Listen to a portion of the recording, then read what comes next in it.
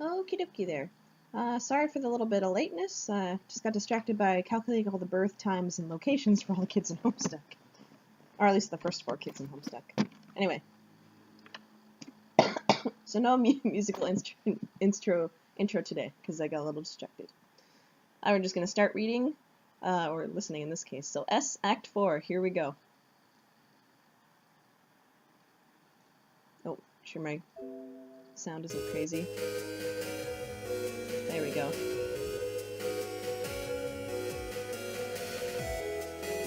Land of Wind and Shade, there we go.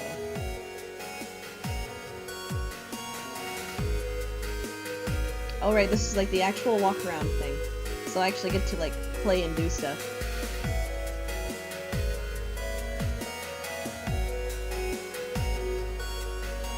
Okay, it's really loud to me, so I'm just gonna turn it down so I'm not feel like I'm screaming at myself. Okay. So yeah, WASD key to walk around. Space to attack. We finally get to our first actual walk around that we get to do. So this will be fun. I haven't actually like, I don't remember like doing everything in these walkthroughs before, so glub.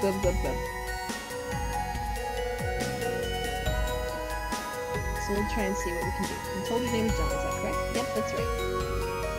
It's nice to meet you, John. John isn't directly cognizant of your greeting, but I'm sure he would feel likewise. Okay, John, let's explore this place. Okay, have at it. If you're at a loss, click the controller button up there.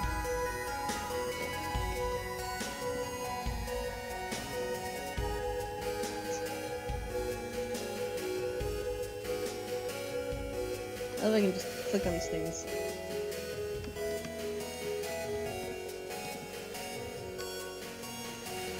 Sure is windy here. Often wind skims the voids of the pipes as if grazing the hollow of a cut reed, or say a plundered parcel pyxis. It is a lovely sound to bring back fond memories of my childhood, which was a couple days ago.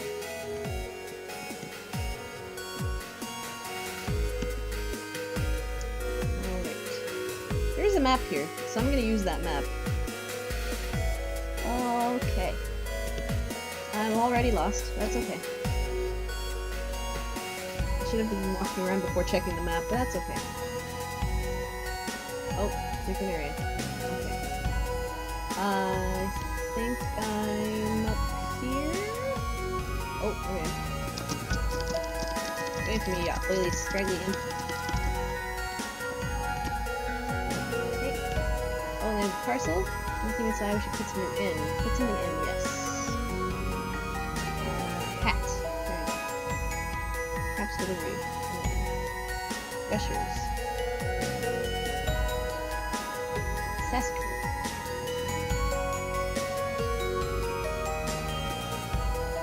I can't put Sasker. PDA? No. Shoes. Can't put shoes. Candy corn. Candy corn, Barbasol bomb. Airplane.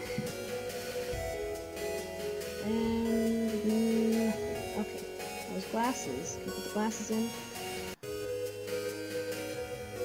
Yep. Alright. I'm actually just gonna put everything in these pipes. I don't know if I'm ruining my little walkthrough right now, or... Oh, you can put everything in. Okay.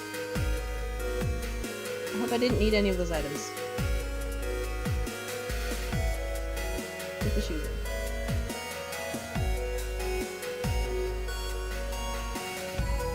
Not put the shoes in. We can put everything else. Okay. So, alright. Empty skill decks now. Cool. Doesn't say where that pipe would be on this map. Okay. Oh, more imps. Don't you attack me. That's mean. Mercury. Wave below. The stars are moving. What do you mean? What are those things you call stars? Oh, you mean the fireflies. They become trapped under the clouds when the slumbering one cast a spell on them. How did he cast a spell on him when he was asleep? Well, he wasn't always asleep, you goofball. When he was awake, he was asked by some really terrible guys to commission a whole bunch of underlings. He then went about befouling our land with all this sludge, coughing up all of our beautiful pipes, and now I can barely breathe. He was sort of a huge dick. Once he took himself out with all that, I guess he decided to take a nap.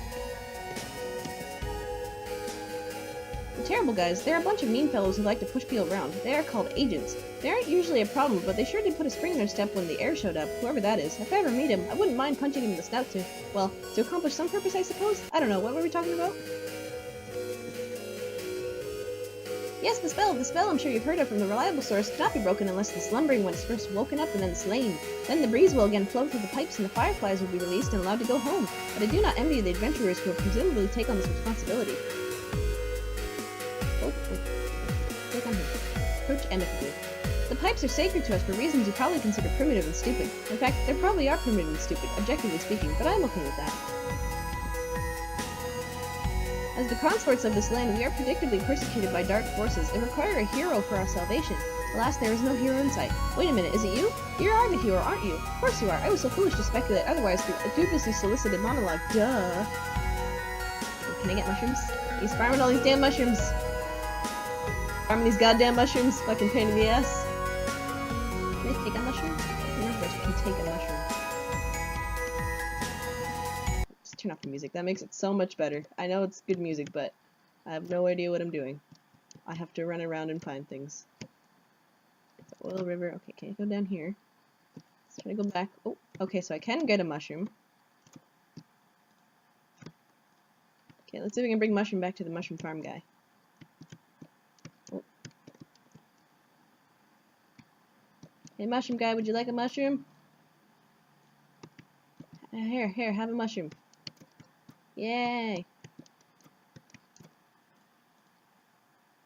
Oh, I picked up a rock somehow too? Did I really? How did I pick up a rock? I didn't know you could pick up the rocks. Alright, well. Let's go back here, I think. And put the mushroom in there. There we go. Put the rock in there. There we go. Everything's just going in the pipe. Oh, there's more pipes. Something is in there. Take a look. Get a cog. Okay. Put the cog back in the pipe.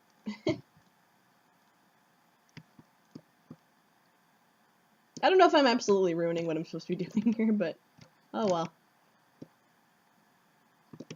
Back over here. Let's try to go up. Oh, there's another mushroom. Oh, there's another pipe. Contains a prize. Fruit guessers. Ooh. Empty. Okay.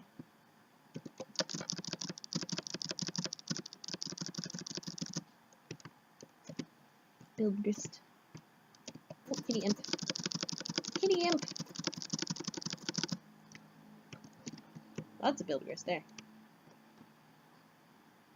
Ooh, something up here. Hey, come here.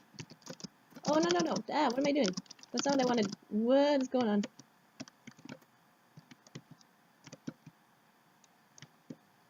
Another rock. Okay. Sacred and precious, very sad to look at now. Looks like imps made short work of it, or judging by the damage to the stone, probably something bigger. Man, those guys must really hate frogs. What's up with this thing? Amphibious and reptilian life form plays a special role in your quest, John. What kind of role? Like frogs and stuff? Especially frogs, John. So specifically amphibious and reptilian life. Yeah, so it's kind of canon that consorts are like amphibious and reptilians. Look at this, another cherished idol profaned. Such sacrilege has become commonplace with the recent glut of underlings. It would bring a tear to my eye if we're not already so clearly fit to be tied with these hyperactive mannerisms and severe attention deficit. Oh my god, look, a bug. There's another cube. Okay, does the map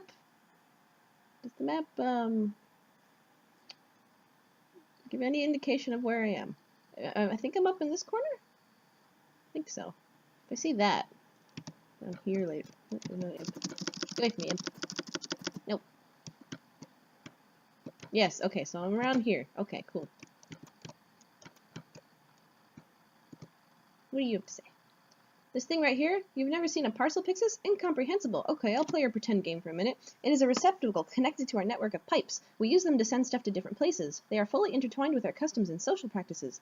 If there's something we want, we chisel it in a mini tablet and drop it in. Who receives it? Hard to say, but if you can encounter a mini tablet and you possess what is chiseled on it, it is considered only polite to drop it in the pixis.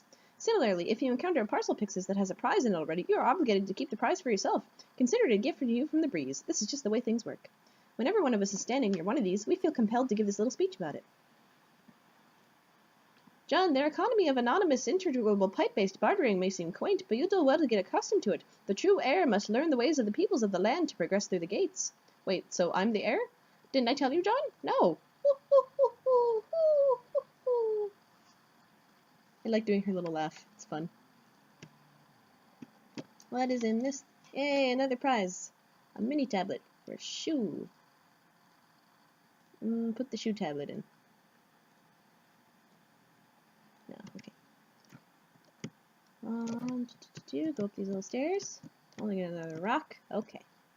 More rocks. And bridge go over here.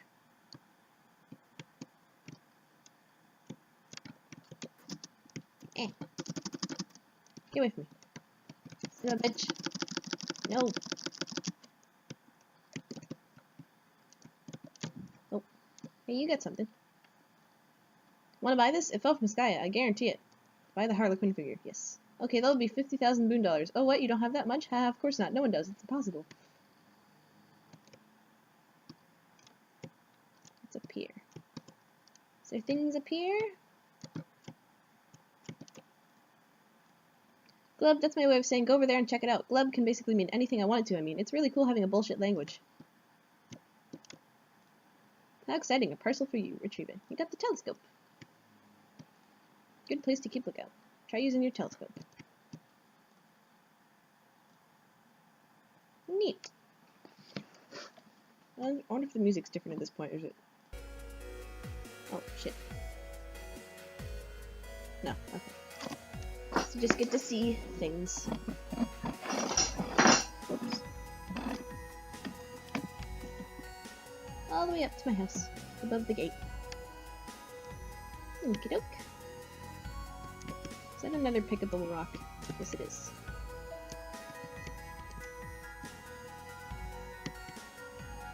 The imp is back. More imps. Hey. If you bitch slap me, I'll bitch slap you.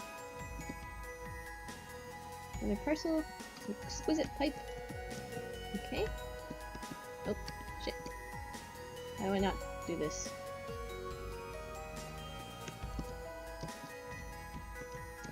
Can you pick up something that's not in your,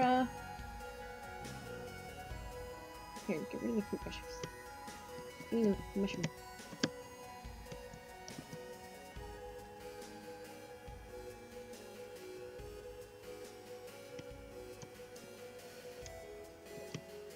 Go down here. Another imp to fight. The trick is you can't stand too close to them because they'll get you. Another pipe. Open it. Another pipe.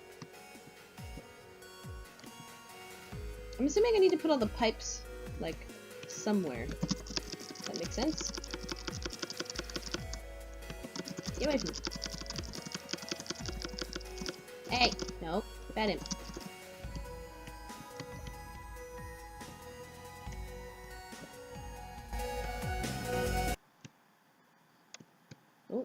Oh, there's a big hammer there. That looks cool. Give me that. I want that. Can't get there. With this pipe. Peer into the large opening. You think you can make out a very faint noise below. Is it snoring?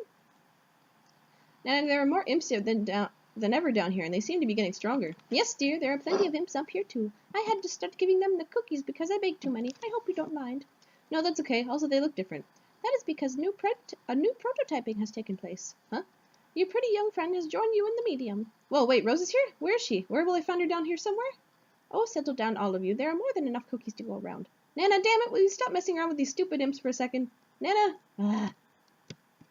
So at some point during this flash, Rose actually gets into the medium. That's an interesting little timeline overlap. Explains the cat imps, anyway.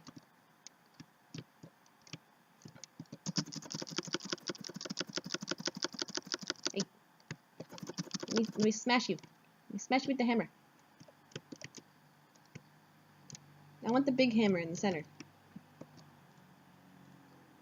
Oh, it's just sludge and oil. No.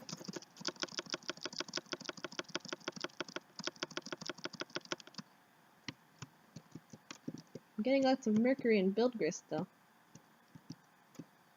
Oh, shoot. Shit. Ah, no. I'm getting caught in a... Fuck. Okay. Can I not just put stuff in, like, the other stacks? Like, how do I select the other stacks? Okay, there we go. Aha. Not long ago, all these underlings started creeping out the pipework, and they have been a nuisance to say the least. But just a few months ago, they've been spilling from the land in Grady's reply, wearing more flamboyantly preposterous outfits than ever. Why, you ask? On account of a series of mysterious and arcane witchcraft magic spells. Ah, just kidding, I have no idea. Okay. More imp. Get more stuff. Stuff that's probably not even counted at all. Oh, he's freaking out.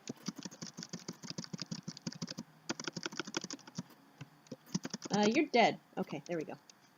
I was hitting him while he was still dead. That was weird.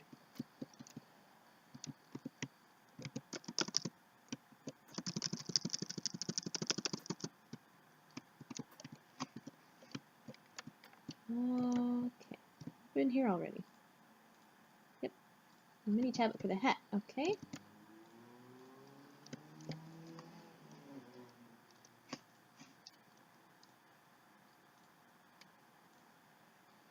Yeah, I've seen that before. Okay. Maybe go down here. Yeah, new screen. I want the big hammer. I don't know how to get the big hammer. Oh, hey! Mysterious robe guy! I am the secret wizard. Behold my robes. Behold the robes, yes. You wonder what the hell a secret wizard is. This guy's making you a little nervous. You don't think you'll ask him for the bedsheet back. More rocks. Traverse the oil.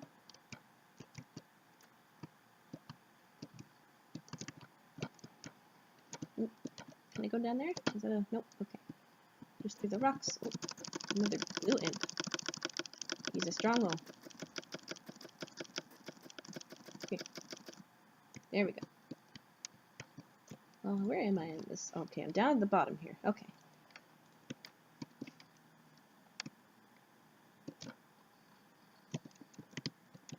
What is that? I'm freaking out here. Do you know what this is? It's a huge log of cruxite. More than I've ever seen. It is the most precious material in existence. Why, if I had access to a means of producing an unlimited supply, I would be the richest salamander in the land. Just kidding, it's completely worthless. Here, you want it? It's free. Okay. Free rock. Another parcel. Open it, open it. A chisel. Okay.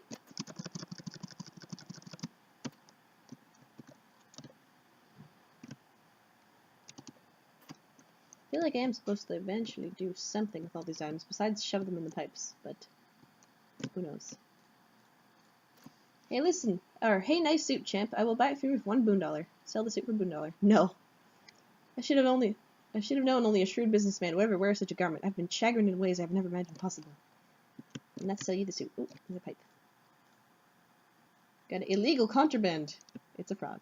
Oh, shit. But, shit. Nope. Fuck! Okay. There we go.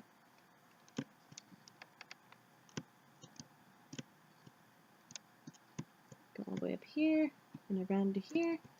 Looks like a nice little secret area. Big pipe bridge. Oh, another rock. I need to collect all the rocks, obviously. The rocks are essential. Not any of these other unique and different items, just the rocks.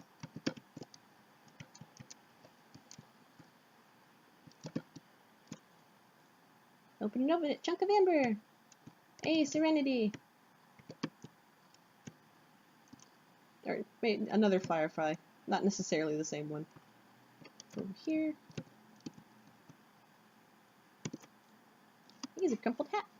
I've renamed myself Crumplehat. I've dishonored my ancestors beyond comprehension with this frivolous accessory. Don't you slap me. What happens if John runs out of health? Can you get a game over in this game? I'm assuming you can.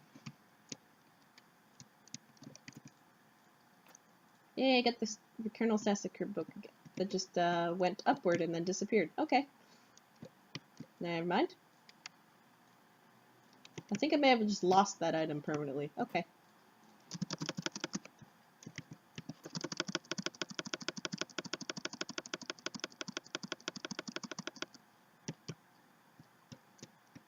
I don't know if I got that item, but I highly doubt it. Let me just go up here.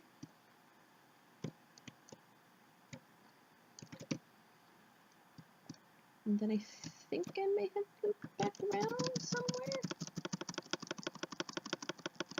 Maybe?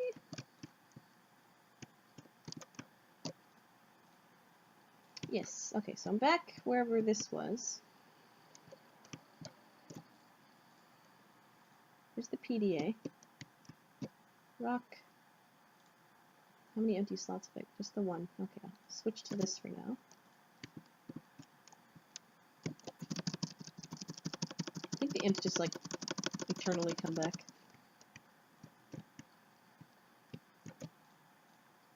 Here's the hat.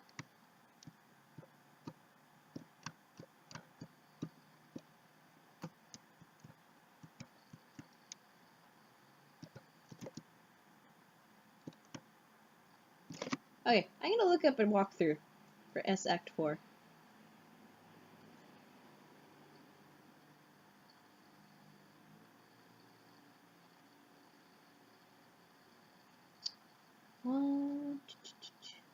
There we go, walk through transcript.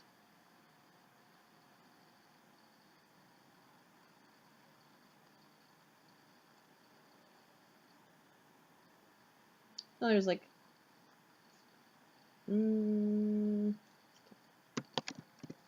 not much of a walkthrough. I guess it's just like you just walk around and try to get all the text that you can, but if the text is all here, then almost none are in any way important. Yeah, I figured. Okay. I find something in the carving and honor its quest. Later in the story, I find out who will be helped, but nothing bad happens if you don't. 20 salamander consorts.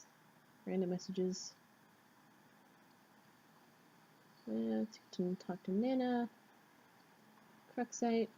Partial Pixis. Yeah, backstory with stars. Yep, farming mushrooms. I feel like I basically have done everything then. Yeah, roughly. Okay. Yeah, okay. So I'm done exploring here. I've done all I can. And a future settled askance of the present.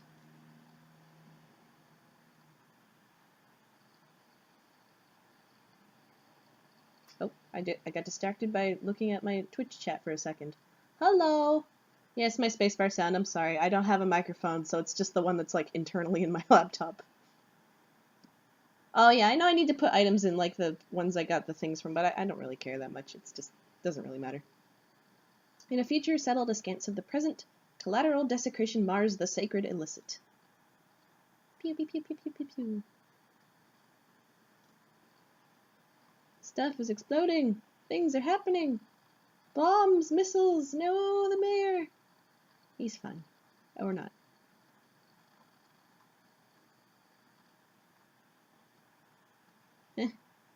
He sees the upside down symbol as something else, I guess. And everyone's having a shit fit. In the mystic ruins of an era pre-desecration. An ancient time capsule has blossomed. You find nested in its petals a juice-stained suburb beta once belonging to one of your friends. What will you do? Jade, take the discs. You capture log the suburb beta. It uneventfully tucks itself into your Silodex. You think you're getting kind of bored with this fetch modus. You'd like to mix it up now and again.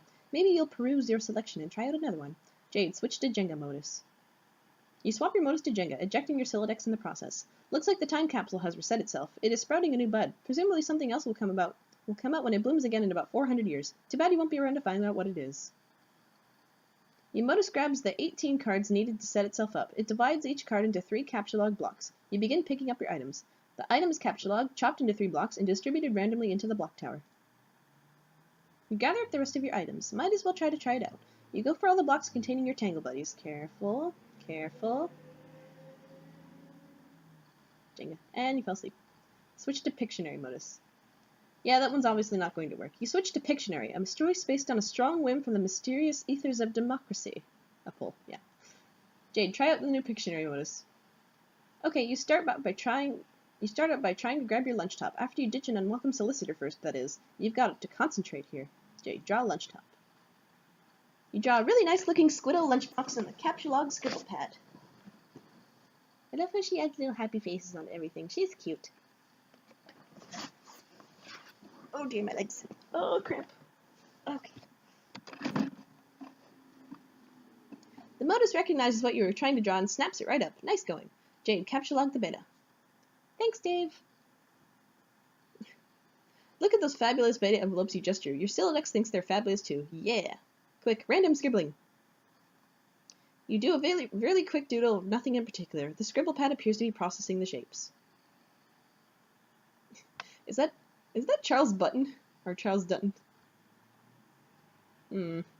Since you do not actually have a Dutton photo lying around, the pad capture launches a Dutton photo ghost image. It is not a tangible item. It can never be used ever. It seems to be more of an imprint on the card itself, like a watermark.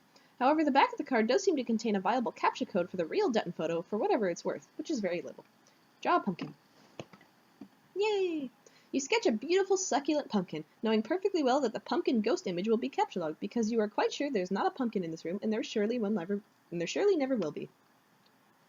You capture log a pumpkin ghost image. At least you have the capture code for it on the back in case you ever want to replicate a real one. Oh no, it does not exist! Jade, get the rest of your items. Tangle buddies. You start by drawing your tangle buddies, but it looks like it's having trouble understanding the shapes. Darn, you wanted those. Capture log base on card with Dutton ghost image.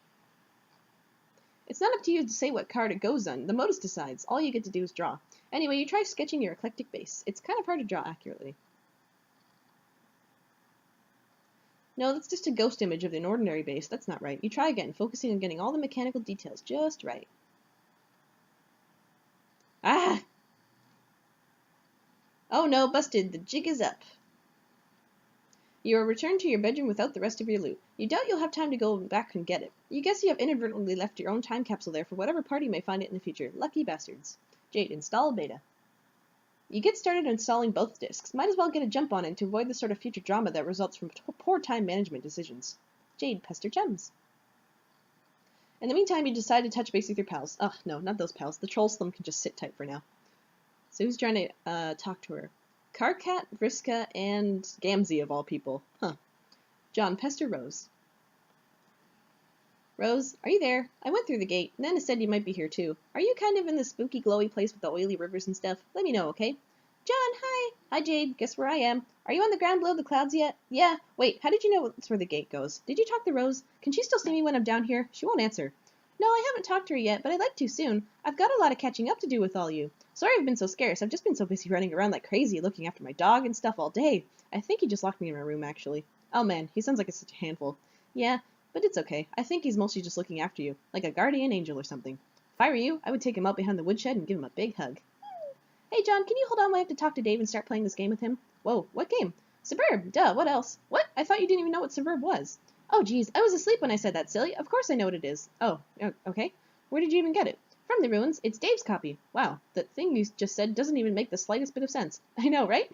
Oh, this reminds me, since I'm getting the game up with Dave to be a server, you're going to need to do the same thing for me. Oh, really? This is news to me. Can you see me from where you're standing, the place your dad's car would have fallen? Oh yeah, I think so. It'll be kind of a long walk, though. This place is huge. You should go there and get your copy of the server and set up with me. Oh, also and get your package. Okay, wait, how did you know my dad's car fell down here? John, will you stop trying to trap me? You told me the car fell, remember? Jeez. Okay, fine, well, color me suspicious anyway, Miss Know-It-All Mixed Psychic Pants.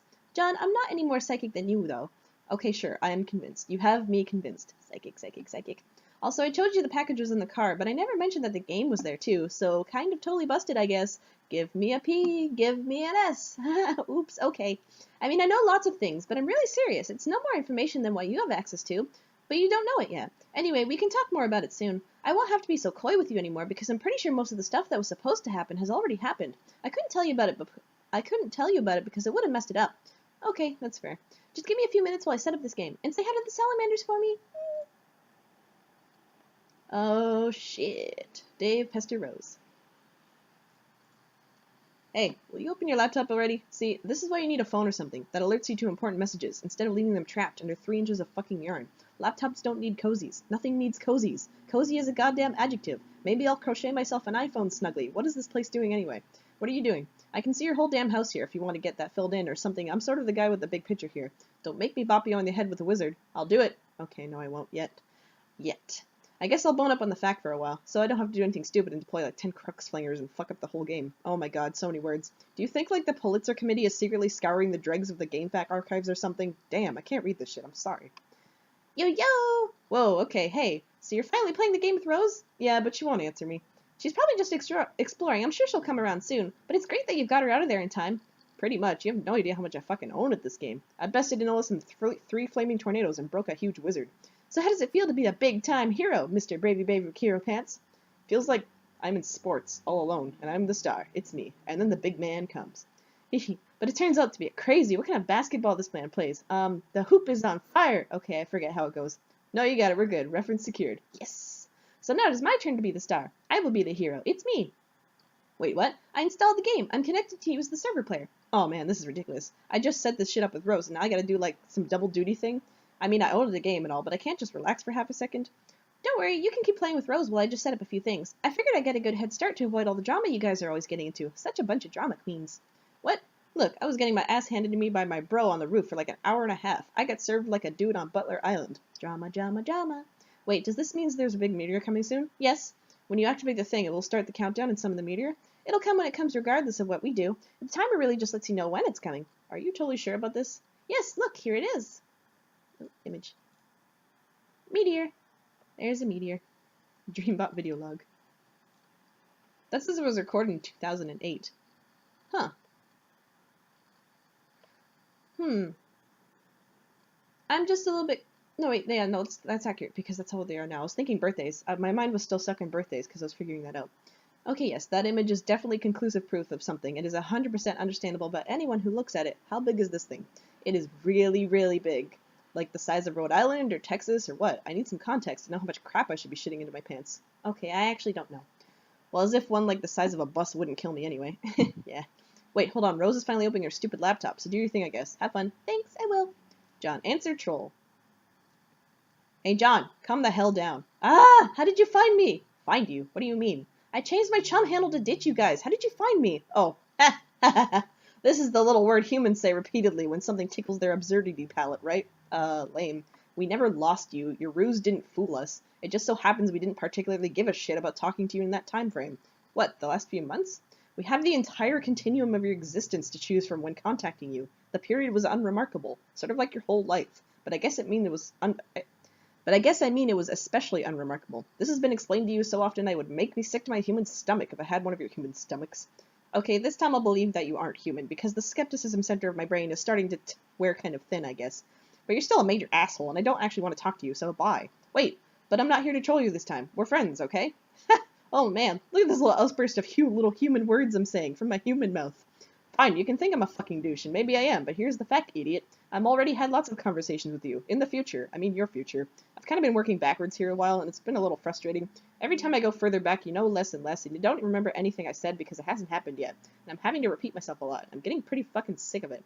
That's the dumbest thing I ever heard. Well, it's not like I mapped out this trolling onslaught very well in advance. I mean, when you troll someone, you just sort of do it. You don't start drawing flowcharts and diagrams and stuff. Wait, you have something to do with this game, don't you? I could have known. Oh god, not again. No, fuck no. I'm not just going to explain this to you again. You'll get plenty of dirt on this from me in future conversations. Tedious conversations. Ones I've already had with you. Where your demeanor will gradually become inexplicably and revoltingly friendly towards us. So I guess it was just kind of infectious and now we're all buddies, I think. It's really weird. This human emotion you call friendship. Friendship isn't an emotion, fucknuts. See, that is what I'm talking about. You're much more tolerable a guy than I thought at first. Okay, John? Why are you kissing my ass? What do you want? Why didn't you just tell me what's going on? Are you in their medium? Okay, fine. Yes, we are. Like, here in this land with the clouds and oil and stuff? More of this narcissism. You always think everything revolves around you. We have nothing to do with your dumb little windy planet of your petty little quests, or for that matter, your entire game session. You aren't the only ones playing the game. Every group of players gets their own distinct blank slate session, as will be explained to you many times. So why didn't you just explain it again so I know, and so I don't ask so much in the future? No, fuck this shit. Just no, I'm ending this conversation because I've said it all too many times, and because you can't understand, because you are dumb. Oh, wow, yeah, you're really totally not trolling me, bro. I see now that we are BFFs forever. The fact that you are dumb is an immutable fact I am stating for the record. It does not mean animosity is what is taking place here. Oh, okay. So what do you want? I need you to tell your friend Jade to talk to us. She won't answer our messages in this time frame. It's important. Yeah, I don't blame her for not answering. She pretty much can't stand you guys. Remember all the trolling you did before? Remember? Okay, our bad on that. Just tell her we're sorry. And to get her gross and totally unattractive human butt off her ugly human high horse and answer my messages. Maybe. We'll see. I'm still not really sold on this friendship thing yet, but I've got to go now and get on with my petty little quests. So talk to you in the future, I guess, jerkface. John, search for your father's car. It's going to be a hike. There's something up ahead through the forest. Settle this matter in a rational, diplomatic manner. Yay, everyone's chilling out over some cans. You settle the dispute in the only way you can presently imagine how to settle a dispute, with cans of lukewarm sugary liquid and centuries-old rations. If only you had access to some means of heating things up. But it matters not. You warm yourselves in the glow of this human emotion called friendship. Meteors. Jade, deploy altimeter. It's almost as if this broken air conditioning unit was scaled to be a perfect fit for the altimeter all along. Weird. Deploy Cruxtruder in Dave's room. Do you think, like, the Pulitzer Committee is secretly scouring the dregs of the GameFAQ archives or something? Damn, I can't read this shit. I'm sorry. Hold, please. Hold what? I see your computer typing. What are you doing? Dang, hold on. No, seriously, stop talking to me for a second. It looks like Jade is dropping the Doomsday Tube thingy in my room. Be right back. Gotta make sure she doesn't break all my shit. Hey, wait. These darn birds are in the way. What are they doing in your apartment anyway? Also, they are adorable. I always keep birds in here. It's sort of my thing. Oh, kind of like all those silly naked puppets are your bros thing? No, that's irony. This is like sincere, honest-to-God psychosis. I'm training to be a lame, gothy supervillain. Also, I think I can't put it down because the wire's on the floor. Okay, well, maybe you should take the opportunity to put it somewhere that isn't stone-cold retarded. I wish I played more games. This is hard. No, it's not. Move Dave's bed to the roof. Jade is connected with you. Where did she get the discs? I don't know how she does any of the loopy batshit nonsense she does. Maybe she pulled them out of the volcano over there on Blood Monkey Mountain. Wait. So you mean to tell me she was able to connect with you in a timely fashion without waiting until you were on the brink of annihilation? We went over this. I was a little bogged down in the epic swaddle of legendary puppet taint. I've done nothing but wait for boys to play this game with me all day. First John lollygagging with the client, and then you with the server downright filibustering my existence with unending fraternal melee. And yet a girl, one who didn't even own the game, was able to connect with you minutes after you connected with me. Whoa, wait, what the hell is she doing? She's taking my bed, what the hell? And there she goes. She has the karma. Jade, deploy the Cruxtruder in its place. So seriously, what are you doing just now? I was talking to someone. Who? You remember the trolls? Yeah. One of them messaged me, so I indulged it for a moment. Oh, I see you opted to chat up one of those D-bags instead of talk to the guy who saved you from a swirling shitstorm of angry flaming wizards. I was worried your priorities might have been out of whack, but no, I was dead wrong. I also took a moment to check on John. How is he? I can't see him anymore, just his empty house, but I did talk to him briefly. I should probably text him soon, see what's up, because I love him. I know. So this place you're at now is the same place he's at, right? It's hard to say for certain, but I think I like it here. Jade, replace television with totem lathe. Jade, organize Dave's puppets. This whole place is a disorganized mess. It kind of reminds you of your room, but full of weird and ironic stuff instead of cute and great stuff. Your stuff is so much better. You're pretty sure these are all Dave's bros puppets? You better not mess with them. Frankly, his brother makes you a little nervous. Jade, tidy up Strider's apartment a little. What the apartment needs is a woman's touch. You grab a towel you found lying around and dampen it with the water from the toilet. This is how ordinary people clean ordinary houses, right? Oops, you dropped it. Oh, fuck. S-Splash.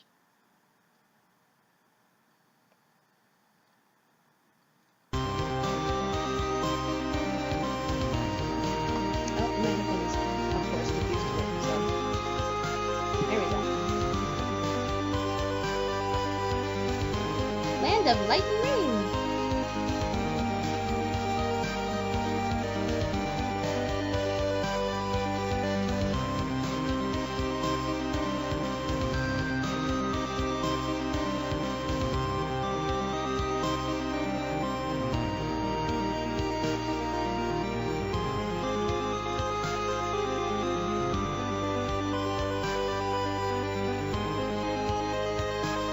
Rose's land is always so bright.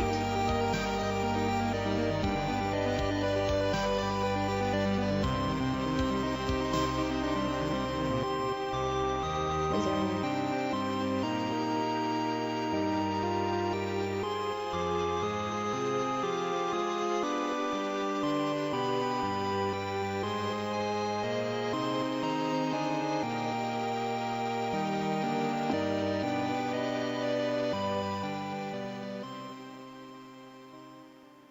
Look at that psychedelic water. AR, cautiously drink the tab. Glug glug glug. Blech, too warm. Need to find something to chill this down with. Something to heat up your delicious gravy would be nice too. Retrieve mysterious artifacts from ruins.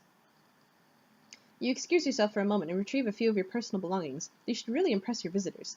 That musty old toy on the floor ought to make a nice peace offering for the feisty tall one too. You are quite certain that ladies like squishy useless things like that. Introduce new friends to John.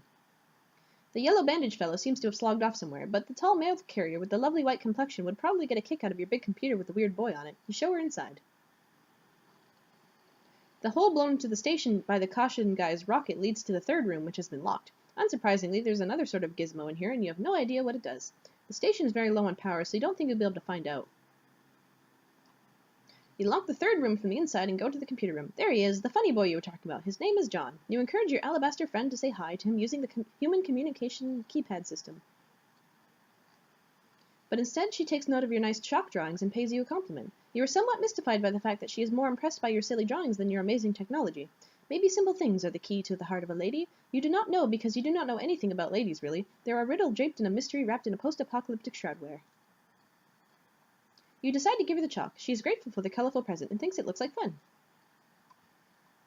Suddenly a powerful aroma hits your non-existent nostrils. Someone is cooking something delicious. It demands investigation.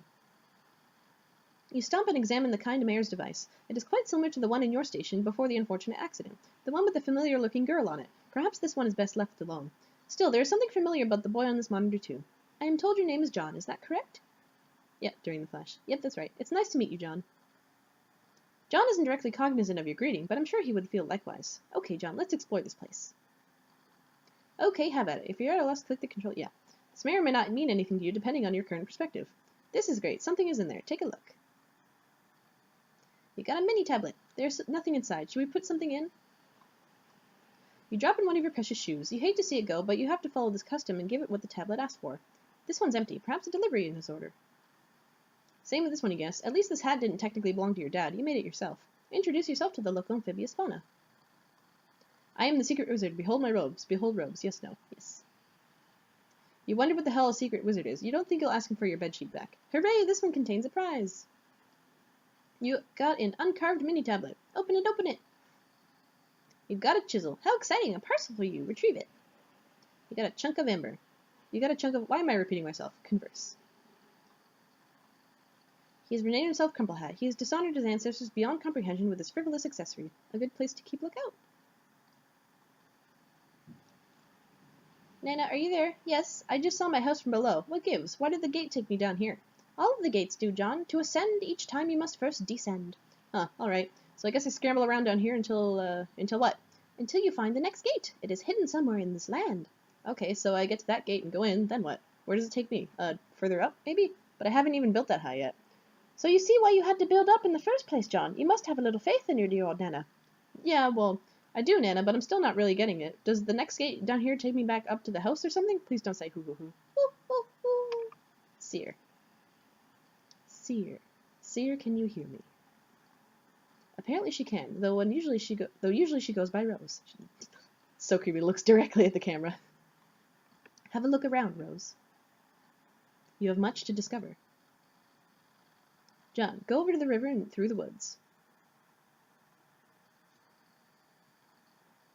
Copper Gyclops, tar basilisks. Jade, drop the toilet in Dave's room.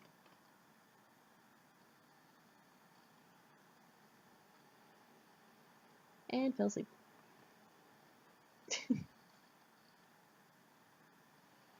Oops, you did the thing. This is the worst shitting thing I've ever seen. The thing that just happened. Hi, Dave! Jesus, and the worst thing is, all that juice I drank, I mean, you just had to figure all that juice was going to come back to haunt me, like Frankenstein's incontinent fucking ghost. It was like Chekhov's juice. What? Let me be perfectly clear. What I am trying to say is, it's like fucking Christmas up in my bladder here, and where do I find my toilet? Oh look, here it is, amputated in my room, gagged with a towel like a fucking prison hostage, and now the Cruxploder is counting down. 4 hours, oh well, I guess that's not so bad. 4 hours until what? What? Oh god, are you asleep? I think I might be. Okay, let's just not panic here. I'm not panicking, I feel fine. Let's try to play cool, and not break all my shit. Also, don't put anything weird in the seizure kernel, and I'm going to find somewhere to pee. Don't watch me, okay? Like, I know you dream about me enough already, but let's keep some shit left to the imagination, okay? I won't look, okay? Jeez. The last thing I need is for your weird brain webcam to be snapping shots of my dong. Your grandpa was a sick fuck. Why would he build a voyeur bot for a little girl? Fuck. Stop being a huge baby and go pee! Dave, now use empty apple juice bottle as a pee receptacle. You begin to hatch a brilliant plan.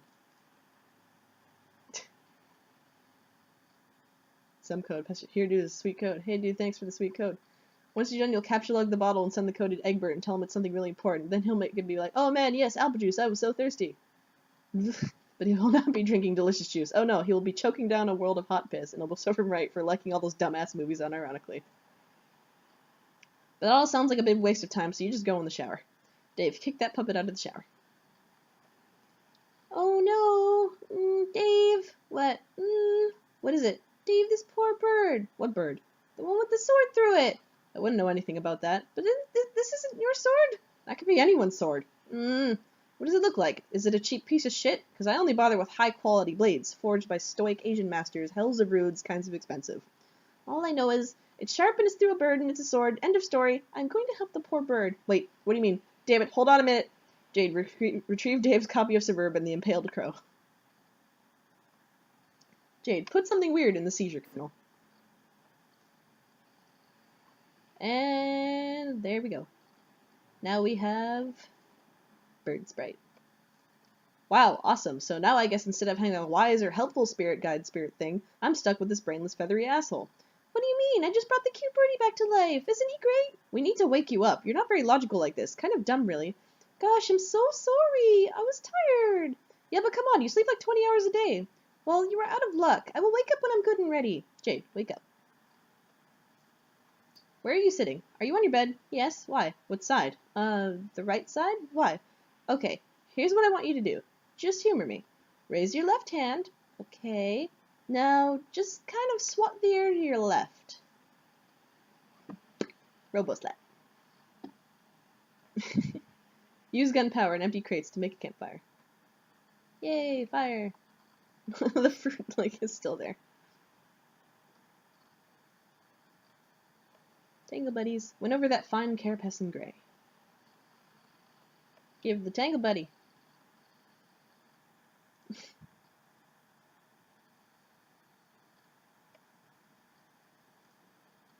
I don't know what's happening. You are vaguely reminded of something. It's hard to remember. It was so many years ago. So many years ago, entrenched in the temporally oblique. What have we here? An illegally parked vehicle. You sure hope this guy's got a swollen pork hole. He just landed himself in Citation City. AR, question mark. Surround the scene with caution tape. This looks much more orderly. Public safety has been assured. Your sworn duty as authority regulator has been upheld. Write the owner of this vehicle a ticket. Hello, what have we here? You discover a couple of unauthorized parcels in the cabin of the vehicle. You confiscate them immediately. You are a simple parcel mistress on one of your routes. Today is another day of uneventful but highly satisfying deliveries. You stop in your tracks. It is a dangerous agent from the enemy kingdom. Perhaps you should avoid him. But you notice he's holding 2 parcels. You recognize one of them. You have spent a long time looking for it. It looks like you're going to need to get that package from him somehow. John, activate Ghost Gloves. And hitting things. Oh, he got the big hammer. Sons of bitches are harder to kill than you thought they'd be. God, I didn't have to fight any of those. Ah, he's being eaten. Oh, someone with a gun. Grandpa helps from the shadows. Blind him right in the eye. The guy claps up scones. Yep. Just randomly, Grandpa is on John's, medium planet. Yep, I remember that. Absolutely. You could have sworn that strange man was holding your copy of Colonel Sassacre's. Stargaze. It is a clear and peaceful night. A delicious meal has been shared with new friends. The glow of the ammunition fire gradually subsides. All is well. But you can't shake the feeling there's something familiar about all this. There's something you are forgetting. Of course. Now you remember. You must deliver a message to John right away. Women. Retrieve package. You conclude you have no choice. You will march right up to him and ask politely for the package. Wait a minute, what's this? Crappy, sorry, John. It is a carved mini-tablet. The carving is not especially clear, to say the least, but your wealth of delivery experience allows you to decipher it immediately. It is the other parcel the agent is holding. It appears you will need to acquire both from him now. It is your sworn duty. Ready the sword. You do not have a sword. You are quite sure it would never occur to you to carry a sword or resort to violence under any circumstance. You will have to take a more diplomatic route with this fellow. Doff your hat to the attractive female. You doff so furiously you are in danger of starting a hat fire. Probably not the best idea around all this oil, especially without any sort of flame suppressant handy. No, just links to a barbasol. Retrieve both parcels. You cannot give them to you. They are illegal contraband, and if you wish to petition for their release, you must consult with the superiors. You show him the carved mini-tablet. As he can plainly see, you have signed authorization to deliver one of the parcels. He gives you the envelope, but he retains the package. You quickly drop the envelope into an empty pyxis. It is out of your hands now. The breeze will know where to take it. You follow the agent. You must not lose track of that parcel. John, chase the man. You want your book. You have some questions for that guy, whoever he is, but the village is still burning. You've got to help these salamanders put out the fire. John, save the lizards. Okay, you just said they were salamanders. Anyway, thank goodness for the barbasol bomb. The cooling lather should work its magic in no time. Oh god, how can shaving cream be so flammable? Boom. Just caused more fire. A big gust of wind conveniently comes along and blows out all the fire. It is really convenient.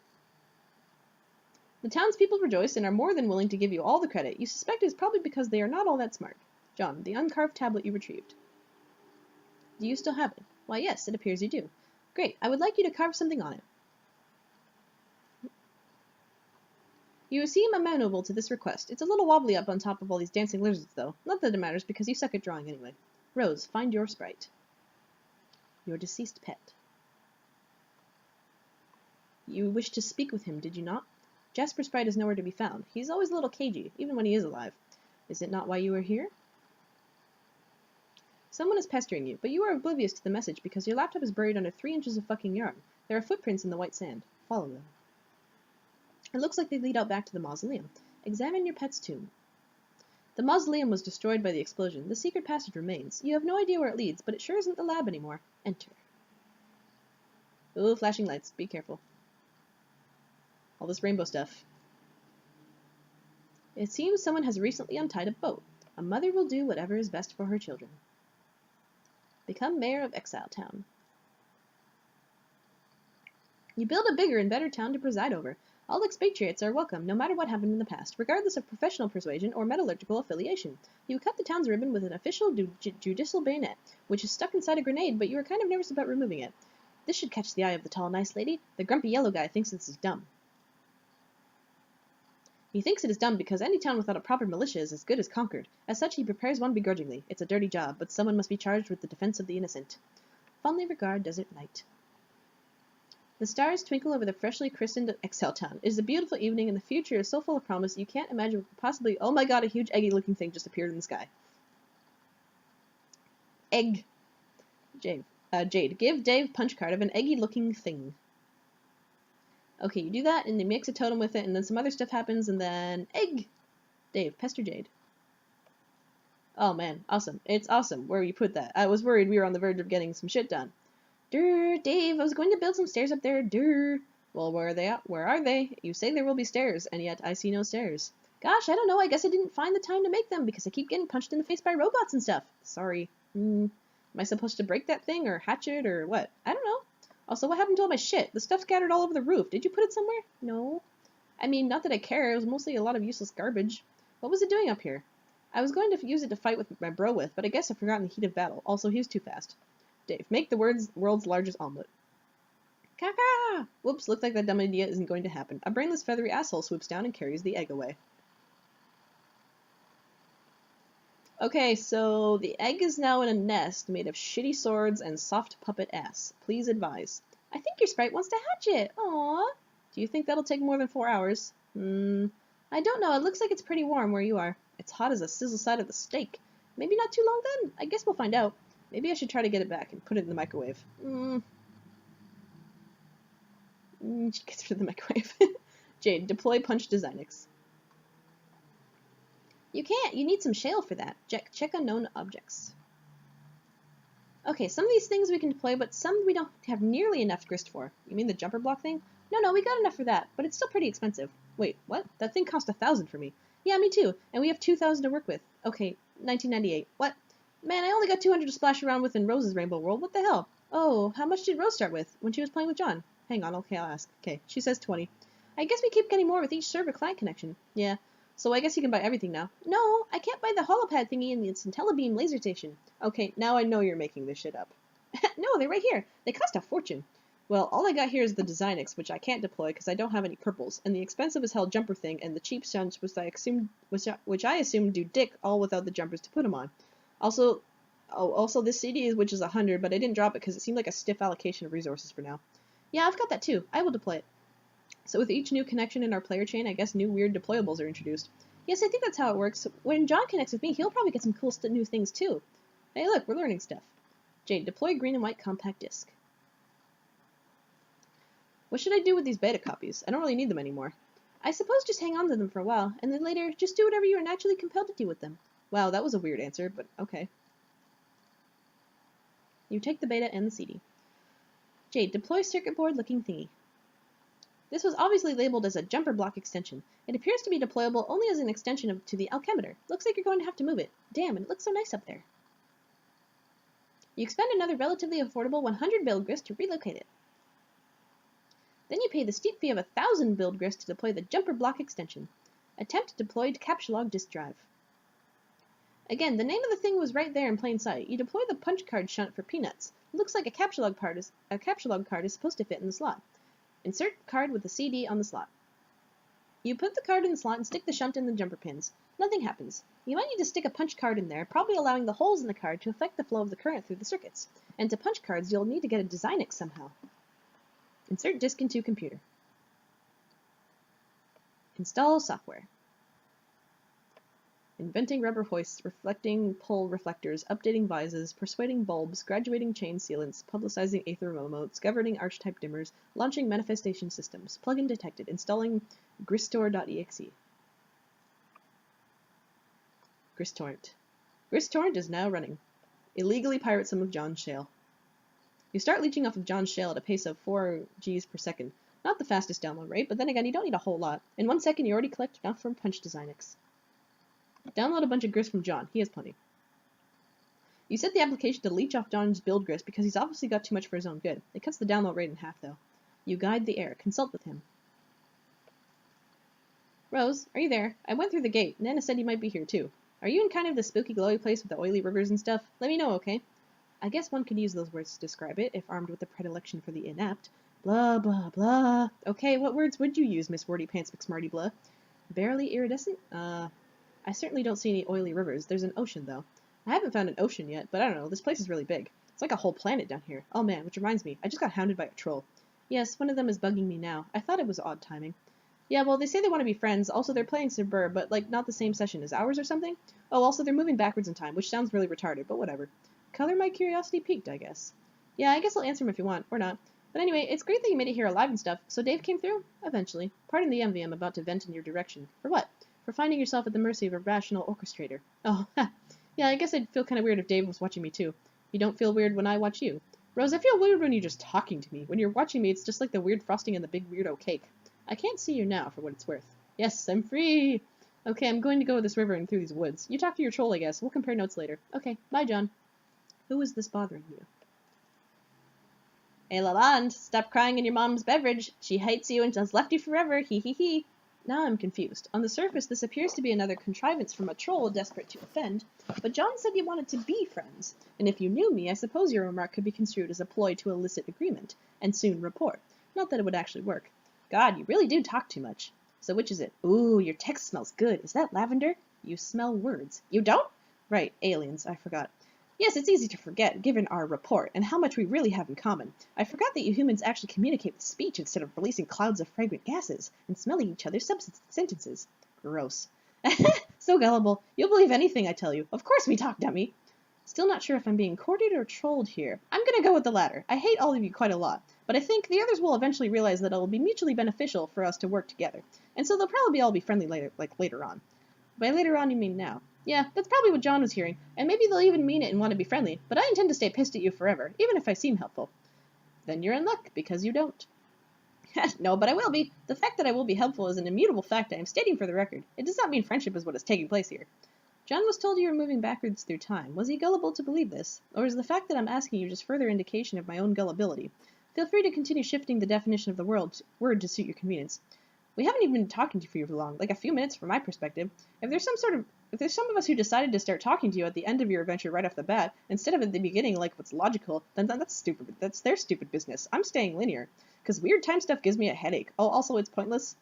Alright, let's continue milking my human gullibility and say I believe you. You're the sensible one who's decided to communicate with us in a linear lockstep with our timeline in order to help us out.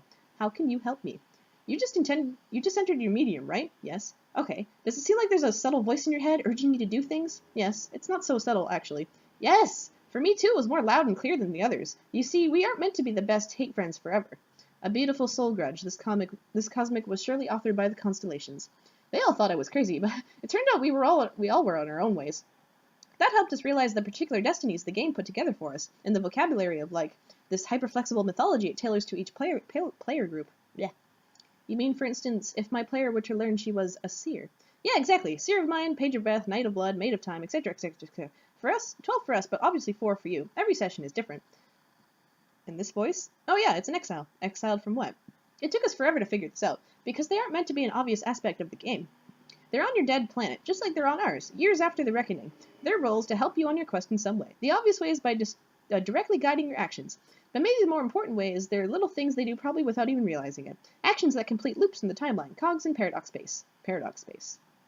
Oh hell, listen, the universe will eat paradoxes for breakfast, and so will the game. Get used to it. By now you should realize this whole mess was a big self-fulfilling clusterfuck, a huge orgiastic Mobius double reach around. I'm starting to see that. So the exiles are on Earth. Does that mean our goal is to get back there too, to resurrect it somehow? No. See, ironically, they get to do that, after they're done helping you, that is. Your job is of greater consequence, to say the least. But part of their job is to rebuild life and civilization there. And if they're successful in thousands or millions of years, the technology is unearthed and the planet is ripe for seeding all over again. You never answered the question. Where were they exiled from? From the 2 kingdoms in the Ancestor, expatriated during the Reckoning. Former agents. What are agents? I think this will be more constructive if I contact you again in a little while, when you know more, and when I don't have to explain so much. When? In a couple of seconds, for me, but not for you, sucker. Gallows Calibrator ceased trolling Tentacle Therapist. Meanwhile, the past pulls a mean double reach around. Hey, happy birthday, Jade. Yay, thank you, John. Ooh, okay, I got your present in the mail just on time. Plus I sent Rose and Dave's too. Why do you guys' birthdays gotta all be bunched together like that? You're running me ragged. Yeah, I know, but it is nice of you to think of us all like that. I can't wait for you to see what I got you. I don't want to spoil it or anything, but hopefully it will help solve those problems you've been having lately. Mysterious wink. I'm sure it's great. I can't wait either. It might take a while to get here. Oh yeah, we've read this before. Like, in the middle of conversations, I always remember when we do it again. Hold on. Wait, goddammit, don't block me! I mean, not that blocking me would do anything, but just listen. What do you want? I have to deliver a message and then I'll go. It is a message from you, so you probably ought to listen. This is nonsense. Every time I believe something you say, you laugh at me and call me a gullible human. It's so childish. Okay, fine, I admit it. I completely shit the bed here. I get it. And I can't promise I won't keep trolling you, because I will in weeks or months or whatever. I'll keep giving you a hard time, but see, that won't be present me. That's past me. From like a half hour ago or so, when I was more hot and bothered about all this, okay? I don't know what you're talking about at all. It's another prank. Whatever, fine, think it's a prank, as long as you remember this conversation. See, we're trying to talk to you in the future, and it's important, but you won't answer us. So we talked to you way in the future to ask how to get in touch with not-so-future you. Are you following? No. She said to talk to you now and to tell you this. You know your robot? You mean the robot you think is stupid, the one you've mocked me for having on a number of occasions? Yeah, well, I still do think your robot is stupid, but that's besides the point. Later on, it will blow up for some reason. It doesn't matter why. This is the worst prank you've ever pulled. Quiet. Anyway, when it happens, you won't know what to do. The thing to do is to contact us, and we'll tell you what to do. Why should I do that? Because that's what you told us to tell you. Whatever, believe me, don't believe me. I did my job. I'm out of here. Okay, I'm back. I'm sorry. I had to tell someone to go away. Oh god, trolls again? Yep. They have been such a pain in the ass lately. It seems like there's so many. There are either like 50 of these retards or it's one guy with a lot of alt accounts. Yeah, then this conversation happened before too. Carcat. Just angry eye twitching. I think this is the first time we see the troll in comic, actually. Is that true? I think so. The package from your pen pal appears again. You've been wondering when it was going to show up. It has been months since you last worked on it. Hopefully your friend has made the final modification you require. You'll have to mail it as soon as it reaches John in time. Gallows Calibrator began trolling Ghosty Trickster. Hee hee, hee hee hee hee hee hee, lol, hee hee hee hee. Well, I guess you're not too bad if it trolls this is all you do, just laughing and stuff. Hee hee hee hee hee hee hee. John, why would you laugh at a blind girl? You have no idea how much you disgust me. You're a total disgrace to the field of ectobiology. If we ever meet, I'm going to cut your throat and listen to you bleed while I smell you die. Gallows Calibrator ceased trolling Ghosty Trickster. You think it's time to change your chum handle? To what, though? Gotta be something you'll never suspect. What was that thing she said you were a disgrace to? You have kind of a hard time reading shitty elite speak in spite of your awesome hacker cred. Follow the agent. You have followed the authority regulator into enemy territory. It is a risky move, and this dark palace makes you very uncomfortable. But it is imperative you press on and recover that parcel. You have brought along a parking citation. If confronted, you will say you are only here to deliver payment and leave. You have no idea where you're going. You are too nervous to ask anyone.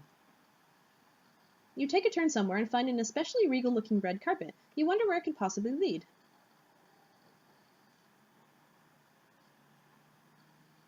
That's the queen. Oh boy. Parking citation. The Black Queen directs you to the office of the Archagent. He's in charge of most of the tedious paperwork around here. Rose, I must leave now. This is the last you will hear from me. Find your sprite. Realize your purpose. You return to a more typical mindset. You suddenly feel empowered to make important decisions on your own without supervision, parental or otherwise. Rose, sip martini thoughtfully. Such as this one. Just a tiny sip couldn't hurt. Blech. Fourth exile suddenly appear. A windswept question suddenly appears. More pretty, beautiful ladies! Command John to put the carved tablet into a Pixis. You follow the command telling you to command John to put the carved tablet in the Pixis and type John, put the carved tablet into the Pixis. You successfully do that, and he successfully does that too. Everyone is friendly and cooperative. Egg! What the hell was that? It almost sounded like a huge egg appeared in the sky and landed, and then someone mysterious teleported out of it. Locate the Archagent. You find the agent's office, but he's nowhere to be found. You eye something on the desk there. Grab the box and run. If you act quickly enough, you can grab the package and get out of here before— Can I help you? Mr. Noir tells you that the ticket had been notarized and punched in triplicate and presented with the full $1 penalty plus processing fees, or you are wasting valuable time he could otherwise spend shirking his clerical duties. Ticket? Oh, this thing— look at that! You were holding a ticket. How did that get in your hand? It belongs on the desk with the others. No, you're not here to pay a parking ticket. You explained to the frightening man that you're here to pick up that green parcel. Jake makes it clear he would rather stab something to death than process the avalanche of paperwork needed to release the confiscated fright. Also, any legit courier would have pickup forms ready to go, in spite of how he's supposed to be dressed now, but isn't, he ain't nobody's fool. But perhaps an understanding can be reached. He gives you a hit list. Bring him the crowns, he'll give you the box. Jack, examine the package. The parcel mistress departs with her mission of double agency. You wonder if she'll actually be so foolish as to attempt to uphold her end of the lopsided bargain.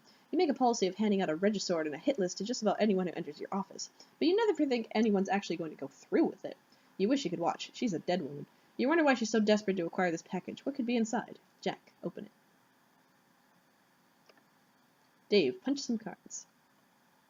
You've leached more than enough grist from John to afford a punch designic, which for some reason Jade put in the hallway, making it kind of hard to walk through your apartment, but whatever. You also have plenty of grist for messing around with the alchemeter to manufacture some new gear if you want, but you'd like to figure out what the jumper block does first. Jade keeps driving a weird assortment of objects for you to capture, log, and punch. You've given up trying to identify any rhyme or reason to the thought process behind it. Dave, put a punch card in the shunt. You put the punch blender card in the shunt just for the hell of it and stick it on the jumper pins. The alchemeter is fitted with the blender upgrade. This upgrade doesn't seem all that useful. Looks like all it does is grind up your totems. Use a punched Game Bro magazine card. The alchemimeter is upgraded with a huge metal bust of this awesome bro. The device has been reduced to an utterly useless heap of shit. Time to yank out all the shunts and start over. Draw the punch design X. Your inscrutable thought process leads you to draw the punch design X on your scribble pad. The pad recognizes the drawing, but there is no design X around, and even if there was, it would obviously be way too big to capture log. Instead, the ghost image of the design X is captured along with its captcha code on the back. Send the code to Dave. Dave, here, punch this code, L22B, or L229BXOG, and then put it in the jumper shunty thing and see what it does. Okay. Put code and put it in the jumper shunty thing.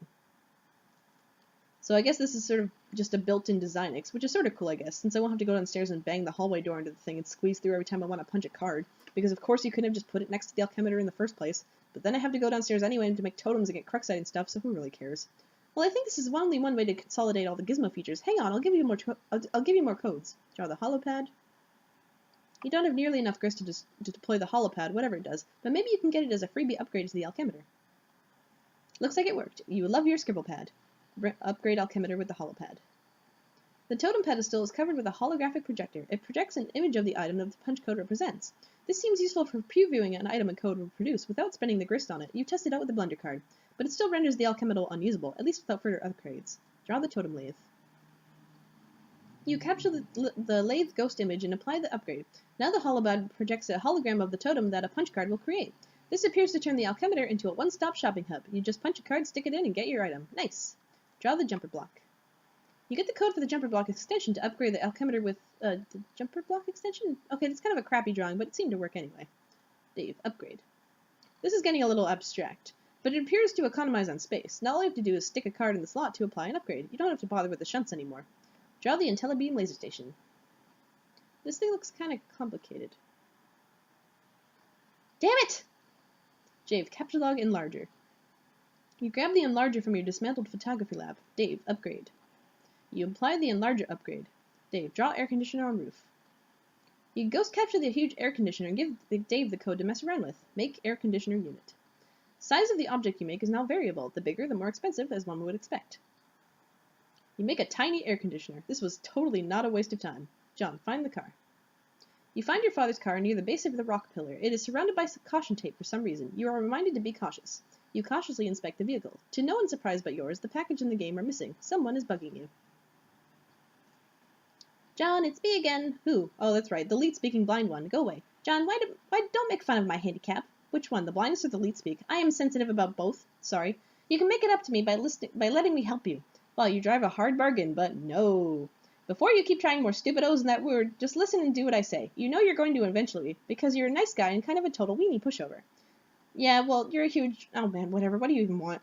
I'm motivated by self-interest to help you advance more quickly, because I've got your whole adventure right here in front of me. Do you have a braille screen or something? Shh! Anyway, the point is, it's long and boring and you could really stand to skip some steps. I don't really understand, so you can see my whole future there, right? By just like scrolling around on a computer thing that lets you pick what time to talk to me? How can you be bored by my long, boring future? Why don't you just scroll around to wherever you want, like the other weirdos are doing? Okay, I can do that, and I am. I guess what I really mean is, I just want to mess with you. Oh, okay, that sounds really great and helpful. I mean, mess with the timeline. My friends still think that you can't really change anything, that your timeline we're chat-hopping around in is set in stone. No matter what we say or when we say it, they're probably right, but I don't care. I want to mess with it and taste what happens. Sounds dumb, but if it means you're going to help me, then go ahead and help me, I guess. Let's get you to the gate first. It's not far. I sniffed out a map from your planet. Whoa, you've got a map? Where'd you get it? John, we are so much better than you in every respect, it's ridiculous. Can I have it? It's huge, and mostly irrelevant. Here, let me draw you a small section of it. Okay, showing you where to go. Okay. Go here, John.gif. This is the worst crap I've ever seen. What am I looking at here? It's the best I can do.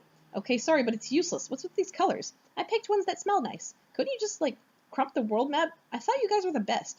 Shut up, my map is fine. Look, it's not even that far away. I'll lead you to it. It's a big pipe, you jump in, the wind will take you to the gate, it's a shortcut. You mean the breeze? Yeah, whatever. Let's get moving, John. Are you ready to fuck up the timeline? Sure. Rose Strife. Chalk Imp. Marble Imp. Lime Ogre. Stab it in the face. Do a cute black flip and knit the scarf, ride the ogre. Yeah.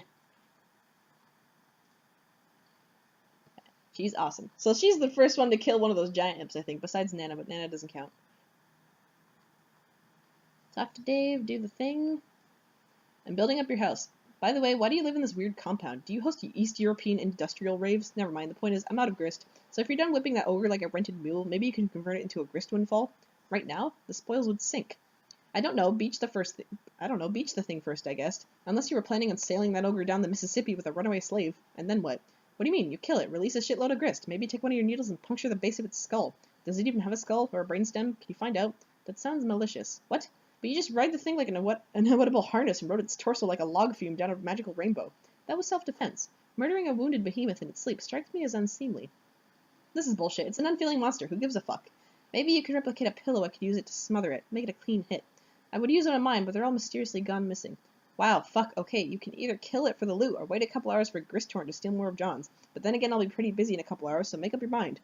Does John know we've been sapping his grist yet? No, but he's still got a ton, so screw him. Hold on, someone's messaging me. Yeah, me too. Dave, answer troll.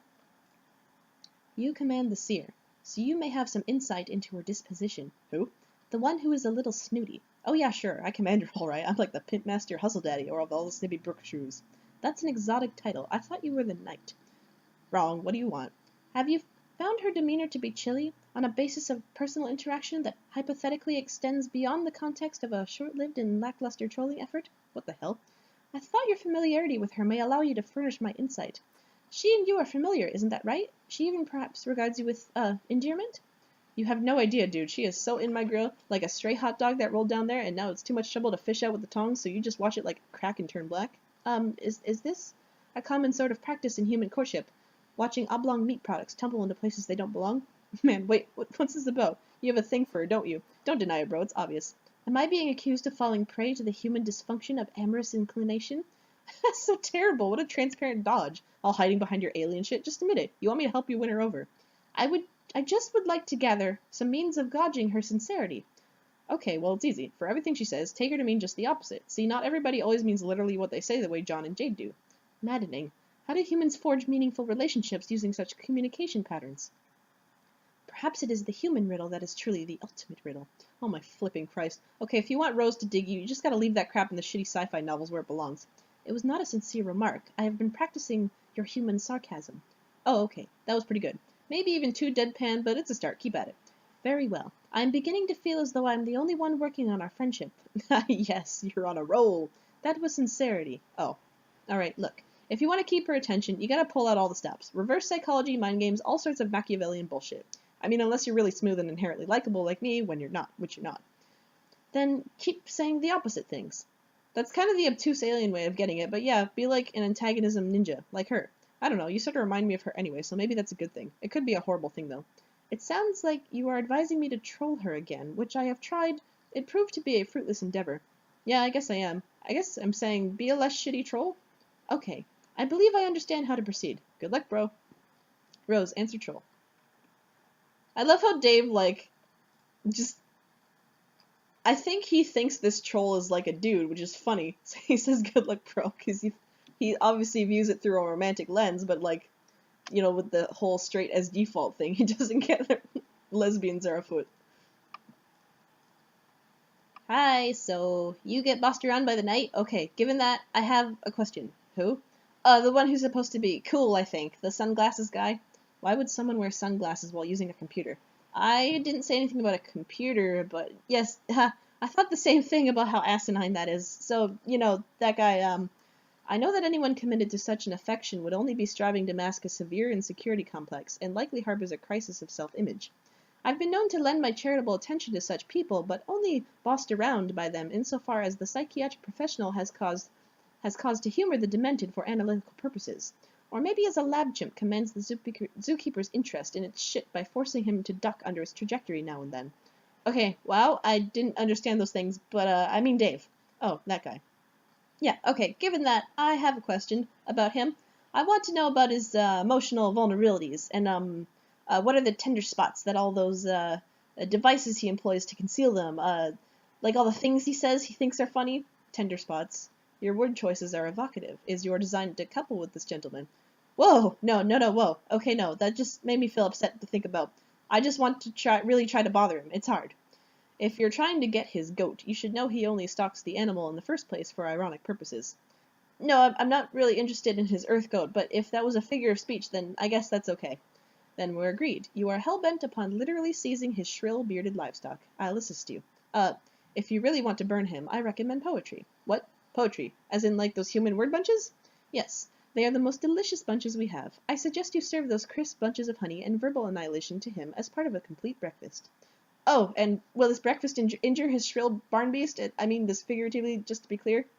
A deft cluster bombing of this sort will leave nothing wriggling from the raised earth, except sulphurous trusses while it cracks and turns black. You mean like the surface of an overcooked protein object? Yeah. I suppose what I'm saying is this. Drop some hard, peer-reviewed motherfucking science on his ass. Some seriously government-funded shit. It will destroy him. Ah, yes! This is the idea that I like. Your obvious cunning with words should depant Strider with such vivid Empyrean tempest, a nether regional sonic boom is a certain inevitability. But even so, consider me at your disposal to help cast a comeuppance of such unqualified devastation. The angels will weep pearl strings of little urban fellows cantillating an unbroken chorus of oh snaps. Please, I think I am perfectly capable of manufacturing these alleged dope human rhymes and starting some sick fires. I don't need your charity that you said you lend to, earth monkeys who toss around poop or something like that. You're pretty snooty. Thanks for your help, but I don't need your help. Blocked her, unblocked her. Oops, sorry, I didn't mean to block you. Rose answered Cho. Your dark-spectacled friend has advised me on a more effective method for trolling you. I think his contention is that this strategy will have the opposite of the intended effect and precipitate a sort of bond between us that is established as in mutual antagonism. What do you think about this? I think you're sure to have recognized his ploy of sabotage, and you've earned my compliments. Ah, see, it is working already. What is? I've listened to his advice, and have resolved to modify the approach slightly. I know what I have to do. What we have to do, really. What's that? Remember the first time we spoke. Yes, but you said it wasn't the first time you spoke to me. Will graciously omit my embarrassing skepticism, however. The first time you spoke to me was the second time I spoke to you. This conversation doesn't sound like your first time either. This is your second conversation with me, but it is my seventh with you. And then when exactly does your maiden encounter take place? That's next time. So to clarify, if the matching of my first with your second is denoted by 1 to 2, then the sequence would be 1 to 2, 2 to 7, 3 to 1, 4 to... Yes, and the rest of the sequence is simply 4 to 3, 5 to 4, 6 to 5, 7 to 6. Unless my future self stowed another conversation in between one of those, which is entirely possible. But, I don't want to think about that. Why is it that when the subject of temporal mechanics is broached, your sparing troll intellects, etc., etc. See, this is what I mean, Rose. You are not as dumb of a girl as I was initially led to believe. You mean based on the first impression that I am apparently about to make in our next conversation? Yes. What could I possibly say that will leave such an imprint? That is why I have contacted you now. I will send you a copy of our first conversation directly from my chat log. Conversation with a very stupid girl. I guess being forced to cooperate with a stable time loop is the only plausible explanation for my remarks. Yes, and then I found it sort of curious that during my next conversation with you, your various mental endowments and wherewithals were not as they seemed. I suspected the stratagem might be a counter-trolling measure, but then was not so sure, and further examination grew warrant. And what if my counter-measure is to choose not to transcribe this dialogue accurately in the future first place? But see, I have edited the copy already in ways that will remain secret for now, but you will discover once you type it. So you are destined to edit it no matter what, and what you submit will be what I once read regardless. Unless I decide to copy it word for word. Yes, unless I lied about editing it in the first place. Either way, through knowledge of what you will say, I have precisely engineered the nature of your transgression. So your trolling strategy now is to put idiotic words in my mouth through the machinery of temporal inevitability and cause me to excruciate over how to subvert the transcription. Yes. While being perfectly upfront about it? Yes, I suppose it's that sarcasm all the time seems laborious to me. I'll admit, it's a more advanced tactic than I gave you credit for. Yes, and the providence of this antagonism ninja vice grip pinching your larynx has already begun to supply my purpose with fruit. The chilly frost shimmering on our tree of human friendship has begun to thaw. Mixed metaphor aside, usually ninjas don't announce what they're doing when they're doing it. Like when stalking an emperor to assassinate him, or befriend him. But that's fine. I guess the only pointless question we haven't exhausted is why? Why the convoluted artifice? Dave raised insight into the human psychology of friendship development. By allotting you your side of the conversation, I have you at a disadvantage in your view, and you will seek to reclaim higher ground, in successive conversations, 4-3 and 5-4 and such. Your demeanor will be terse, if not saturated with disdain, and it will cause me to be confused and question your motivation. But now I know your motivation because I am supplying it here and now. They will be simple acts of friendly human retaliation. So you're not only rigging the first impression I make on you, but orchestrating my revenge for the rigging it as well? Yes. It seems friendship for some humans is a basic aggregation of shallow and insincere hostilities. That's an interesting take on it, but now I know for sure Dave isn't behind this plan. It's too complicated. I don't understand. Who better to coordinate such events than the Knight of Time?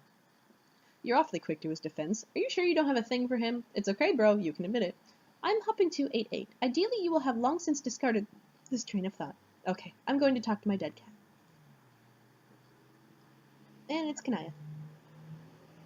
Dave, answer troll.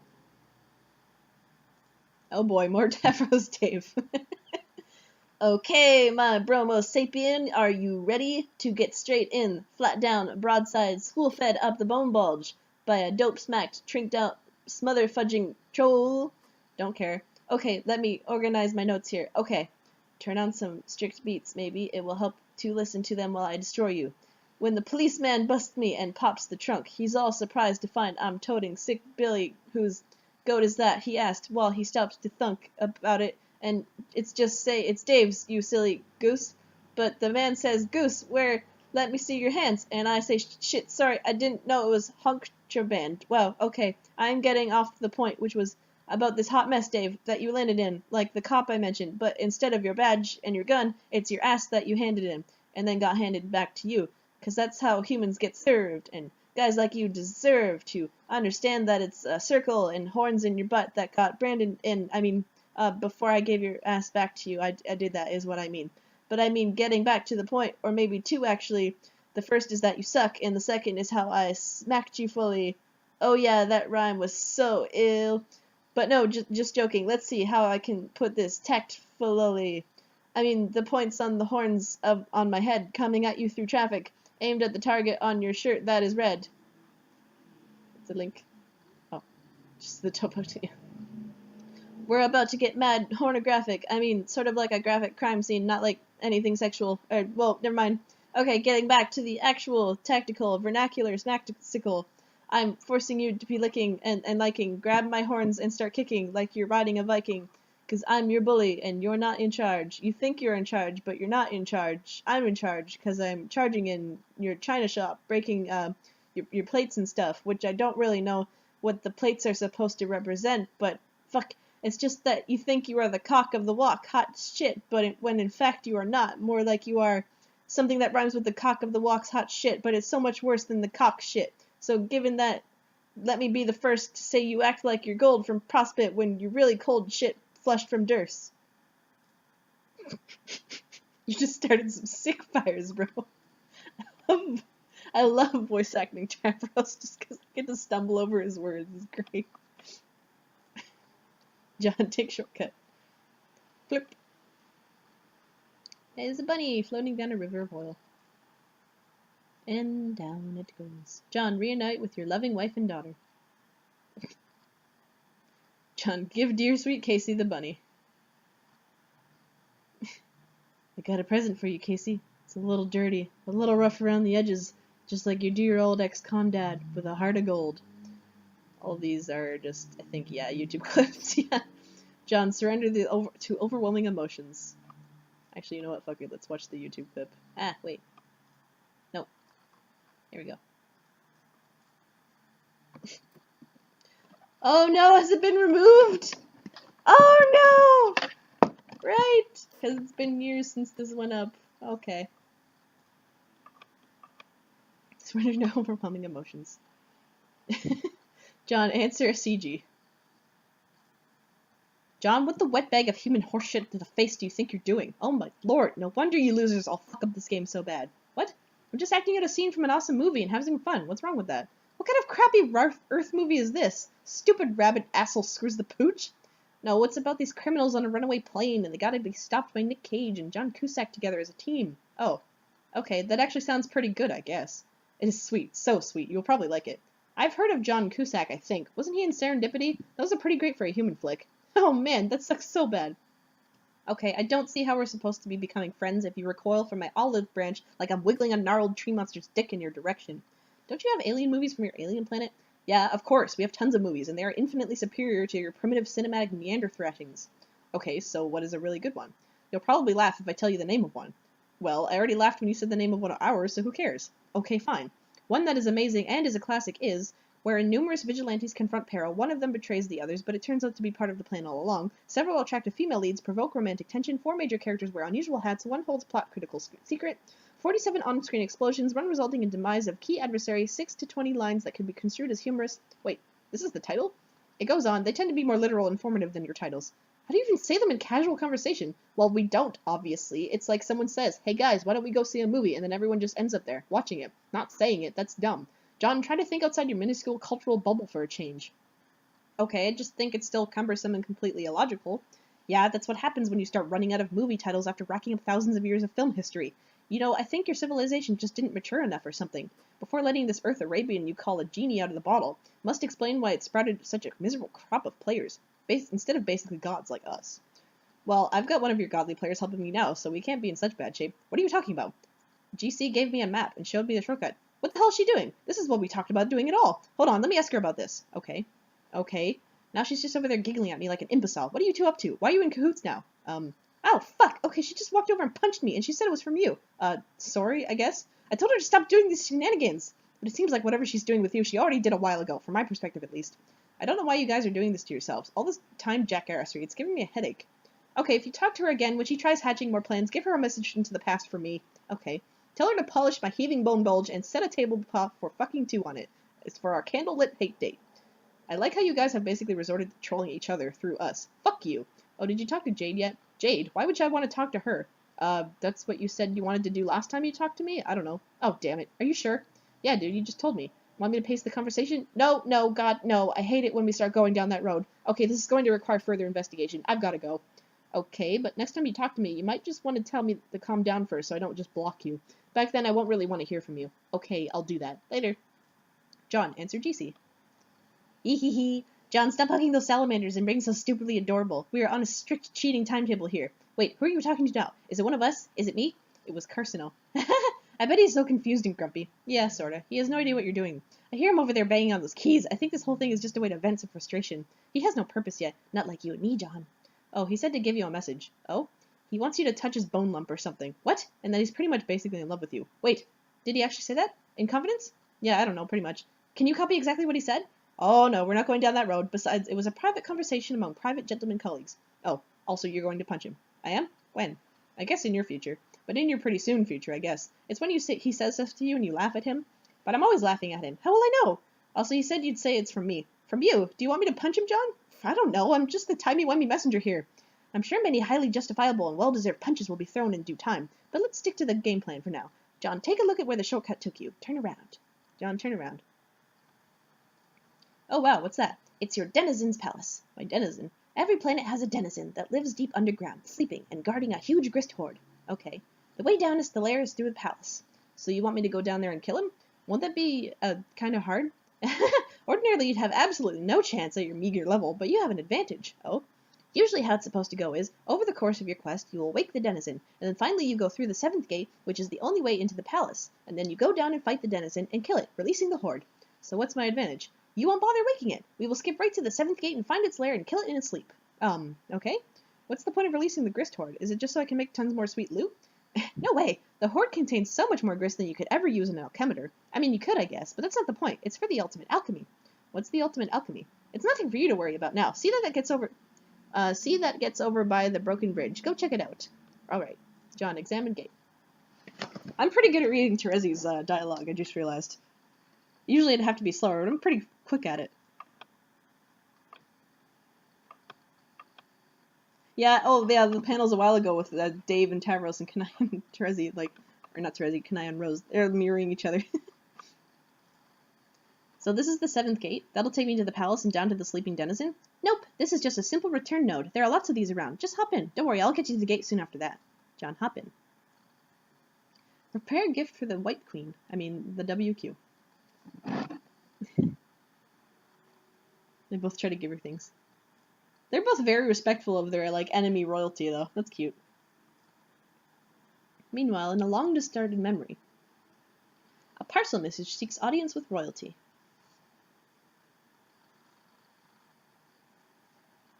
A flurry of disquieting happenstances related to the adored sovereign. With no other options, her counsel is all that's left to be sought.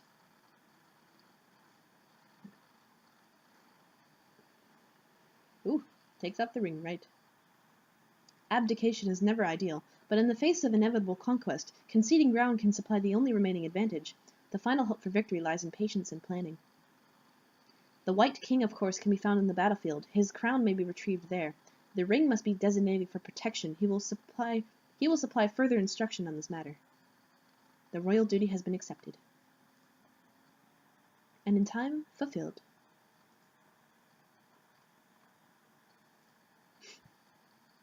Rose, consult with Jasper Sprite.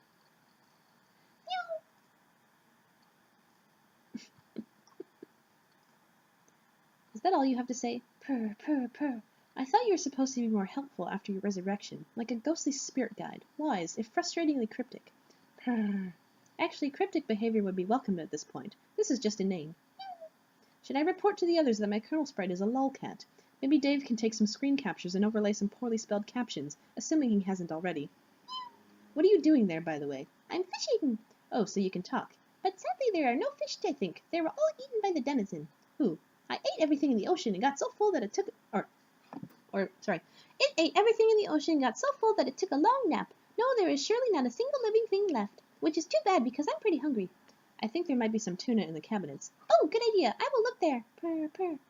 Jaspers, the message you gave me years ago before you disappeared. What did you mean? Meow. Sigh. I don't understand. Is there some meaning to the responses, or are you just being obstinate? You will understand when you wake up. Am I asleep? Yes. Rose, I'm just a cat, and I don't know much, but I know that you're important, and also that you are what some people around here call the Seer of Light. And you don't know what that means, but you will see it's all tied together. All the life in the ocean, and all the shiny rain, and the songs in your head, and the letters they make. A beam of light, I think, is like a drop of rain, or a long piece of yarn that dances around when you play with it and makes it look enticing. And the way it shakes is the same as what makes notes in a song. And a song, I think, can be written down as letters. And if you play the right song and it makes all the right letters, then those letters could be all the letters that make life possible. So all you have to do is wake up and learn to play the rain. Does that make sense, Rose? Sorry, I disappeared for so long, sort of. It sounds like you aren't exactly in a complete command of this information yourself, so I won't press you on it for now. You're a pretty good cat, Jaspers. I missed you. Purr, purr, purr. So this actually sounds like a bunch of nonsense, but it actually makes sense. So all of a sound is a vibration, right? And when you take a string and pull it taut, and a string is a certain length, and you pluck it, it will vibrate in a certain way that makes a certain note. And for the notes being letters, that's really simple. Notes are like written down as various letters from A, B, C, D, E, F, G, and then continues to another octave. So high C, low C, all that kind of stuff.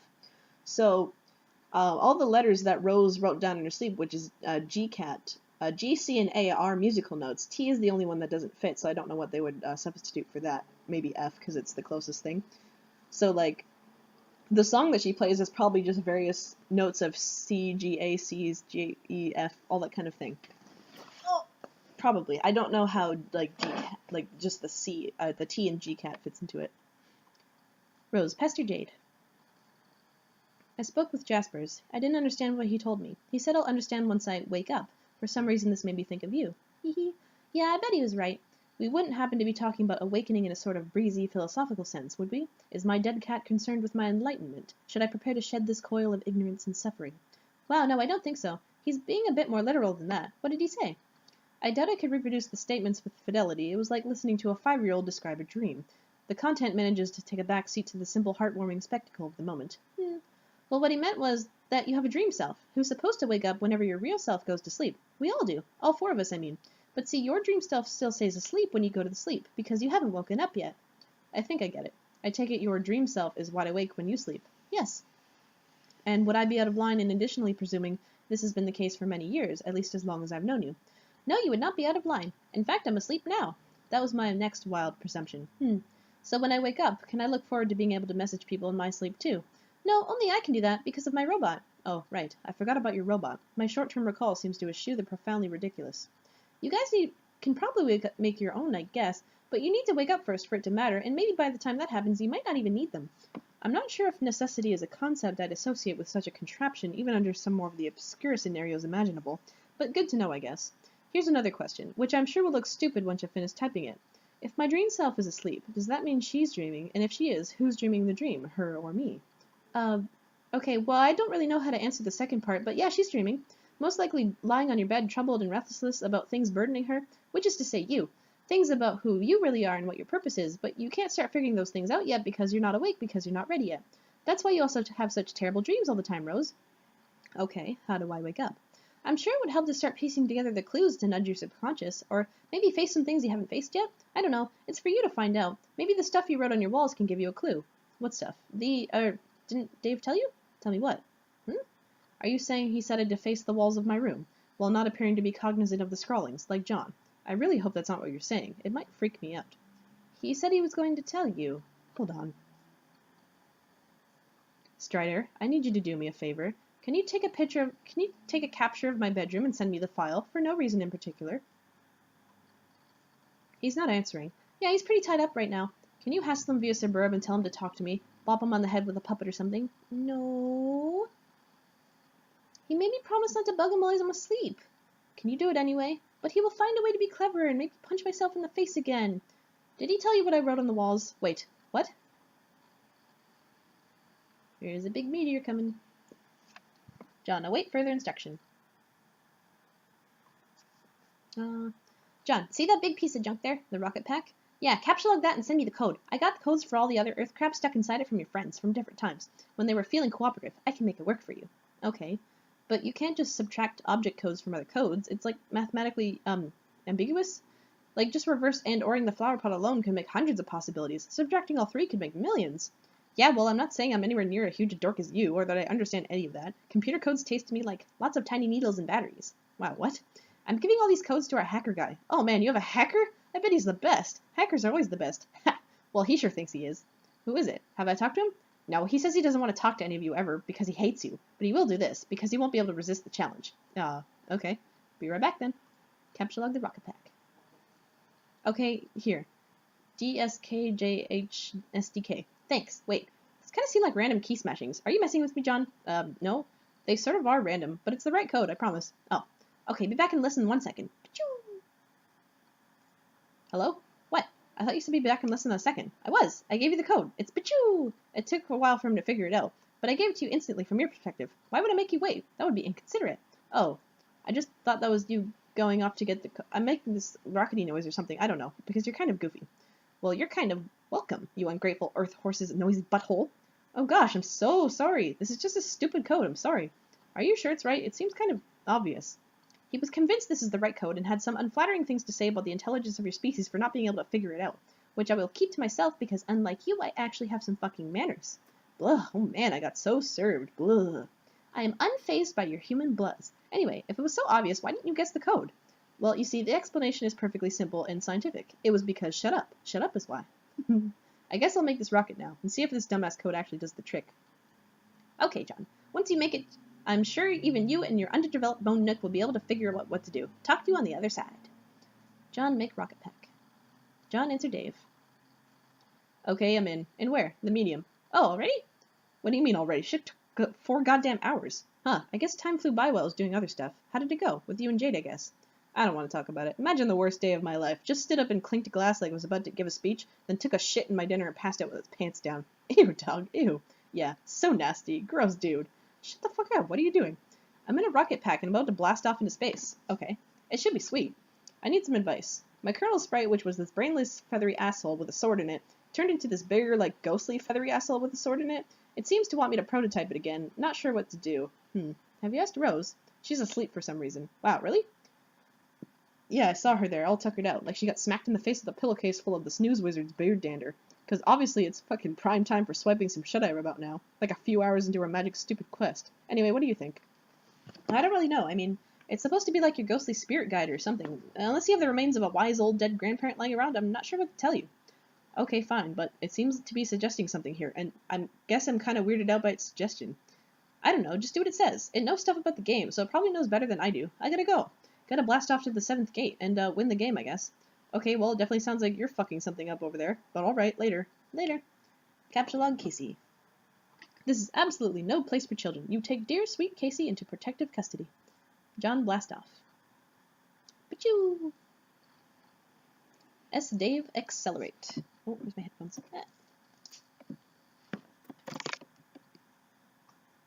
Clickety-click.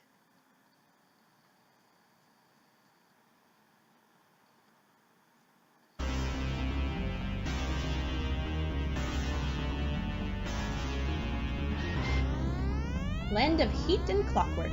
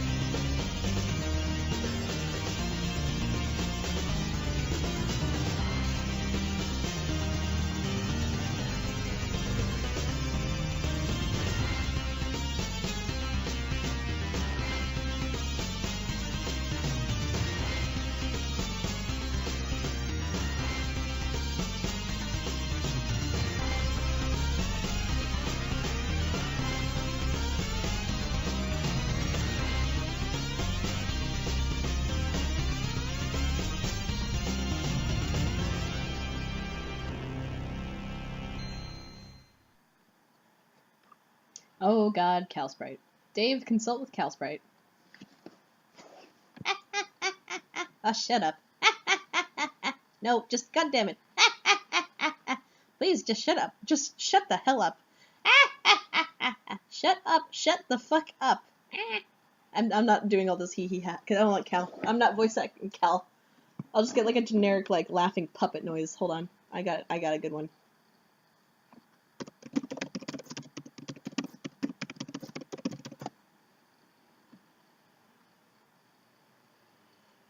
No, not a creepy small child, a creepy puppet.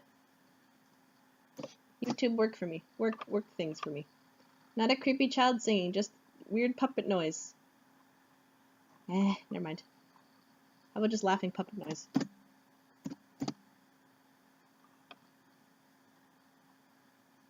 Nah, it's not gonna work. Okay, never mind. Never mind, that was an idea. Dave Custer Rose. Oh. That's it. I can't take it anymore. That was such a huge mistake prototyping Sepulchre with this useless mind-numbing jackass. I'm going back. Already? What do you mean already? Shit took 4 goddamn months or something. I don't know. I'm kind of losing track of how long it's been with all this time hopping. It just sounds like you're making a rash decision based on temporary aggravation with a laughing puppet. I thought we planned to progress as far as we could before you went back, to gather information, and to avoid repeating mistakes. What else is there to know? We lost. Can't finish the game with a dead heir and a witch. When did that happen? I feel like I'm skipping pages.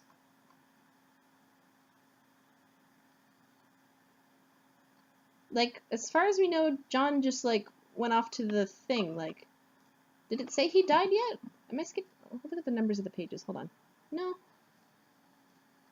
No, right, this just happens now, I guess. I guess it's explained in a bit.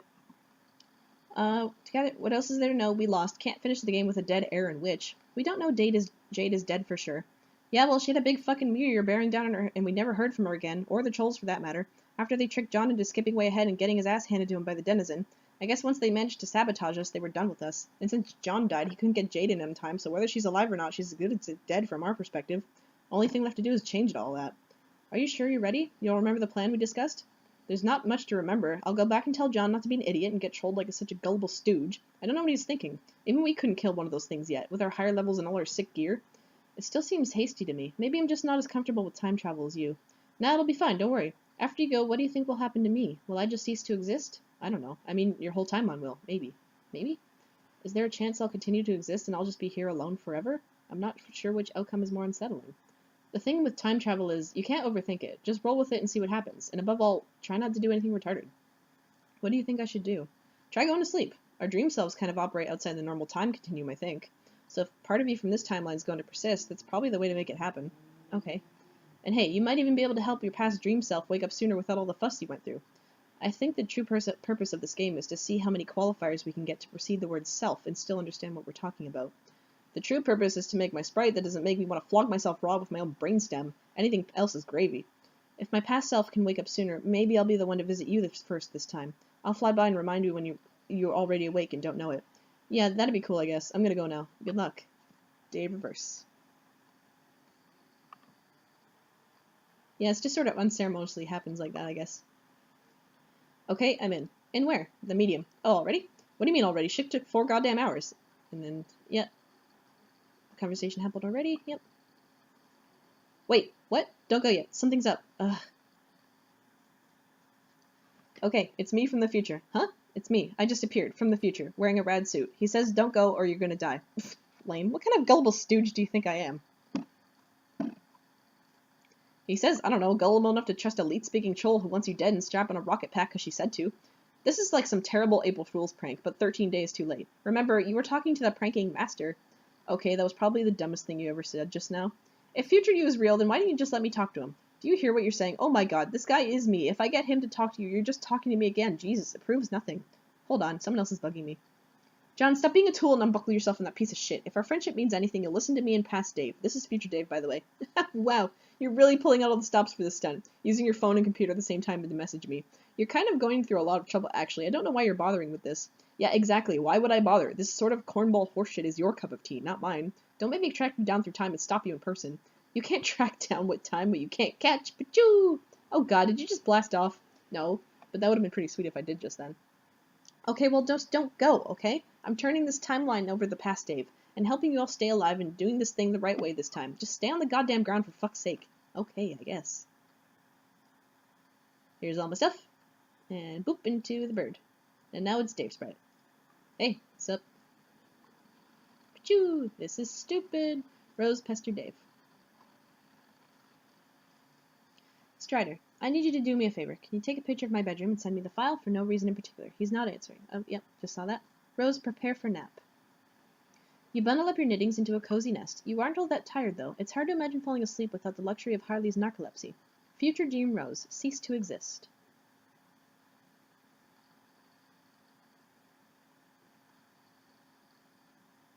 Boop, and there she goes. S.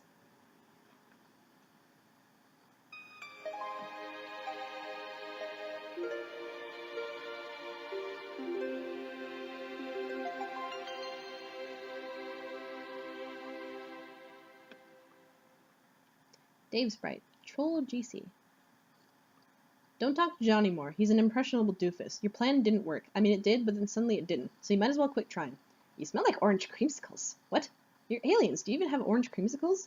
Of course. What kind of awful civilization would invent orange creamsicles? Not one I'd want anything to do with. Okay, pretty far-fetched or whatever. No more hijinks from you, because I'll make sure they won't work. Well, obviously I wasn't going to work. My friends have been talking to John from the future, your future, where he's not dead. So there's no way what I did was going to kill him. I just wanted to mess with him and stuff. I don't think you're following. You did kill him, sort of. Then I went back in time to stop him. Yeah, I guess there was a chance something like that might happen. Alright, but did you guess that by trolling John to his grave and making me splinter us off into an alt timeline that you were basically complicit in making our timeline go the way it was supposed to go all along? Where future me is now helping Dave and we just keep playing? And our actions ultimately lead to the trouble you're all in now, thus leading you to all troll us incompetently? Oh, no, I didn't think of that. Yeah, see? None of you ever thinks anything through. Who's in charge of timeline management there? I gotta give him the business.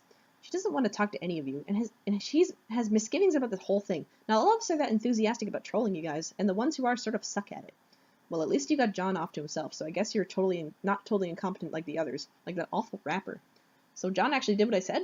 Yeah, I'm telling you, huge pushover. He will do what you say, unless it happens to be for his own good, then all of a sudden he's a tough nut to crack, go figure. Now I feel kind of bad. Are you sure I can't talk to him, even if it's just to apologize? Would that be okay with you, Sir Brave Knight? Yeah, that's fine, I guess. No more coy bullshit antics, though. Not even like an idiotic angry winking emote. Or what? You're going to hunt me down through time? Oh no! Yeah. Do you realize I'm way higher on my echelon ladder than you, even if you are from the future? Are you sure you want to get your clocked clean by a blind chick? Okay, even if that's true, I just merged with an impaled orange goddamn bird, and now I got all these crazy powers. Ugh. Self-prototyping is so dumb. This is why you'll screw up so bad. Always bending the rules like that. Well, can't stop you now, so you might as well drop it. Hey, Dave. What? I've been researching some of your Earth soap operas. Is this you? Is this you, Dave? Oh, jeez, fuck. Why would that breathtaking douche remind you of me at all? But he has a fiery personality, sort of rash and impetuous, and in your face, like the fire itself. And now I know you're bullshitting me. Do I seem like the kind of guy who'd accept a magic ring from Whoopi Goldberg to awaken some agrarious homo fantasy for a ripped blue dude's mammoth eco-friendly bulge? That guy's an asshole and needs to be sealed in a duffel bag and whipped something ungodly with a bamboo shoot. Who's Whoopi Goldberg? Who cares? Okay, I made some modification. This is so you, Dave. Come on, admit it. It's just the same thing, but Dave stuff. Okay, yeah, that is pretty much fucking spot on. You're actually a pretty good troll. As long as you don't bug John, I guess. That's all there is to say on the matter. Thanks, Dave. To be fair, I'm sure every one of us wishes we thought of putting self-prototyping first, so you're not really all that terrible. Future self-prototyping. Dave Sprite. Chill with Dave. Who are you talking to? Just telling a troll to step off. Okay, cool. So now that you're a sprite, do you know everything about the game? Well, I knew a lot anyway, because I'm from the future, but yeah, I know more stuff now. Like things meant specifically for sprites to clue players in on, but packaged done in these, like, I guess riddles. I'm supposed to be cagey about it, but I don't really feel like it. Ask me anything, go ahead, I'll give you the straight answer. Alright, here goes. Why are we so fucking awesome? That's the best fucking question anyone has ever asked. Yeah. So is everything cool with this John business? Is he gonna be okay? That's up to him. If he decides to wise up and listen to us, or not, if not, then we just bail everyone out yet again. Okay. All that gear you picked up should let you breeze through the first couple gates, even at a low level. Later you'll unlock the ability to bring your sprite down with you, and we'll take care of shit together. So then I guess just mess around and let Jade build up or whatever. I'll go kill some time, maybe draw some comics. Like what? I don't know. What's the last one you did? I was in the middle of the Nacho party arc. Oh yeah, I gave up on that one halfway through.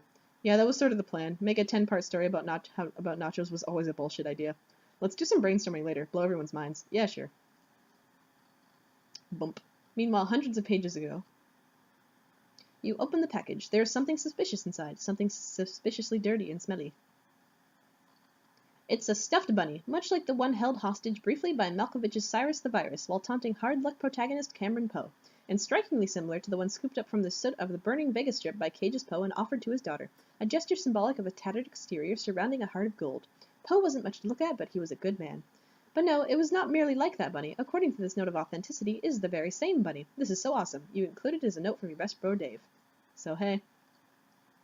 Since it's your B-Day, I had to get you back for that sick memorabilia you got me, so I got you this god-awful thing, and now I just know you're staying there flipping your shit over it, so you're welcome. It's the actual gross bunny in the movie, so that means Nick Cage actually grubbed it up with his clownish, no-talent fingers. I would suggest you put it somewhere and display it ironically, but I know you're dead serious about this ridiculous shit, so you'll probably sleep with the damn thing and nibble its ear and stuff. But the weird thing is that that's what's cool about you. You're this naive guy like Pinocchio tumbled ass backwards off the turnip truck and started liking Ghostbusters. Then the fairy godmother kissed your nose with some shit and you turned out to be a not so made of wood and also pretty cool to talk to. One day your gooberish ways... Oh. I thought I heard something. 1 second. I'm hearing noises outside. Spooked me. I thought my door opened. Spooking me. Okay. Fairy godmother kissed your nose or some shit, and you turned out to be not made of wood and also pretty cool to talk to. One day your goobish ways are gonna land you in a jam, and I know I'm going to have to get you off the hook, but it's cool, I got your back, bro. Then we'll meet and hug bump and get each other's filthy wife beaters that much filthier, so yeah. Peace, dog. TG. Remember the letter. Reconsider. John, get pestered by Dave. Did you blast off like a spazzy douche yet, or what? Yeah, of course. There was no way I wasn't trying out this sweet ride. God damn it, what do I have to do to make you believe me? Fist bump my future self till I get bloody knuckles and write you an even sappier birthday note with my own blood on the back of the future poster? Relax, I'm not going through the gate. I'm just flying around and having a good time in the sky. Oh, okay.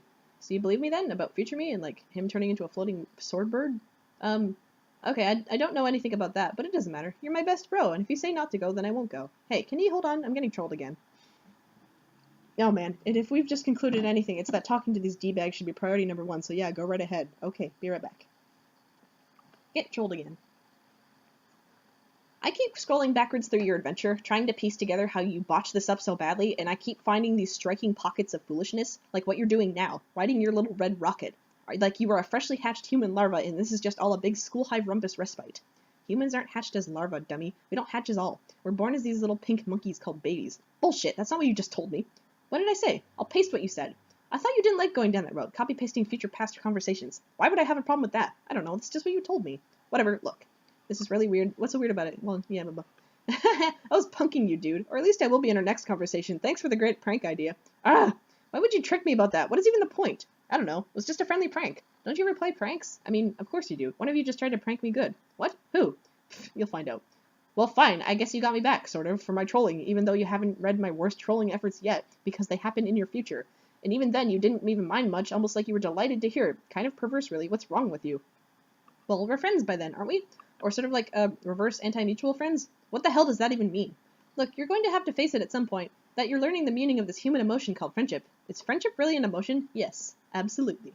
I guess it's hard to see how we become friends. This is so frustrating. Every time I go further back into your past and talk to you, you say stuff that pertains to my immediate future, and then you won't explain to me what's going on because it's already old news for you. Dude, you've been doing the exact same thing.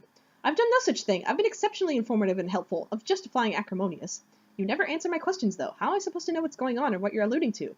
This game is a kind of game of a million guides. Everywhere you turn, there's another way to figure out what's going on, so please, go secrete me an Earth River through your strange human tear ducts. You've got sprites, exiles, guardians, consorts, time-hopping future selves, mystical dream oracle doppelgangers, and if that wasn't enough, your particular group of players is lucky enough to have us give you the scoop on stuff. Even though through a sort of subversion of the whole damn thing, even though we hate you. And even though the fact that we hate you is an immutable fact and as unalterable as this writhing knotted hell of a timeline choking us all to death. It does not mean we have any reason to withhold any information from you, or dish it out through crypto-babbling mind-futtery, so go ahead, ask me anything. Okay, what's the point of the game? Ask something else. You already told you that. There was this whole big conversation we had. Fine. Where are you now? In the medium, in a separate session from yours. No, I already know that. You already told me. I did. Yes, in your future. Damn it. What I mean is, are you in your house right now, or in one of your magical lands, or what? Just curious because you can see me, but I can't see or know anything about you. We're hiding in the veil, what's left of it. What's that? It's a huge belt of meteors, orbiting way outside Skya beyond the orbit of the planets, dividing the medium from the furthest ring, where Durs orbits. Durs. The dark planet, prospects of the light one, near Skya. Well, geez, how am I supposed to know any of this? You'd probably find out sooner or later from your dumb grandma, but by fusing with the sprite, she has to withhold stuff and be mysterious and all, to make your adventure seem more magical. It's infuriating. Okay, so the veil is a bunch of meteors. What do you mean, what's left of it? Okay, there comes a time when the black inevitably beats white on the battlefield in the center of Skya. The White King is captured or killed or something. That's when the reckoning starts. Okay, the rulers of Durs, the Black King and Queen, get the power to send the veil towards Skya to destroy it. That kind of starts your big countdown when shit gets serious. So then it's up to us to save it? Yeah, you have that long to kill the Black Queen and King, and Skya itself sort of buys you some time, by activating its defense portals to catch some of the meteors. The threat gets bigger the longer you take, though. Smaller meteors come first, and they get progressively bigger and bigger, and there's only so much of them Skya can absorb for you. Okay, but it sounds like we've got plenty of time before that happens, right? That's just it, you don't. Ordinarily you would, but your reckoning starts much sooner, because of some dumb things you've done. You completely blew it already, and you have no chance of winning anymore. Which ordinarily would be fine, just another bunch of losers to fail at this game. It's what you do later that causes so much more trouble than that, and now we have to deal with it too. Oh no, what is it? Already told you, it's inevitable and completely pointless to talk about anyway. Yeah, well, maybe you're wrong. Maybe there's something we can still do to stop it, if you just help us? I'm not wrong. It's all right here in front of me, you fuck up royally, end of story. Okay, we'll see about that, Mr. Sour Bulge. Hey, aren't you kind of uncomfortable sitting on a meteor? Are you all huddled in a crater or something? No, there's all kinds of crazy shit in the Veil. A lot of these meteors are kind of like big seeds. Well, what kind of crazy shit is there?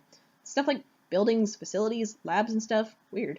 Yeah, the Veil is kind of like neutral ground for the kingdoms, like our planets. Some places are used to genetically engineer soldiers and agents for the two sides, using genetic material from the exotic menagerie of chess pieces on the battlefield, to help fuel the war and keep raising the stakes. Wow, I don't think I'm following this. Yeah, no shit, but you'll find out when you get there, since we were in the Veil when we last talked. Anyway, that's more than enough info for you to think about, and be less stupid in time for conversations we've already had. I'm out of here. Okay, but wait, can you give a message to GC for me? Tell her, nice try. What? Why would I give her a message for you? Do it yourself. I'm not a relay service. Oh, well, I thought you'd be cool with it since you asked me to give her a message for you last time, but whatever. I find that highly implausible. I'm not falling for any more of your human pranks. Nice try, John. Ha ha ha. Jack Ascend. Oh boy. I think we're in for a good one. A member of the Midnight Crew. Oh, I love this one.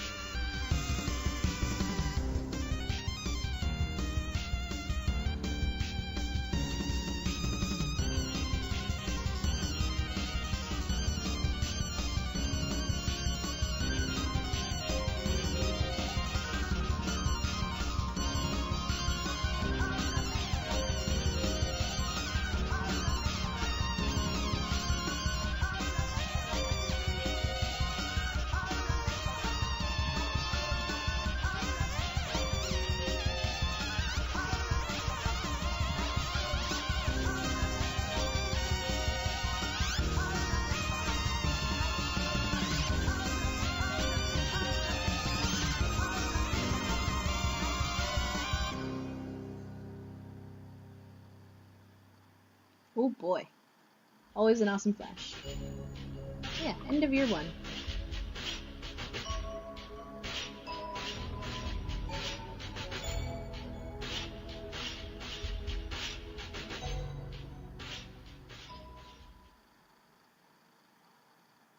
Ta-da!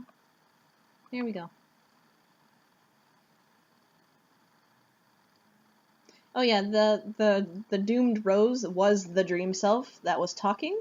So when the new Rose from the new timeline decided, hey, I'm gonna sleep on this pile of soft things, her dream self merged with the doomed dream self into the same being because dream selves exist outside of chronology for some reason. So they just merge into the same thing because they are in the same position game-wise. They're both the dream self. So they just merge together, and so they get the memories. Okay, locate fourth wall. Activate.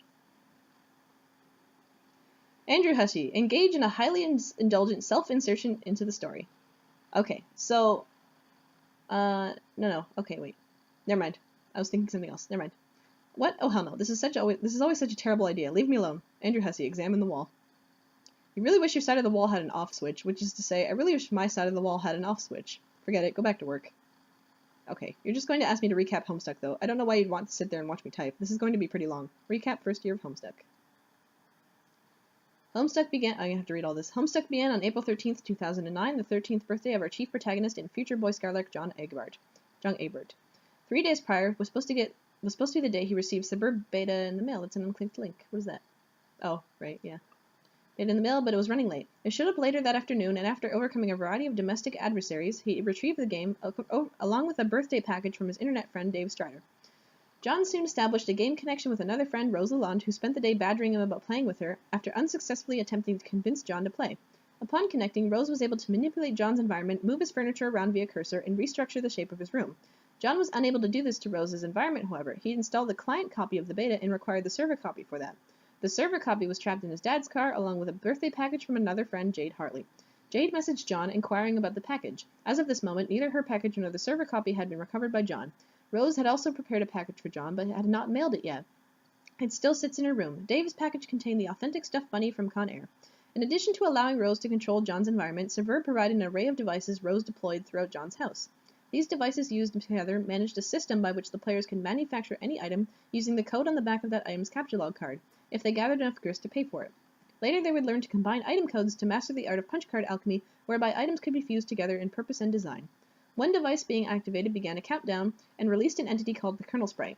The countdown ticked down to the moment John's house would be struck by a meteor, destroying his neighborhood. To escape this demise, John had to use the devices to manufacture a special item that looked like a blue apple and take a bite out of it, in order to transport his entire house just before the impact to the safety of a mysterious dark realm, where his house would situate itself atop a tall rock column high above a blanket of clouds. This realm was called the Medium. Before he entered the Medium, though, John and Rose prototyped his Kernel Sprite with the large Harlequin doll his dad got him for his birthday, transforming the sprite to bear its likeness, including the ways the doll was disfigured via earlier hijinks. It had a slashed eye in one arm, and so too did the sprite. When John entered the Medium, the sprite's kernels hatched, thus imbuing all the enemies John and his friends would face with properties of the sprite. The lesser adversaries John faced first, Shale Imps, all wore Harlequin garbs. They became more powerful and more radically mutated with each successive pre-medium prototyping. After entering the Medium, John's dad was kidnapped by imps. While John was looking for him, he accidentally prototyped the sprite with his grandmother's ashes, transforming it again. This prototyping had no effect on the enemies, since he was already in the Medium, and the kernel had already hatched. Instead, only the sprite was affected, and it took on appearance, personality, and memories of his grandmother, becoming Nanosprite. A game-supplied, albeit customized guide for John. She explained the aspects of the game, about Sky residing at the center of the Medium, beyond 7 gates floating directly above his house, and about an eternal timeless war fought between dark and light, one that light was always destined to lose.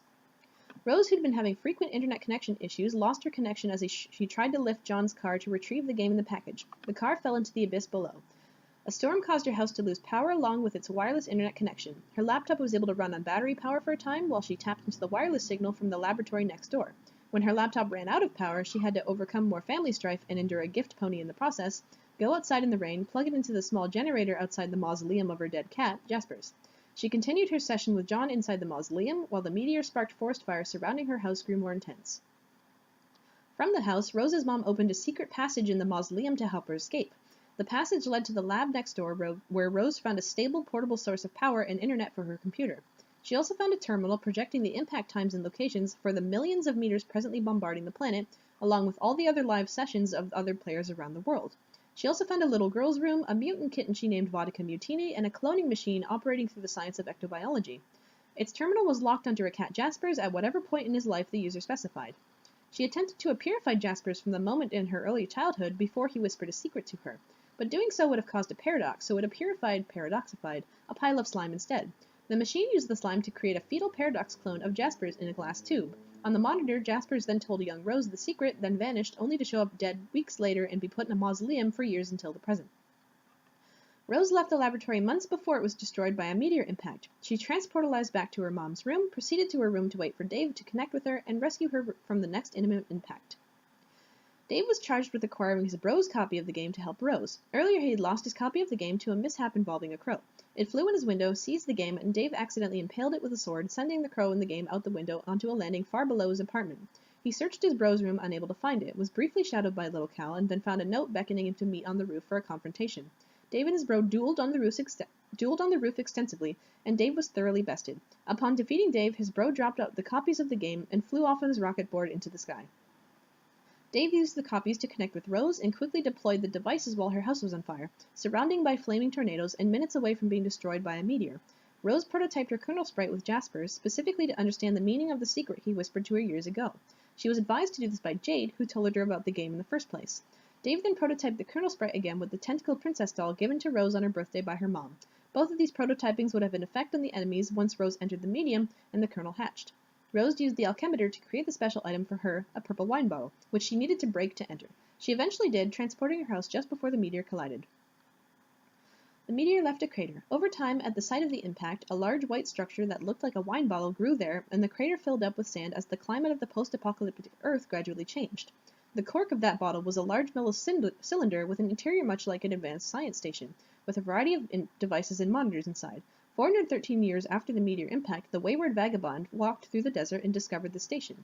Inside, he found canned rations, a firefly he named Serenity, and a purifier and 4 monitors hooked up to a keyboard. One of the monitors was John. Just after he'd entered the medium, WV could type commands to John directly, much as the readers of the story could type commands for the characters to follow. Much of John's actions upon entering the medium were authored by Wayward Vagabond, until he became preoccupied with other activities, such as building a town out of cans, playing chess with cans, and drawing chalk murals depicting the cosmological arrangement of Skya, the medium, the light and dark planets known as Prospect and Durs, and the 4 planets the kids would each occupy upon entering the game. Called the Land of Wind and Shade, the Land of Light and Rain, the Land of Heat and Clockwork for Dave, and Jade's planet, which is yet to be seen. He also activated a countdown in the station which caused it to blast out of the crater and fly to a designated home coordinates. Along the way, it passed over the sand-filled crater that was the impact site for John's meteor on the other side of the continent. John's meteor had caused a giant white tree to grow in the crater. The tree grew an apple-like station from a branch which fell to the sand. The Peregrine Mendicant found the station. After WV flew overhead, PM activated her station's homing feature as well, which caused it to fly to the same destination. Along the way, she used her terminal to attempt to command Jade, who from the perspective of the terminal had just arrived in the medium. This caused the terminal to explode for unknown reasons, leaving a hole in the station. One of the station's robotic worms recovered one of PM's falling mailboxes, and she befriended it after earlier slaying one with her black Regisword. Have I seen those links? Doesn't look like I've clicked on those links. Yeah, okay, so it's just, yeah. WV landed at the site of the ancient frog ruins across the now dried-up Pacific Ocean. The site was once the island where Jade lived, but nothing of the island remained except for the ruins. The mountain her house was on and the volcano next to it were replaced by a large empty chasm. PM landed shortly after WV, and they met. They were confronted by the aimless renegade, who had fired at them from the frog ruins with old weaponry he'd been hoarding, once belonging to Jade's grandpa. Millions of years ago, the frog ruins grew from the crater struck by a meteor that emerged from a suburb portal in space. Jade's radioactive, omnipotent space-warping dog named Becquerel emerged from this crater as well. Jade's grandpa pioneered this island and built the house Jade lives in. Her grandpa has been dead for many years and stands stuffed in front of the fireplace. She's been looked after by her dog, who she calls Beck. She begins the day with several tasks to accomplish, to feed Beck and to retrieve a birthday package mailed by John. She irradiates a stake and heads outside to the site where this package will be dropped. She knows it will be dropped there because one of the reminders from her to wear she wears on her fingers jogs her memory about it. She wears them to keep track of the many things she knows about the future through dreams. She falls asleep frequently and spontaneously. When she sleeps, her dream self is awake and living on the moon that orbits the light planet Prospit. Prospit very closely orbits Skaya, a huge sphere of blue sky and clouds, and which Nana describes as a dormant crucible of unlimited creative potential. So yeah, I remember making a Tumblr post a bit about too how Skaya really is more associated with space than it is with light when you like really actually look at it. I think it only ever got associated with light because people thought of their clouds as like omnipotent, all-seeing, like having all this like information available, when really we find out, like, because we see in a small flash that's I guess easily missable, they're not visions at all. They're actual portals to the actual events that are happening. Time is set in stone and events only happen because blah blah yada yada yada. When Prospit's moon eclipses Skaya, it drifts into Skaya for a time, mingling with the clouds. Dream Jade then witnesses many past and future events in the clouds. While asleep, she is often confused about what is real and what isn't. When she wakes up, she pieces together future events from her memory of the cloud visions and from logs recorded by her dreambot. Her dreambot is a robotic surrogate that activates while she sleeps in her bed. It mimics in the real world the movement and actions of her dream self on the moon and records a video log of what she sees while dreaming. Prospit's moon has 2 towers of identical design and similar design to Jade's house. Dream Jade lives in the one tower, Dream John lives in the other. Dream John is still asleep, and John has no knowledge of the dream world, which is to say the entire game session... What's that link?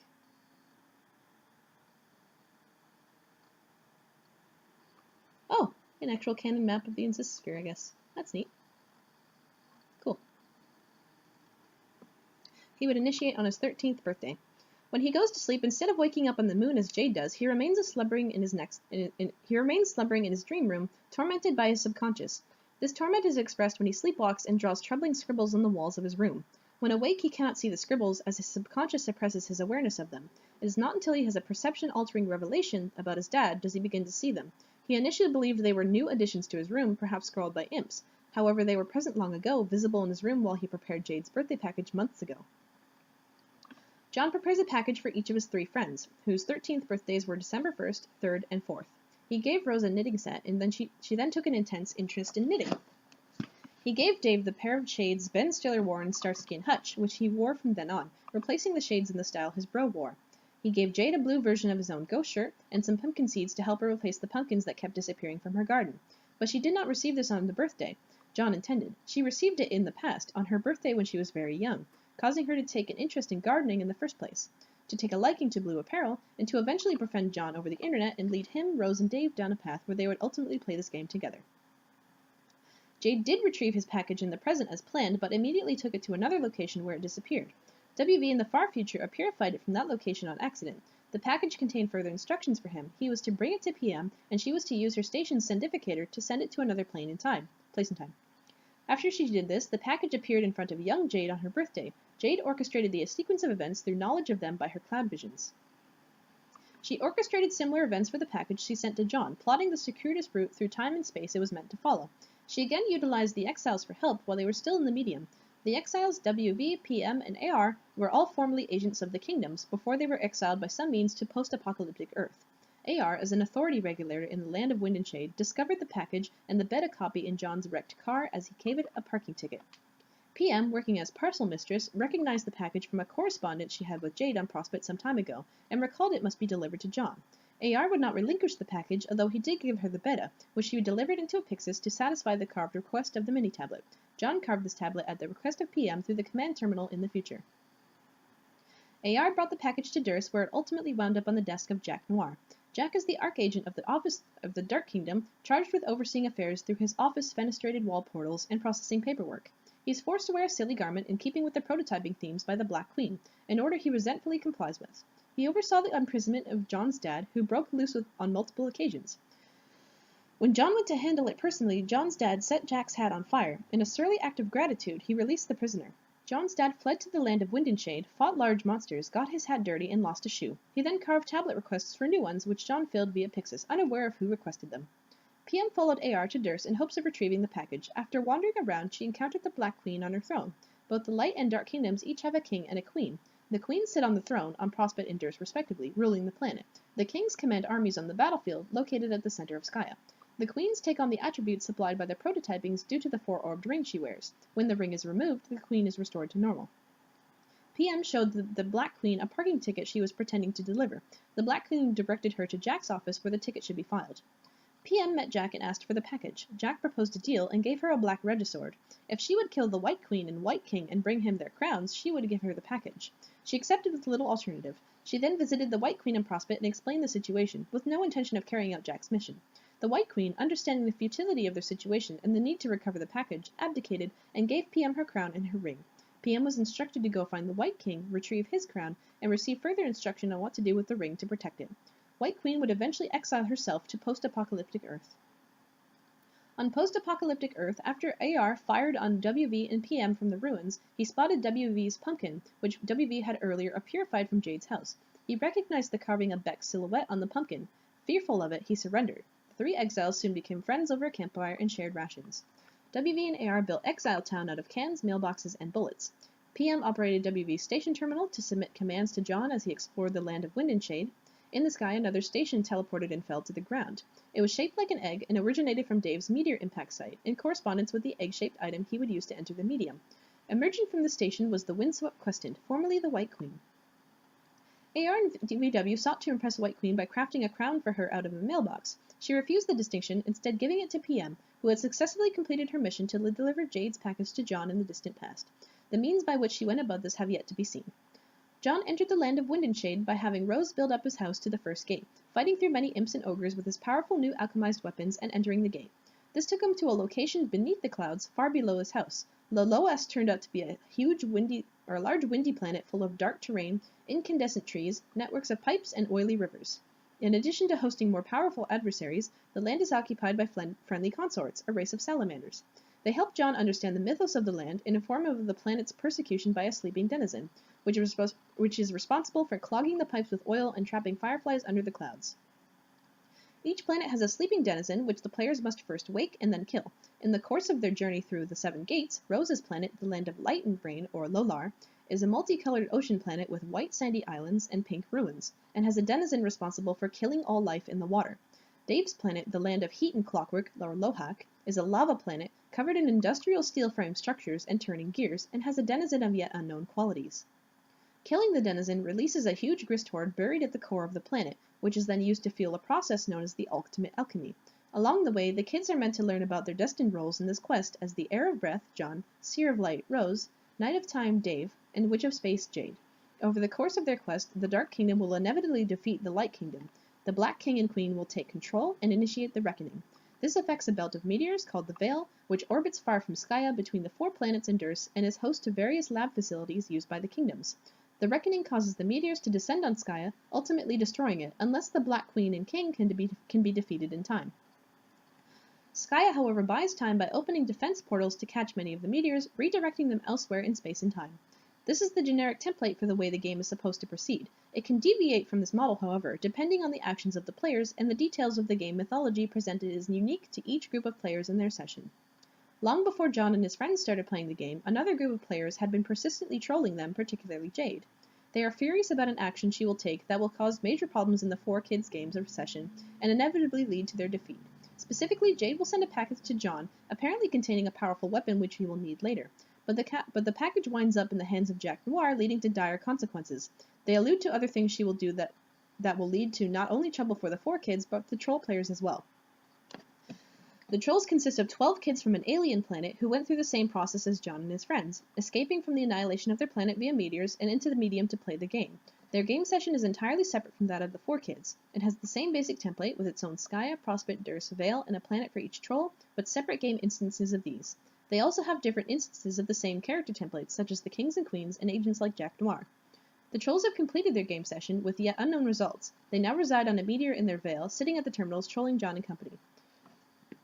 From their terminals, they can choose any point in the past or future of the kids to troll, and observe what they're doing at the moment. As a group, their only stated objective is to harass the kids, which they do so haphazardly throughout different points in the kids' timeline. Though they can choose any point in the kids' timeline to talk, they are mostly resigned to the understanding that no matter what they do, they can't change the outcome of the kids' actions. The 4 most vociferous trolls so far have been Carcinogeneticist, Gallows Calibrator, Grim Auxiliatrix, and Audios Toreador. The other 8 being Apocalypse Arisen, Twin Armageddons, Arsenic Catnip, Arachnid Scrib, Centaur's Testicle, Terminally Capricious, Caligulous Aquarium, and Cuttlefish Color, each yet to be heard from. Carcinogenesis appears to have spearheaded the group's trolling campaign. While he was in the thick of his game session, the exile commanding him from a terminal in the apocalyptic future was Spade Slick. This is one difference between his game session and John's, who had WV as an exile commanding him. In CG's session, his version of Jack Noir became exiled along the way and took on the name Spade Slick. 3 other agents were exiled, and the 4 of them formed a gang called the Midnight Crew, and spent years building up a dark city in the future wasteland of the Trolls' dead planet.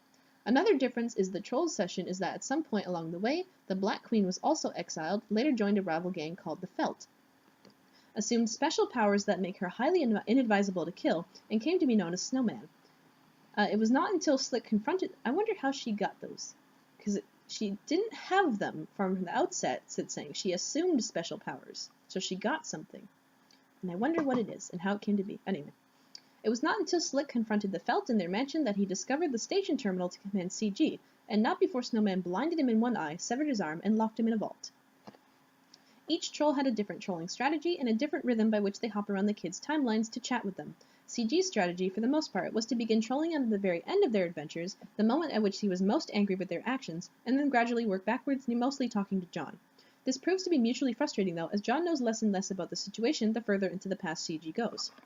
Similarly, the further into the future John progresses, the more he has to advantage over CG by knowledge of his future conversations with him and vice versa.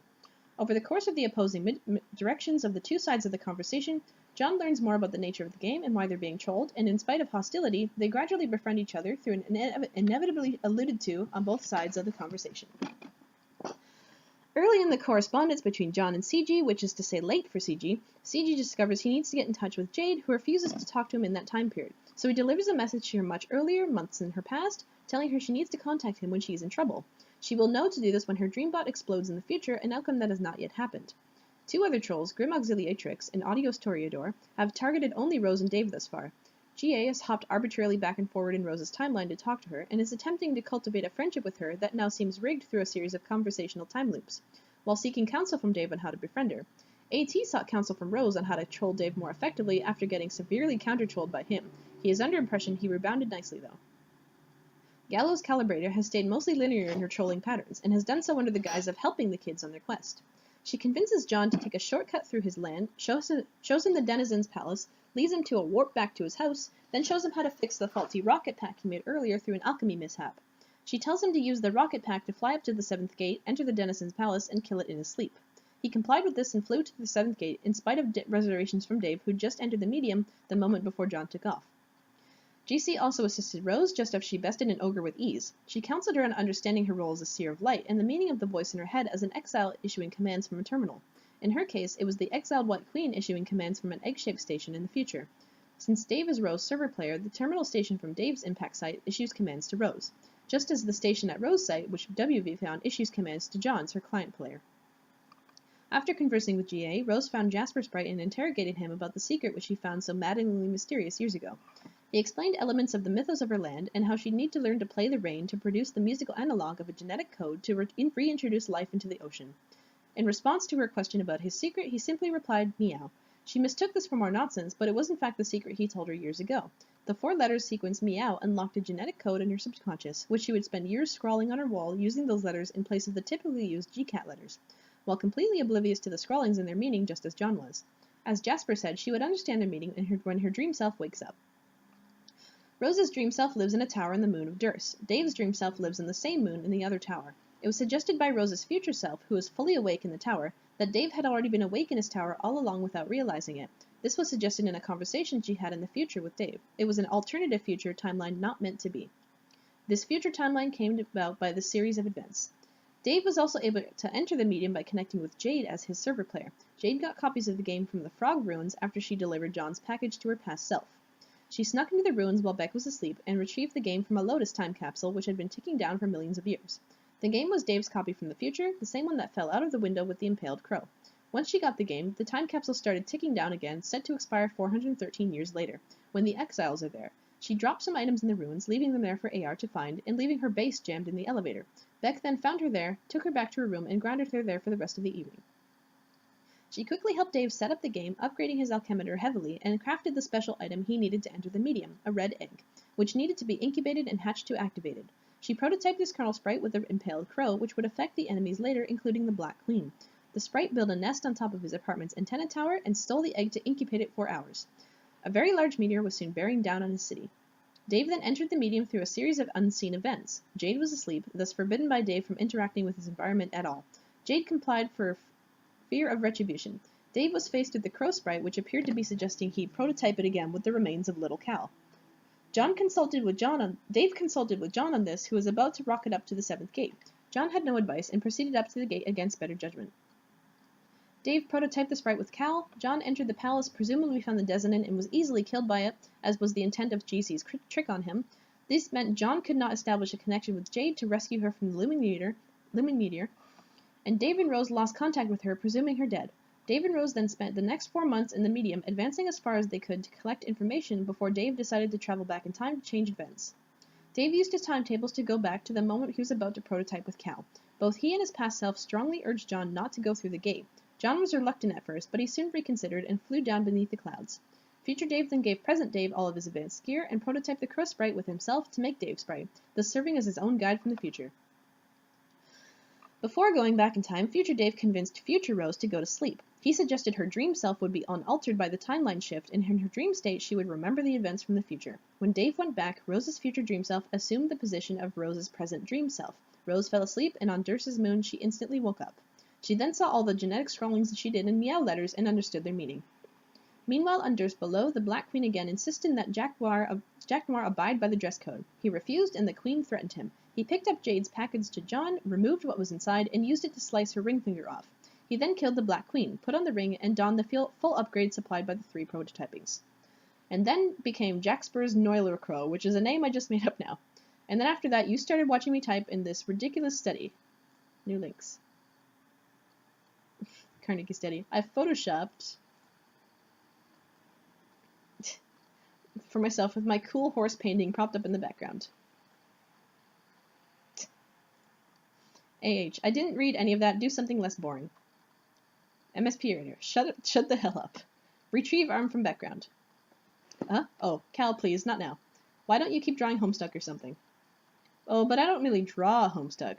Type that. I'm about to make a joke. Okay, that. I conjure this intrepid fantasyscape with tears bled from the wisdom-weary eyes of 50,000 imaginary magicians. I pull heavy drags from the brooms of inspiration with enchanted bellows marauded from a guild of churlish mythical dwarves. Vast bulbous riddle spiders push the silken strands of pure whimsy through hideous abominable spinnerets, and it is that with which I weave this audacious cocoon of exquisite lies. And when it hatches, a great moth of titillation will awaken and roar and beat its wings, and the powder settling down will arrest the humors of an enormous terrible old beggar, relaxing the vulturous leathery vice grip he's fixed around your captive mind. This is stupid. Stop being a wise ass and get drawing. Alright, it won't be that exciting to watch though. I'll pull up Photoshop again. Here's the file I was using for the 4th wall. What do you want me to draw? Oh. Ow. My leg is hurting again. Oh, pardon me. Sitting down for 3 hours hurts. I'm going to quickly read the Twitch chat, see if there's anything new. Hello. How can I read for so much for so long? I'm very dedicated. Oh, this is nothing. I think I did the entirety of like Hive Swap, which is like a 5-hour video, just like me like playing through and reading everything. But yeah, I am very dedicated. I just like Homestuck and I like reading, so this is this. Can you show us what's going on with John again? Sure. How about if I drag the content from one of the John files under the 4th wall layer so we can make a more graceful transition out of this ludicrous, highly disruptive self-insertion arc? That sounds like a good idea. Oh, and then you can type something like switch walls view to show us what's going on with John. Here, I'll prepare the GIF file for that. It'll just take a few seconds. Go ahead, say that. Switch walls view to show us what's going on with John. You decide that's entirely enough of that. If this website becomes any more self-aware in a playfully self-depreciating yet weirdly self-aggrandizing manner, you're going to go drown a bag of puppies in a sewer. John, answered GC. Gallus Calibrator sent ectobiologist the file lawasmap.fl. What's this? It's your world map with your second gate labeled so you can go there. Oh man, let me drop everything and go there because I'm in such a huge hurry to take more of your advice. John, please, give me one of your human breaks. I feel awful about killing you, even though technically you never even died, so I don't know what you're bitching about. Yeah, well, Dave said I did, and I believe him. That is because he and you are best pupa pals your life. Can't I be your pal too, John? I don't know, I thought you were okay for a while, but now you're kind of giving me the creeps. Jegus, John. What? I'm invoking the name of your Earth Jegus to express frustration. You mean my Earth Jesus? I don't know, do I? Do you have a troll Jegus? John, we have the best troll Jegus, you don't even know. Wow, really? Is this a joke? It's a joke. I'm not really sure what a Jegus is. Well, neither do I guess. It's pretty much not anything. John, will you please follow this map? Let me earn your trust. If you don't like what's on the other side of the gate, you can just turn around. Okay, I'll take a look. Open the horrendously shitty map. Google us. Oh, is this another clickable thing? Yes, it is. Oh boy. Okay. John, here's your house. I cropped this world map for you so you can find where you go easily. Fly north. Also, hi, this is me. North. Oh. My flash just crashed, apparently. Okay, let's try this again. Go north. Oh, I'm accidentally clicking on the block thing in the corner. Right. Fuck.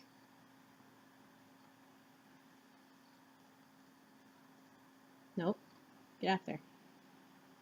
I need to click up.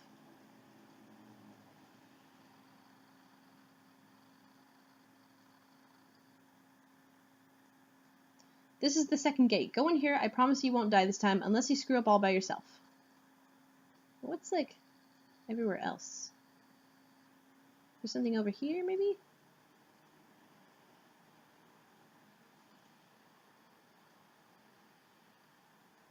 I'll just do that. Is there more clickable things? I don't think so. Nah, okay. Proceed to the second gate. John, enter. Gate 2. You spend the next 20 minutes staring at this image before you realize it's not a flash file.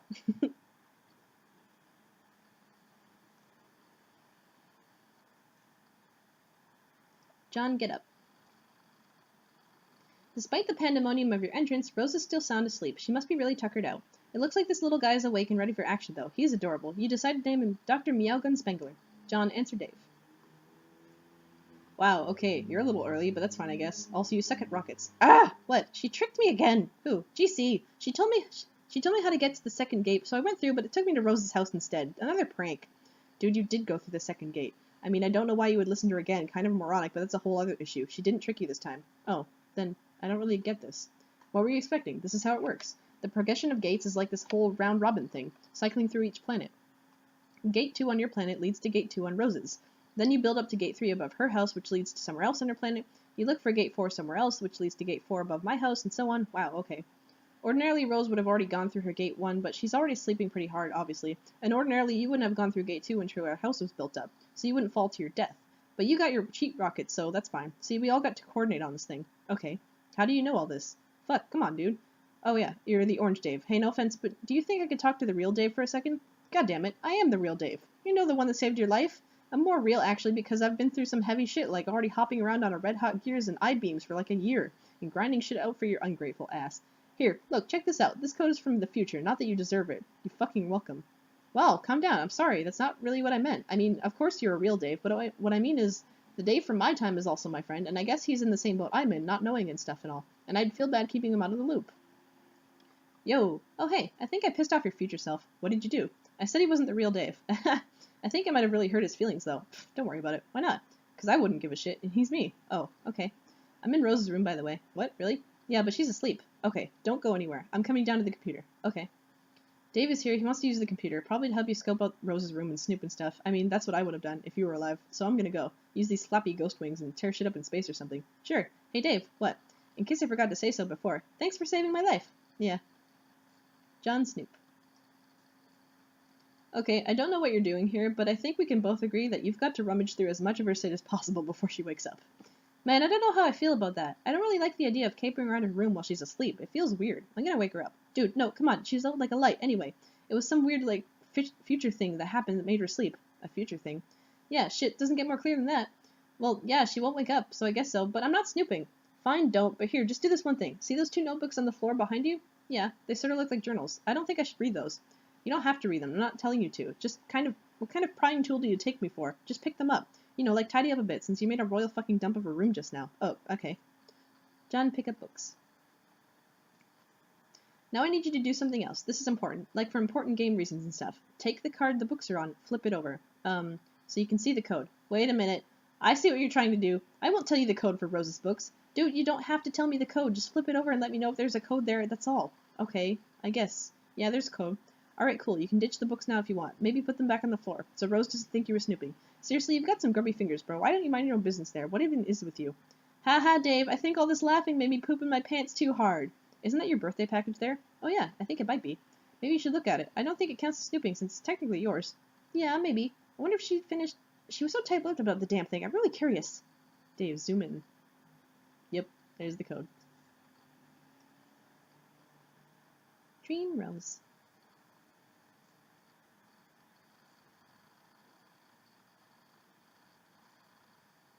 Yarn bunk. And asleep. Hello, Dave. John, check Rose's bookshelf. You eye your birthday package again curiously. It's awfully tempting to peek inside, but you feel guilty about it for some reason, even though it's yours anyway. You suppose a perusal of her bookshelf would be harmless enough. Just a bunch of books. The knowledge within is meant for everybody. Dave pesters you with the message, which you decide not to bother dignifying with a whole pester log ordeal because it's probably just him being a truculent jackass again, so screw him. John, look at the book. This Ocean Charles Barkley. You find a book full of beautiful poetry and groundbreaking philosophical thinking by American sports legend Charles Barkley. Those are words to cherish. This is a man to treasure. John, take book.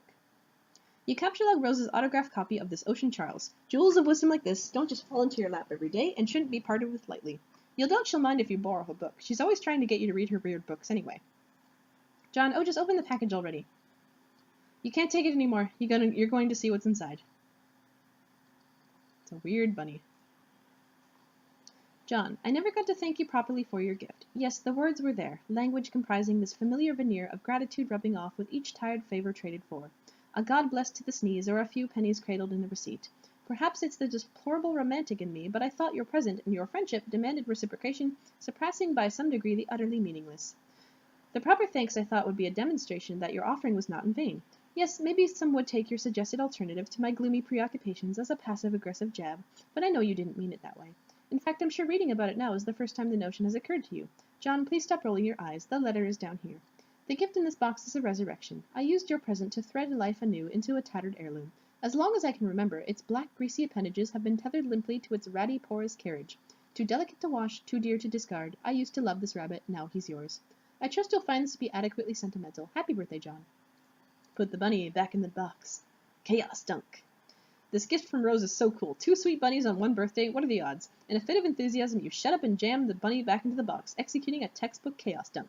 Millions would have perished if everything in the ocean weren't dead already, that is. John, take box. You gently chaos dunk the fragile bunny back in the box and capture log it. It's such a nice present. You will have to write Rose a thank you note and tuck it under her hairband or something. Wait, no, that would probably be creepy. This bunny reminds you that you still have a salamander in your Siladex. She's holding the bunny Dave got you. It's sort of uncanny how similar they are, aside from the knitted enhancements. Seriously, what are the odds? So weird. John, deploy beloved daughter. You release dear precious Casey.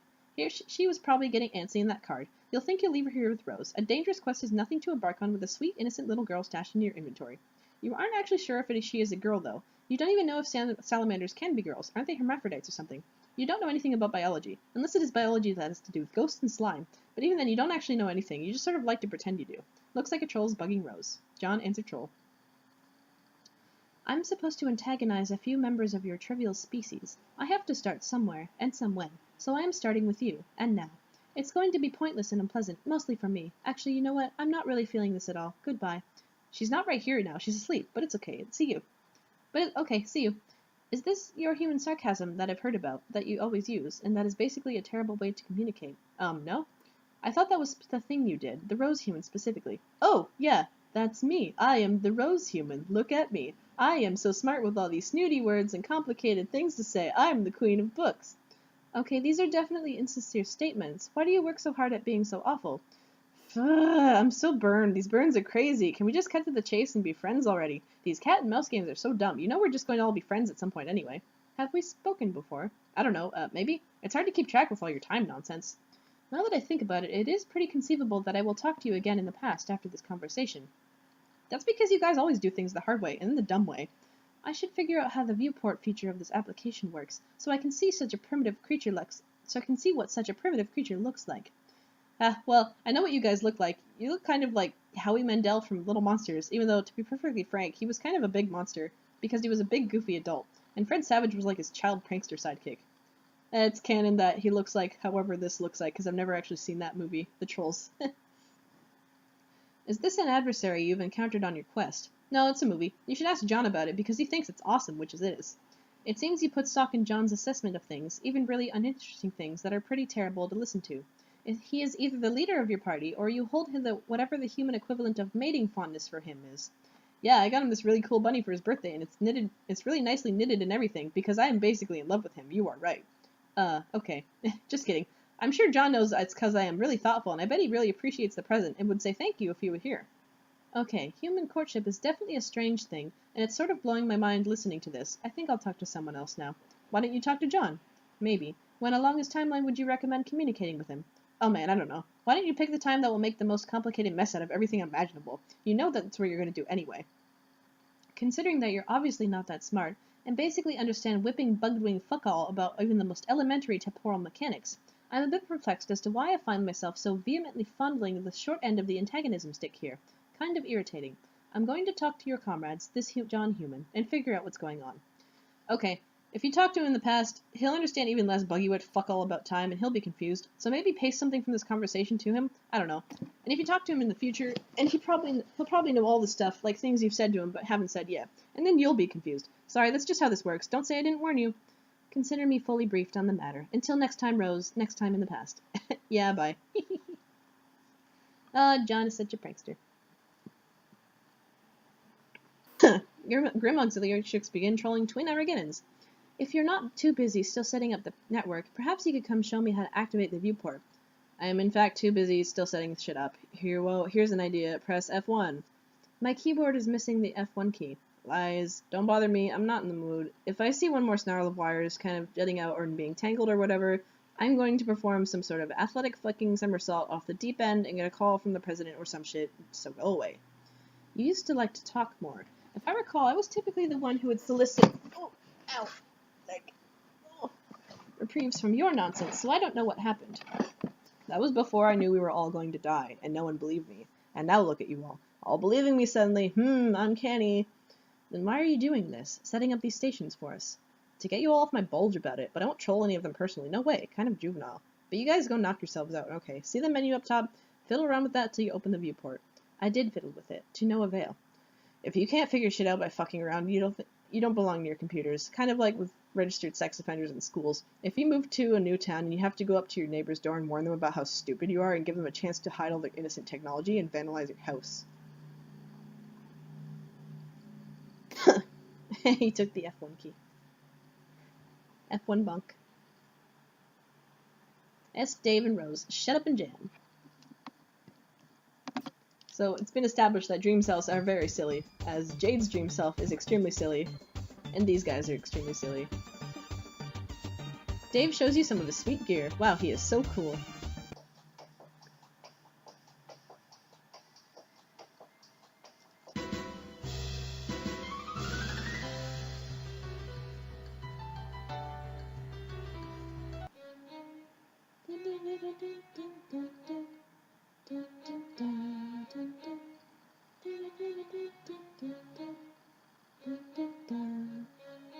This is my favorite song in this one, I think. I think it's called Durst Dreamers? Yeah.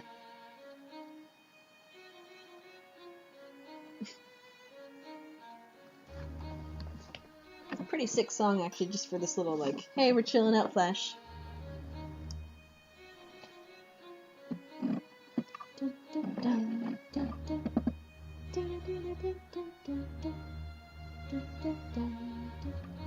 Okay, I'll listen to that later. Rose throws a little cow out the window. Rose, first, be the pony. Second, follow Mom. You are now the pony. You stand outside some ruins which your beloved master's mother entered recently. Outside, you find a striking scarcity of oats or greenery or anything at all that is delicious to chew on. This is as compelling a reason as any to follow her inside. Maplehoof, enter. You go in the ruins. Your clopping hooves echo throughout the cavernous and foreboding environment, but you are too stupid to be nervous. Your powerful snout detects the scent of Rose's mom. She went this way. Maplehoof, follow scent. Good grief, look at all this grist. A large and terrible monster must surely have been slain here. Maplehoof, collect grist. You pick up all the grist and store it in Rose's grist cache. This is entirely too much grist for too many exotic types for such a low-level player, but you'll take it. You don't look a gift horse in the pink heart tattoo. The grist overflow is gathered by the grist gutter utility supplied by Grist Torrent. It is stored and gradually redirected to other players. Rose's mom stands on a small platform and disappears. You are a little nervous about transportalizing yourself. As a quadruped, grisly bisection strikes you as a very real possibility, even though you're too dumb to think of such things. Stands up on two legs. John, first, be the hat. Second, find Dad. Rose stops being the pony just in time for John to start being the hat. The breeze carries you where you need to go. You settle in front of a man in sore need of a fresh hat. He gathers the clean hat along with a shoe he found through similarly serendipitous means to replace the one he lost. And he sees Grandpa, Colonel Sassacre. They bring the book and the hat. John, visit Rose's alchemister. You decide to try out the code Dave Sprite gave you. John, make item. Fear no anvil. This thing is huge and costs a fortune. 500,000 pieces of billed grist, garnets, diamonds, gold, and a single piece of quartz. There's no way you can make that, let alone wield it, even with your ghost gloves. John, shrink it down. You use the alchemister's scaling upgrade to reduce it to a more manageable and affordable size. You make a weapon called Fear no anvil. John, pester Dave Sprite. So what is this? This thing this code made. Really powerful hammer. How do you know? I thought you couldn't use hammers. I can't. Better be, though. I've got it from Hephaestus. Who's that? Really tough to kill, dude. You killed him for it? Nope. How'd you get it? Shenanigans. Okay. Check out Dave's computer. It seems you have a visitor.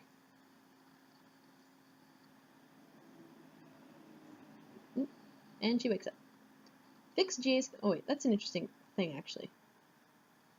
So dream selves, they don't, like, fall asleep. Like, once they're woken up, I guess that once Rose wakes up, like, just consciousness is transferred. Because she doesn't fall asleep or anything. When Rose in the real world wakes up, she just disappears. So I guess before dream selves are awake, they're just asleep. And once they are awake, they can no longer fall back asleep. They just, like, go back. If that makes sense. Weird things. Fix GA's computer. There's nothing left to fix. Just got to open the viewport. It's easy.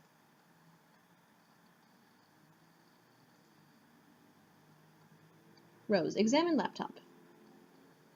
Someone has been using your Pestersham account, and you somehow doubt the culprit was this young, upright amphibian presently throwing a fit. Rose, go find John. You hurry to the door so you can catch John before he goes gallivanting off somewhere, but it seems your door is ajar. Funny, you don't remember leaving your door ajar, even though it's sort of absurd for you to take note of such a thing, considering John recently left your room. Oh well, it doesn't matter. You will now proceed through this door uneventfully. Proceed through the door uneventfully. Nope, it's a bucket. You got dumped on by a bucket full of hellacious blue phlegm aneurysm gushers as a thoughtful but mischievous thank you gesture from John. Your prankster's gambit plunges to an all-time low. You cannot hope to defeat Egbert in a prank-off. He is simply the best there is. John, equip trusty rocket. Rose obviously isn't waking up anytime soon. Might as well take some time to explore and maybe stop by again later. Why, Dr. Meowgon, do you want to come along for the ride? It sure looks that way. Okay, hop aboard then. Adventure awaits. John, blast off.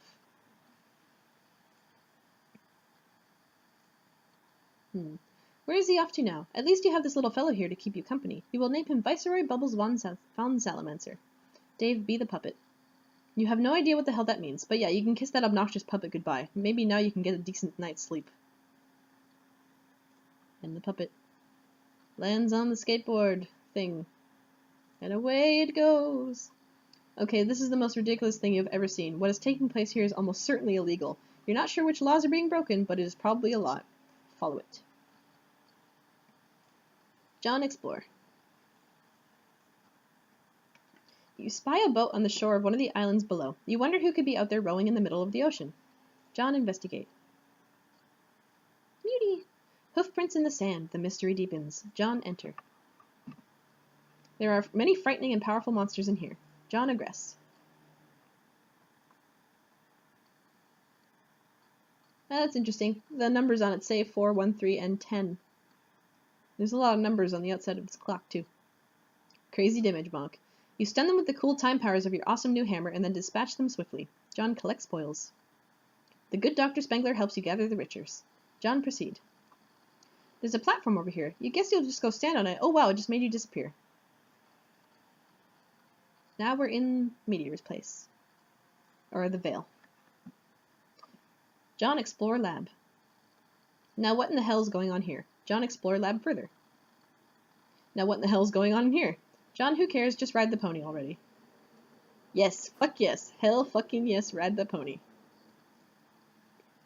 But seriously, what in the hell is going on in here? But seriously, keep exploring. You find a sweet getup. It's almost as if it was tailor-made for you. How weird would that be? John, put it on.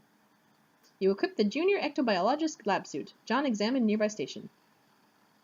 Now what in the hell is going on in here? Of course it's obvious what's going on in here. It's another one of those 4-monitor house-shaped terminal thingies. AR, resist urge to ride Bro's rocket board.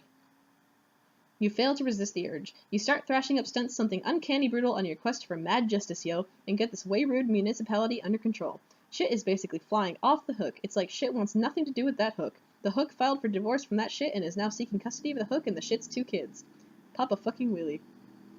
These hops are unreal. Shit, this flagrant should be illegal. It probably is, but you don't care. PM, prepare to depart for battlefield. You have traveled to Prospect's moon to board the shuttle headed for the battlefield. There you will seek the counsel of the White King. Ooh. Something's following you. Good old club's deuce. You have unwittingly been tailed by a nefarious courtyard droll from Durst. Pick a pocket. Touch the butt. You pilfer the White Queen's ring. Depart. None the wiser, you board the shuttle. Next stop, Skya. You receive an incoming message from the Draconian dignitary. You tell him you've got the ring. He says good. Bring it to him while he waits for an update from the hegemonic brute who's been tracing the king's movement down the battlefield. He asks if you're still wearing that ridiculous outfit. He says you don't have to anymore by orders of the Sovereign Slayer. You say, you'd still rather wear the outfit. He's got nothing to say about that. Jade! Kick-ass! Clobber! Additional pummeling! Dead Grandpa Smackdown. Sweet catch. It's too late. She's gone. You'll have to remember to deliver it later somehow. The best way to remind yourself that you're carrying a ring is to put it on your finger. Hey, turn into a thing. Of course, that was just an imaginary transformation, since the ring doesn't work like that on humans. It was fun to pretend, though. Meanwhile, in a timeless expanse. Somewhere, a war-weary villain runs eternal struggle between feuding royalty. The battlefield holds little promise for a peaceful life of a simple farmer. SWV, rise up.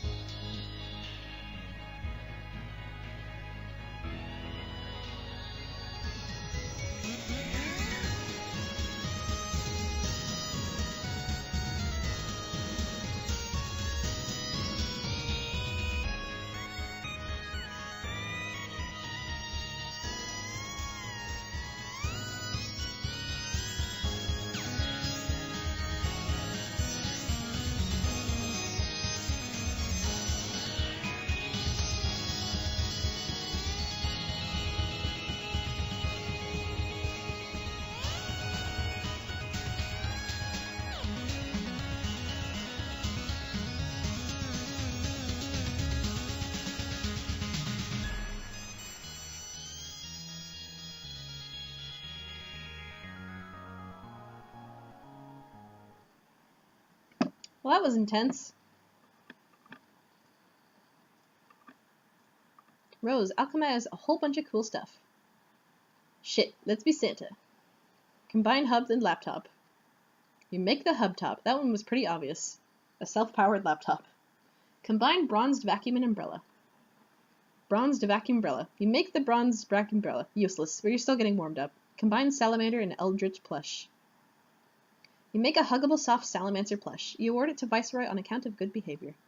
Combine ink bottle and gushers. Bodacious black liquid sorrow gushers. You make a box of bodacious black liquid sorrow gushers. Another Crocker nightmare rears its ugly head. The ink reverses the healing properties of the blue phlegm. These are pure poison. Combine hubtop and hairband. You make the hubtop band, a convenient hands-free computing device. Combine magnetic V and a bottle of vodka.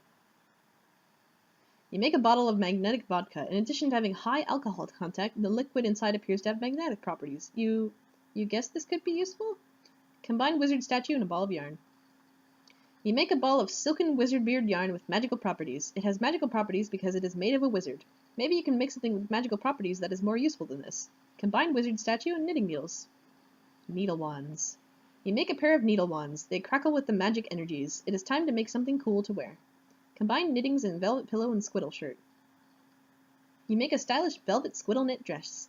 Combine needle wands and grimoire. Thorns of Ogoloth. You make the thorns of Ogoloth. The needles seem to shiver with the dark desires of the deep one. Any sane adventurer would cast these instruments of the occult into the furthest ring and forget they ever existed. Makes lots of cool shit. Aggrieve encroaching malefactors. Kill them. Welcome to the party, motherfuckers. Jade, build. You take advantage of Dave's nap to make some architectural headway on his building. You are really proud of your floor plan. It is so cool. Speaking of naps, you've been asleep for some time yourself. You suppose you'd better wake up soon. But then, your neighbor in the other tower is supposed to be waking up soon too, and it would sure be a shame if you weren't around to greet him. Dave, wake up and jam. And by jam you mean alchemize, of course. Whoa, your house is huge suddenly. Anyway, let's get this party started. Combine sunglasses and iPhone. The eye shades. You make a pair of eye shades. This one was really obvious because future Dave had a pair, but he took them with him when he prototyped himself. So now you have a pair too, so that's cool. Combine timetables and computer. The turntop. You make the turntop. Convenient computing on the go. Sort of like you have with your eye shades, but with all your important files and apps on there. Not to mention Suburb. Plus, maybe it has some weird time powers? You have no idea. You'll mess with it later. Combine Puppet Tux and Smuppet. You upgrade the Puppet Tux feature Dave made. He probably made it by combining one of your bro's badass marionette suits with your shirt and scaling it up to fit. That's how you would have made it anyway. You add a Smuppet to the mix to make it softer and more stylish red plush Puppet Tux. It's like walking around in snuggly pajamas. Action pajamas. Combine broken Khaled Scratch and Ribby Contraband. You combine a couple more items you get from the future Dave's loot stash. The broken form of Khaled Scratch, some Ruby Contraband, whatever the hell that is. The resulting item costs a fortune. You have no idea what it is. Preview item and holopad. You momentarily reconfigure your alchemimeter upgrades to make use of the holopad extension. You pop the card in the slot and check it out. The combination would produce the broken scarlet Ribitar. Combine whole Khaled Scratch and Ribby Contraband. Out of curiosity, you try again with the whole sword. You dial back Khaled Scratch to a little turntable, rewinding the sword to a point in its history before it was broken. You then combine it with the red frog thingy to show the complete scarlet Ribitar. But there's no way you can afford to make that yet. It costs even more now. Maybe you'll stick to combining items around your house for now, rather than stuff from your future Sylladex. It'll be less confusing that way, and probably less expensive. Combine shitty sword and Hella Jeff drawing. You use one of your bro's really shitty swords from the fridge and a printout of Hella Jeff to make a sword. This thing is so unspeakably shitty you're having a hard time even holding it. Come on! Combine Snoop Dogg photo and mini AC and Khaled Scratch. Snoop Dogg snow cone machete. You make the Snoop Dogg snow cone machete. When foes drop it like it's hot, just turn up the blazizzle nozzle so they'll chillax for rizzle. Combine skateboard and Hella Jeff drawing. Unreal Air. You make Unreal Air. And there it goes. It's getting some Unreal Air. And there it goes. It is ridiculous what kind of air this thing is getting. Dude, come get the ruler, check this out. Yeah, it's not coming back. Make another one. You just make another one. You quickly stash it in a card so it can't escape from above. Combine GameBro magazine and timetables. Vintage GameBro. Exclusive bro strategies, the hottest secrets, shh. Challenge your thumbs to the maximum, outrageous video stunts at your fingertips, where are all the secrets in here, bro? You turn back the clock and make a vintage game bro. You think you remember this one from your bro's stash, it's a classic. Combine battering and Midnight Crew poster.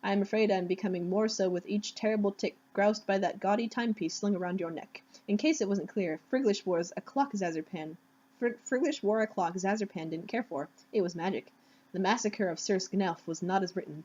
What has you convinced it was the hand of our disciples in this blackness? Executus chimed in. I believe a fat face stammered, eyes darting with the guilt of a thief in the throes of an unraveling alibi. I can summon a more pressing line of inquiry. No, Smarty, nobody was in the mood for a sticky buntloaf just now. Zazerpan's ears fell insubstantial to any line of inquiry, pastry-oriented or otherwise. His abstruse cartour carved a pondering shape in the fog carpeting centuries dead. His 11 contemporaries too embraced the muted consternation of their great predicant scholar. Few wizards kept sharper adumbratives or read them with such lucidity. When Zazerpan treated men with silence, it was seldom unrepaid by the wise and reasonable alike. It was harrowing to entertain. Zazerpan the Learned's storied complacency of wizards was marked for grander descendants. Disciples hand-picked, vetted by Octite the Bonafide, and tested by Gastrel the Munificent. The 12 sweetest, most studious children a pair of elderly eyes could give their sparkle, not the ragged guttersnipe of so oft harvested by the common obscenity. Those vituperative little beggars with hearts to corrupt it as dropped bananas brown. That these chosen youngsters would turn was not merely unthinkable, but something of a roundhouse to the temporal bones of the upper indifference's high chamber of soft-skulled prophets. His wisdom-savage brow pruned further with recount of his many lessons to would-be successors, lessons to advance humanity's elucidation and prosperity, an outcome this bleak trail now painfully obviated. There were few puzzles the learned could not suspend and dissect in that recondite manifold beneath his extremely expensive pointy hat. Daring to pitch his cherished pupils in with the foul melange of history's rogues, the heretofore extract scourge that built up the civilizations with ungodly magic and tore them down with joyful malice, would prove an intellectual trespass to make his calcium-deficient bones quake. And more daring yet was the only question that now mattered. Could a bunch of bearded, scraggly old men in preposterous outfits hunt them down? He didn't have an answer. Only a simple observation so blunt and uncharacteristically jejune for the lauded sage it was breathtaking in its self-evidency. We're going to need more wands. Wow, think of something better.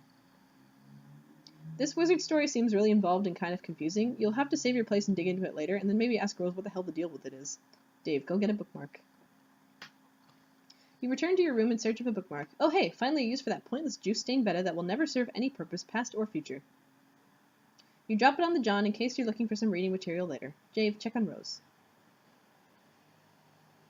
Dave Pester. Whoa, why are you burning your wizard fanfiction? I'm not. This book contains a genetic code. Oh, okay. Then why are you burning that? The gods from the furthest ring asked me to. Is that some dumb wizard thing you just made up, or something to do with tentacle monsters? I can't keep track of what you like anymore. How did you know I wrote a story about wizards anyway? John told me. He was all snooping around your room while you were asleep, so I'm like, no, man, don't. That's so not cool. And he was like, ha, dude, check it out. This book is full of wizard slash. And I was like, I don't even want to know. This is such a crazy violation of privacy. This story sounds suspicious. Do you want me to chew him out about it? I will, because that was so outrageous. I don't know where he got off being like that. No, I don't actually mind. Too bad I missed him. I thought you hated wizard. What's the deal with that? I like wizards. What I don't like is my mother's obsession with feigning interest in him to antagonize me. Oh man, that's so messed up, that you think that. She probably digs wizards for real, just like you, and you're blowing shit out of proportion like she pretty much always. You and she could be chatting up about how awesome wizards are this whole time, but no. You're probably burning your nutjob meow book to spite her too, aren't you? No, I told you. It's one of the gene sequences locked in my subconscious. The gods say it's critical to destroy it. Oh, yeah. I thought that was a joke. When did they say that? When I was asleep. You mean when we were dancing and stuff in our dreams? Yes. When I flew to your tower, I heard them. They're far above in the dark sky. I've never seen or heard things these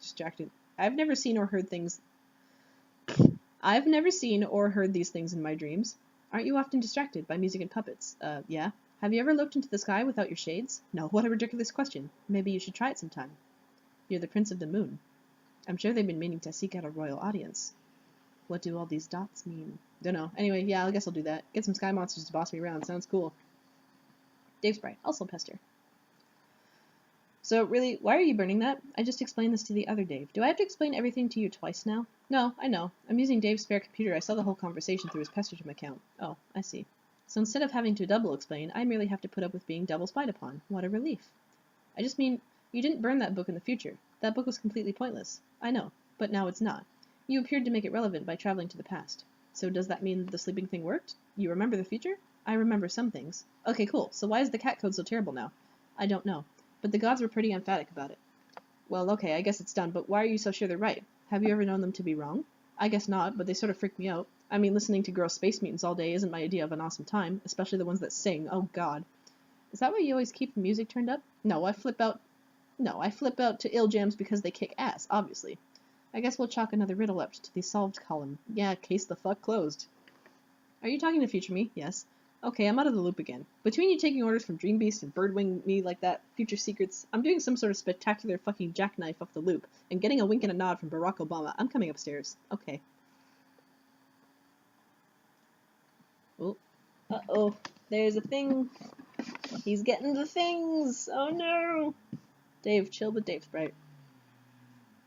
So, it was pretty funny how I made a copy of Rose's evil book right before she burned it, and now she doesn't know about it. I know, it's crazy. What kind of foresight this guy has. I'm telling you, coincidences like this are unreal. They don't even happen most of the time.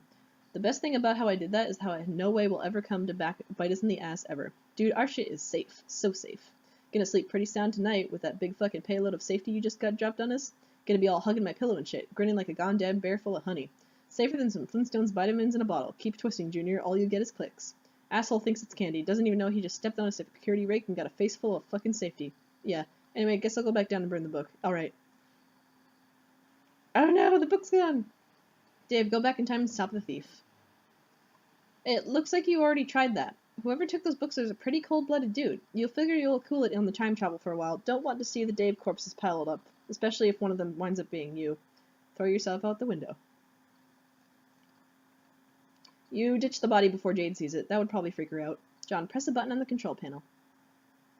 So this is what I was talking about before. If you can see the purple links, I've read through this before trying to find this, but this is the thing that basically, for the most accurate times of when the 4 kids were born, this is where we see it. You push one of the nearby buttons. It activates the upper right monitor. The view is locked onto a particular location on Earth at a particular date and time. Whoever was in the lab appears to have recently calibrated this device. Whoever being all of the adults.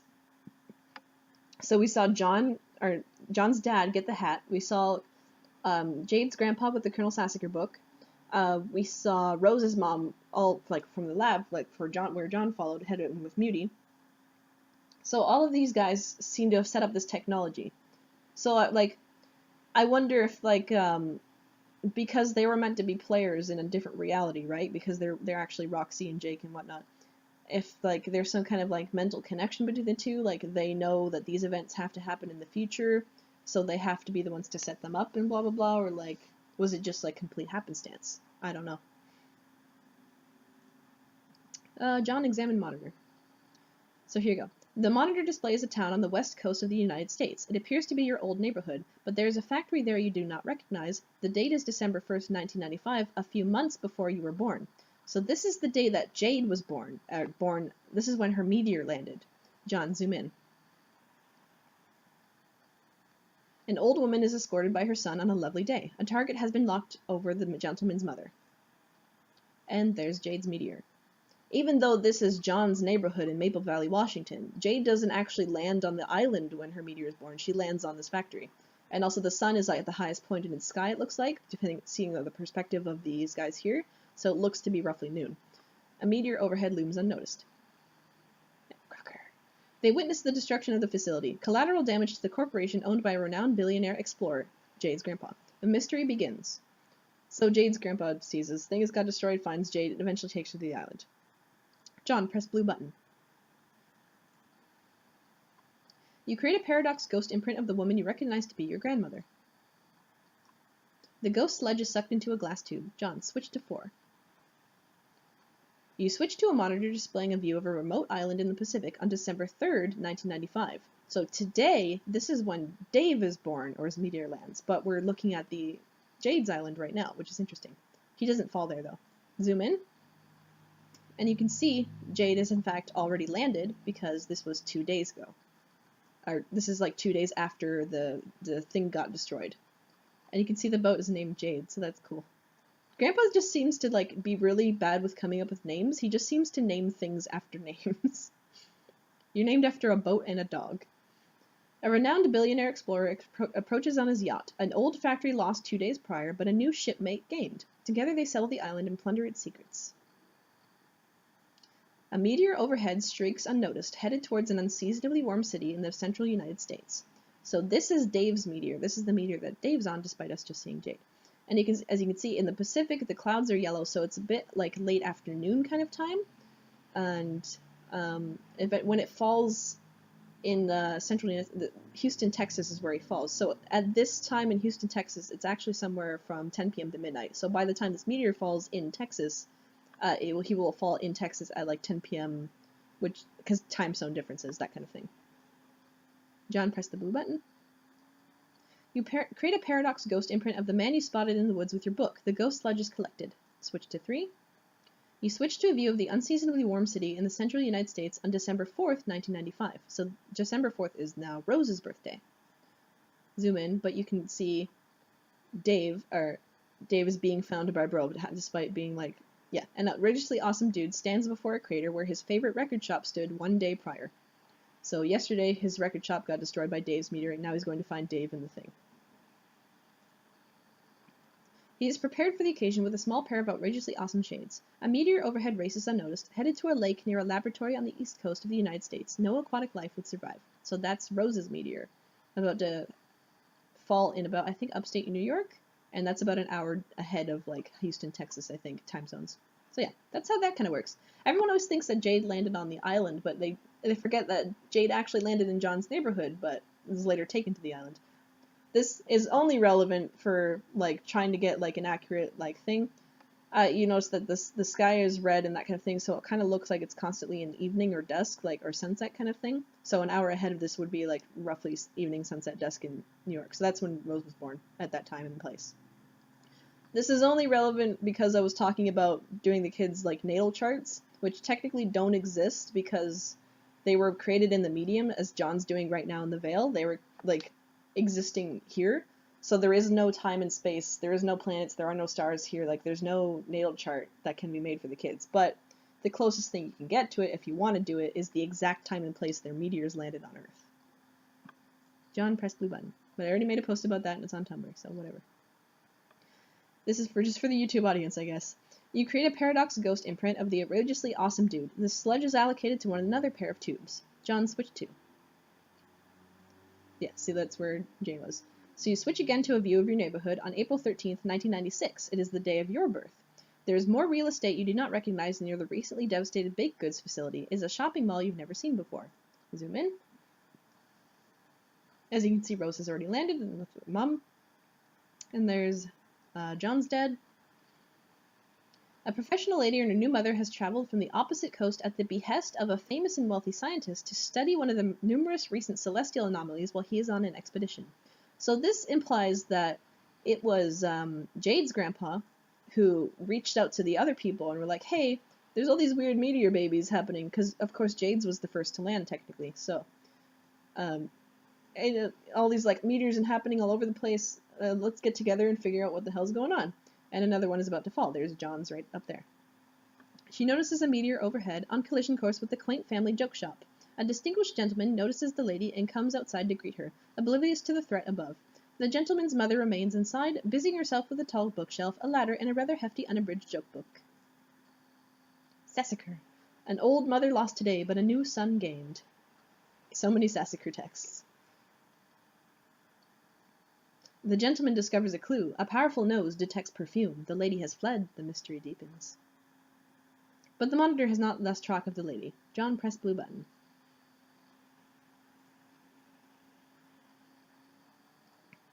You create a paradox ghost imprint of the professional lady. The sludge fills the final tube. Once all the tubes are filled, an automated sequence begins to execute.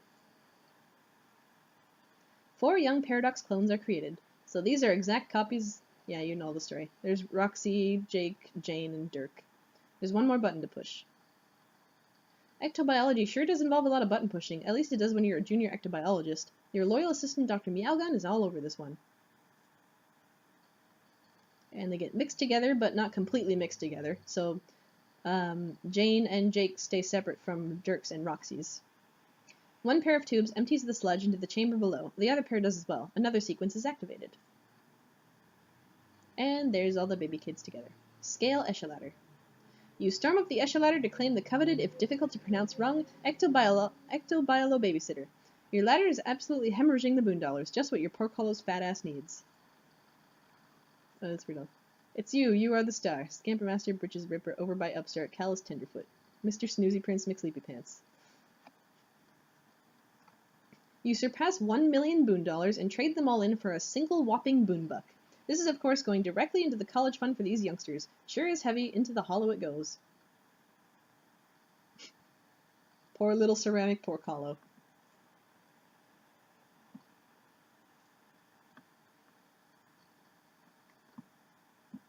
No, Dave wasn't in the crater for a day.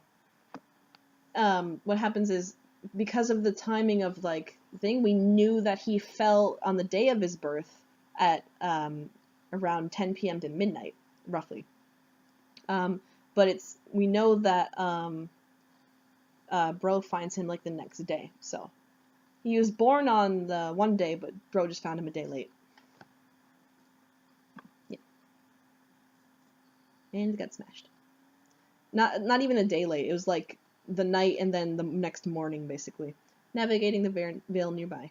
An old man has much to do before he returns to Earth, dies, gets stuffed by his adopted yet biological daughter/granddaughter, and stuck in front of a fireplace. Taking priority at the moment is shipping 2 passengers long overdue for a reunion. Literally shipping them. Good old mom and dad. Here's your scarf, my lady, from my wallet fetch modus. Thank you very much.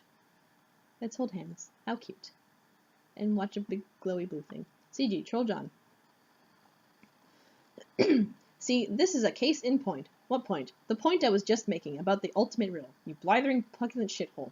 Okay, that's your cue to laugh at me some more, I guess, because you seem to really get off whenever I flame you. Humans are deranged. Oh man, I must be getting closer to the conversations where you're trolling me harder. This is pretty exciting. I can't wait to see what you got up your sleeve. You see what I mean? Fuck you about that. Anyway, you weren't making a point about the ultimate riddle, dude. Yes, I was, and now I'm losing my train of thought, dipshit. No, we never talked about it. Yet. Oh, hell, that's right. Damn it, I guess this is going to be confusing. Oh, you're just starting to figure that out now? See, I kind of painted myself into a corner. I started trolling you at the end, just before the rift, and then jumped back a little. And now I guess I've become railroaded into working backwards here. Unless I want to do the sort of dumb schizophrenic hopping around like the others. Oh my god, I know, you've told me 1,000,000 times. I have. Wow, I can't wait for all these amazing conversations to take place.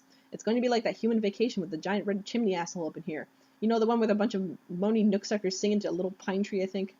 Man, I've got to say I'm a little disappointed by this masterful trolling you were bragging about. I was bragging? Why would I bother with that sort of pedantic human horseshit? Maybe you should consider that I was bragging to get your hopes up in the future, only to let you down, and thus troll you masterfully in that respect. Maybe, but that would be pretty weak too. Your brittle human calcium-based skull is what is weak, and if you and I were in the proximity of a blunt instrument, I wouldn't have much trouble proving it. Whatever. So what was this case in point you were making anyway? I was scrolling back and noticed you were in the Vale. Whoa, I am?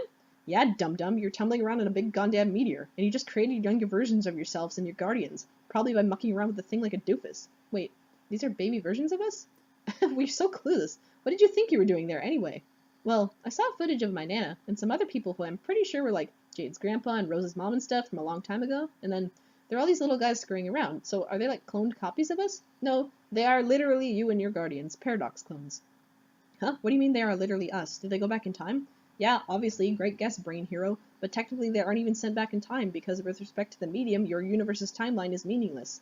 Seriously, why would it give a crap about Earth's past or future or whatever? From its perspective, it's just a bunch of points to choose from. Just like your chronology is from our perspective. But I guess that's a bunch of semantics. With respect to your personal chronology, yeah, they go back in time. A paradox clone is by definition a correctly cloned duplicate that will inevitably go back in time and become the original target that was cloned. If it's a malformed clone, it's just a meaningless mutant that has no bearing on the stable time loop continuum. I don't see any tentacles or extra eyeballs or warped bone bulges, so those gross little things there are all you guys, waiting to go to Earth and grow up to become the insipid bunch of grub-fisted douchebags you are all now. And this was the point I was trying to make up with the ultimate riddle. What is the riddle, anyway? Maybe I can guess. I'm good at riddles. Haha, think again, ignoramus. It's not even that great, or even much of a riddle at all. In the course of your adventure, you would have encountered all these fragments of weird poems and shit. You find them along your quests with clues and stuff, buried in them to help you solve puzzles and move huge stone columns and make staircases appear and lots of nonsense like that. It's all just masked in this flowery sort of frothy poetic jackassery that nobody really cares about, and I sure as hell don't care about spoiling it for you. But what all these lofty symbolic illusions boil down to is some grander statement about what you see happening here, that you are always the key to seeding your own existence through the game. And any hope that it could have played out differently or that you could have avoided this whole mess was always just a ruse. A distraction, perhaps. What? Never mind. Because if it didn't go down this way, then how were you even born? Get it? Which is all especially pathetic since Paradox Space apparently wanted all this trouble to make you to see how... which is especially pathetic since Paradox Space apparently went to all this trouble to make sure just so you have to fail and die. Really, there's nothing more tragic than these null sessions full of kids entering the game and fulfilling some cosmic destiny shit just to get wiped out and leave behind an empty, pointless insistosphere for all eternity. Actually, it's sort of hilarious. Or it would be if it didn't affect me personally. But anyway, there's a lot more to the riddle than just that, like what we were talking about last time we talked. But that's sort of just the gist of the themes it deals with.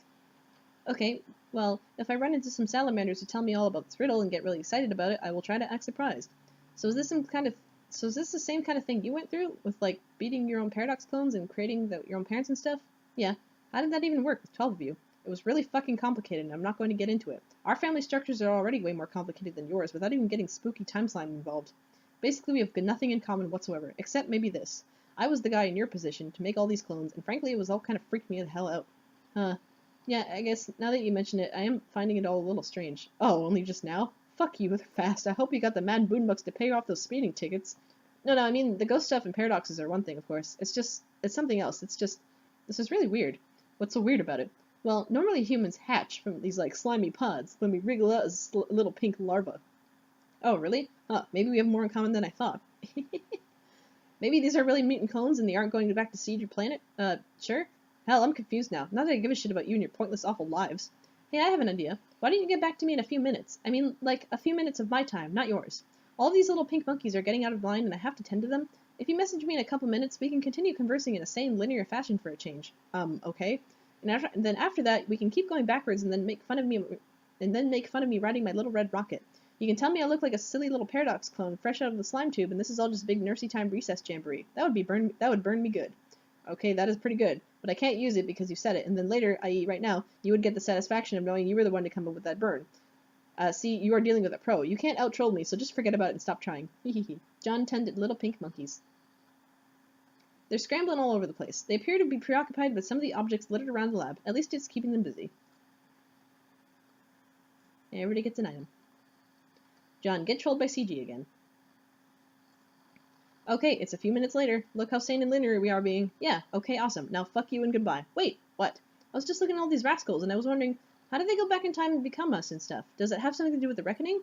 How do you know about that? You told me. We had this great dare going, to see who could be the least helpful and informative, and you totally lost, dude. You were hella helpful. I was obviously just spiting your stupid, pointless human dare. What is a dare anyway? It's nothing. Someone says do something and then, oh, laugh, laugh, you lose if you don't do it. That isn't anything that deserves a word. We don't even have a word for dare in our language. The closest approximation would be worthless fucking bullshit wasted time for silly little children. Oh wow, is that the title of a movie too? Yes, it's the title of every dumb movie you ever liked.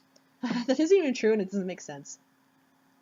Anyway, how could we have made a dare if I'm moving backwards on your timeline? You would dare me to do something that I would do it next time, but you wouldn't even remember the dare, because we didn't make it yet. That's what isn't true, and it doesn't make sense. You damn bag of puke. Well, yeah, the dare never happened. I was joking around and made that up to give you a hard time. You have sounded stupid down to such a science. You have sounding stupid down to such a science. Where's the lab coat and test tubes, Dr. Brain Professor? I am wearing a lab coat, sort of. You look like an elf. That's bullshit. You look like you should be blowing into a funny little shell and limbering up for a silly cookie dance. Do you even have elves? Yes, let's compare which fantasy creatures that don't exist we both do or do not have. What a fucking great idea, John. What? You asked about the reckoning, so why don't we talk about that instead of all these pretty much terrible things? Okay. Yeah, so when the reckoning starts happening, all these paradox clones get shipped off to meteors, flung through sky and defense portals, and sent back to Earth. End of story, I guess. Bye. Wait, so that means we are all sort of like Superman? Yeah, I guess. Cool! You all trace the mythological footsteps of your beloved human Superman, who's really just a muscular Caucasian alien. It's hilarious how humans worship him as a pinnacle of human heroism and virtue, but he isn't even human. Actually, it's incredibly pathetic, but also in a way kind of admirable, because it means deep down you almost realize who your daddy is. We are, bitches. Yeah, Superman is pretty cool, I guess. Did you know Nicolas Cage was almost going to play Superman one time? Oh, my throbbing phlegm lobe, who gives a barfing fuck about that? John Egbert, you have assassinated my patience. Adios, loser. Wait, get back to me in a couple minutes, okay? Fine. Facepalm ×2 combo. AR Shred. You are ripping up so many hellacious shreds, this fierce shitty biznasty is getting so deliriously rude, brazen, and it... Okay, you lost the handle in that sentence. Oh my god, is that what you think it is? This thing is so completely illegal. How could this atrocity be flowing out here unnoticed all this time? You were going to throw whoever is responsible into the slammer. You always call the jail the slammer when you're extra angry at crimes. There's a large elevator platform ahead. Go down. Yes, this was the thing that appeared in Jade's, thing that proved that, yeah. Below there's a dark, cavernous room. Near the platform is a time capsule. It has deployed a seed and waits for something to be deposited, and for the clock to be set. It's all harmless enough. Still no sign of any perpetrators. Search premises. Deeper into the darkness of the room, there is some complicated lab equipment. Again, nothing particularly unusual for this jurisdiction.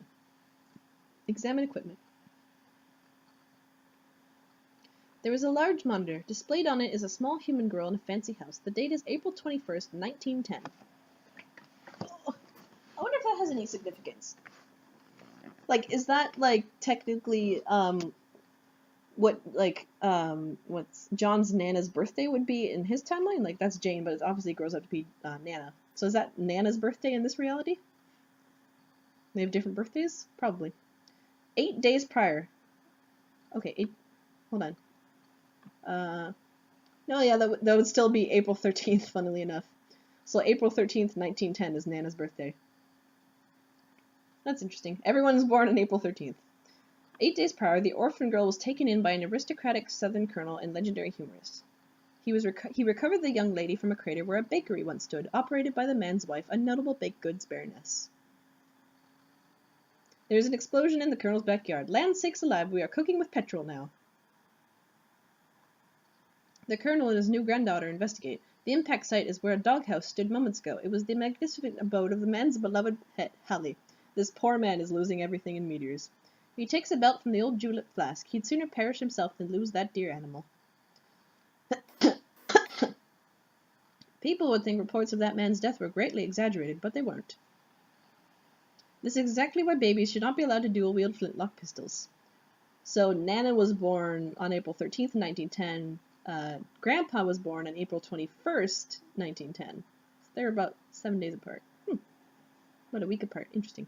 An old colonel lost, but a new brother gained. So, if she killed the Baroness and he just killed him, they're just a bunch of babies floundering around in nothingness. Except she didn't really kill the Baroness, because the Baroness was the alien fish lady. Aha, there's Hallie. The youngsters adore their new guardian. Good dog, best friend. The young boy has difficulty pronouncing the name, though. Sounds more like Harley when he says it. Unless they're just raised by the dog. That'd be funny. Fast forward. No, yeah. 13 years later, the boy develops a taste for adventure. He and his guardian bid farewell. His sister is sad. She will be left all alone with the wicked pastry baroness. She can handle it, he tells her. He believes in her. This all seems pointless to you and immaterial to the crime that has been committed.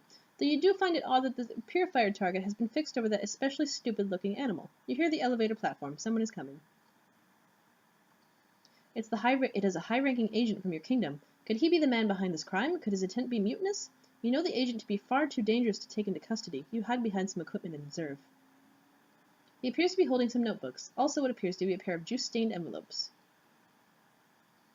Only one of the books is useful to him. The envelopes are useless, and he couldn't make it through more than a paragraph of the other book. Some weird thing about wizards. He discards them. The spare notebook lands on the floor. The envelopes land in the seed.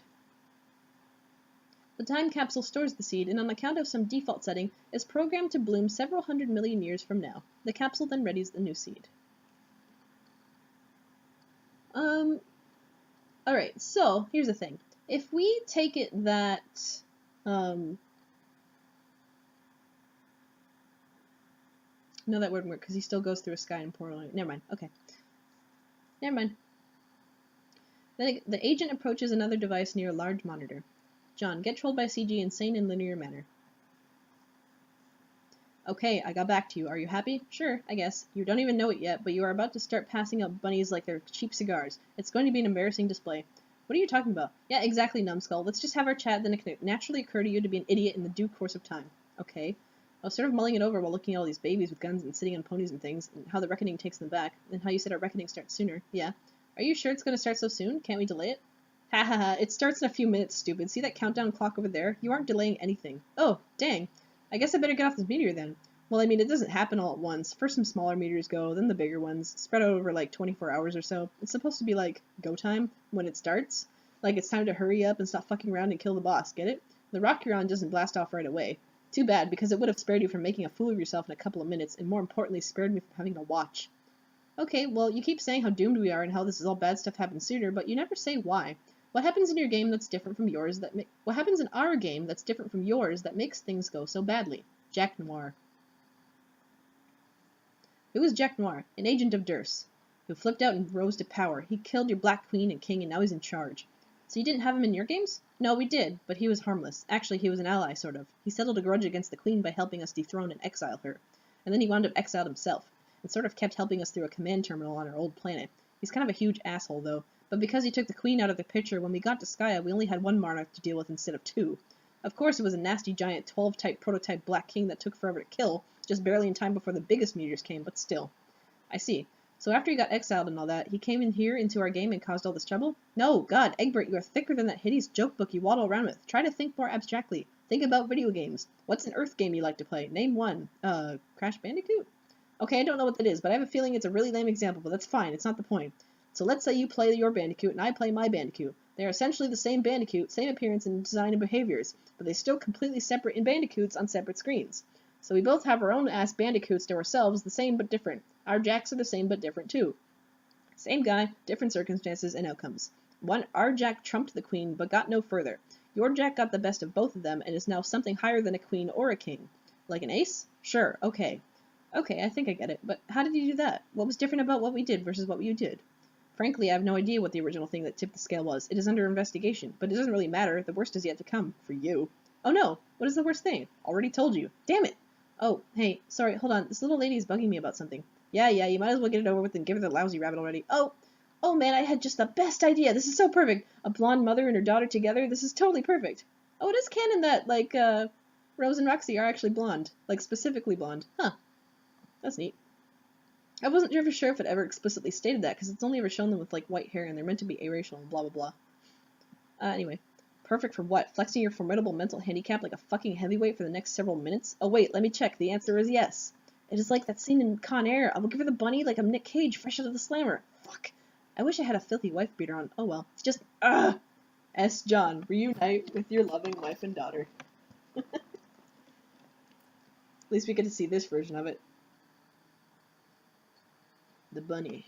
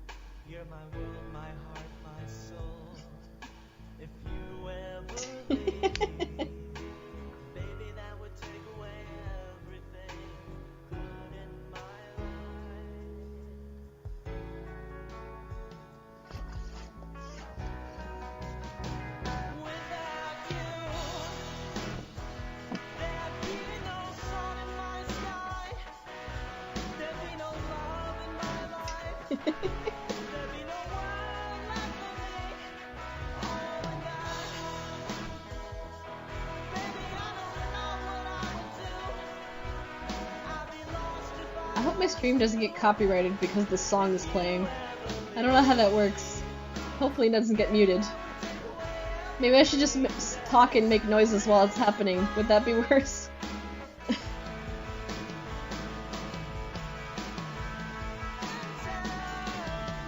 Hussy, stop having copyrighted music in your shit.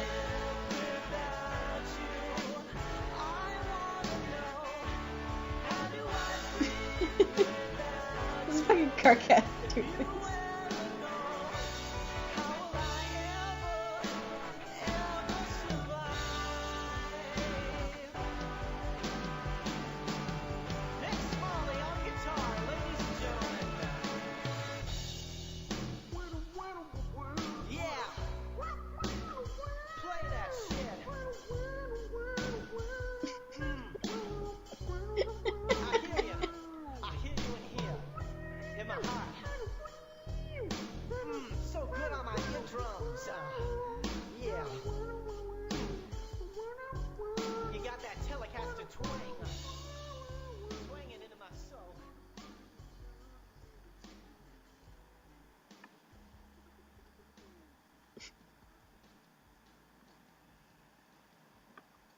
Just let the cage fade out. Yep.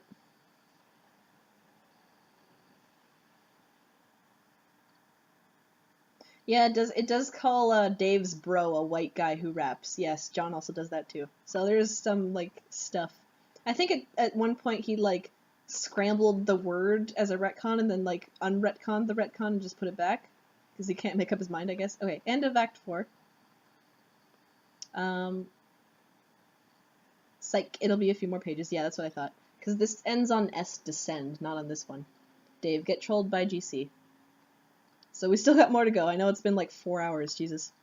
Dave, what's it smell like? What? Your blood. Fuck off. Dave, get a little taste for me. Tell me what human blood tastes like. I've been so curious. You're the annoying blind one, aren't you? Yeah. Dave told me about you. God, too many Daves. This is like big asshole and cool guy party, but someone forgot to invite all the cool guys. Man, I'm telling you, burns like that are unreal. Where do you even get a burn like that? That's sick.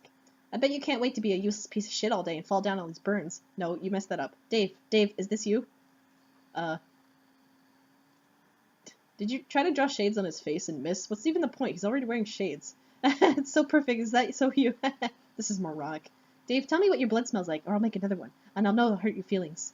And I know these hurt your feelings.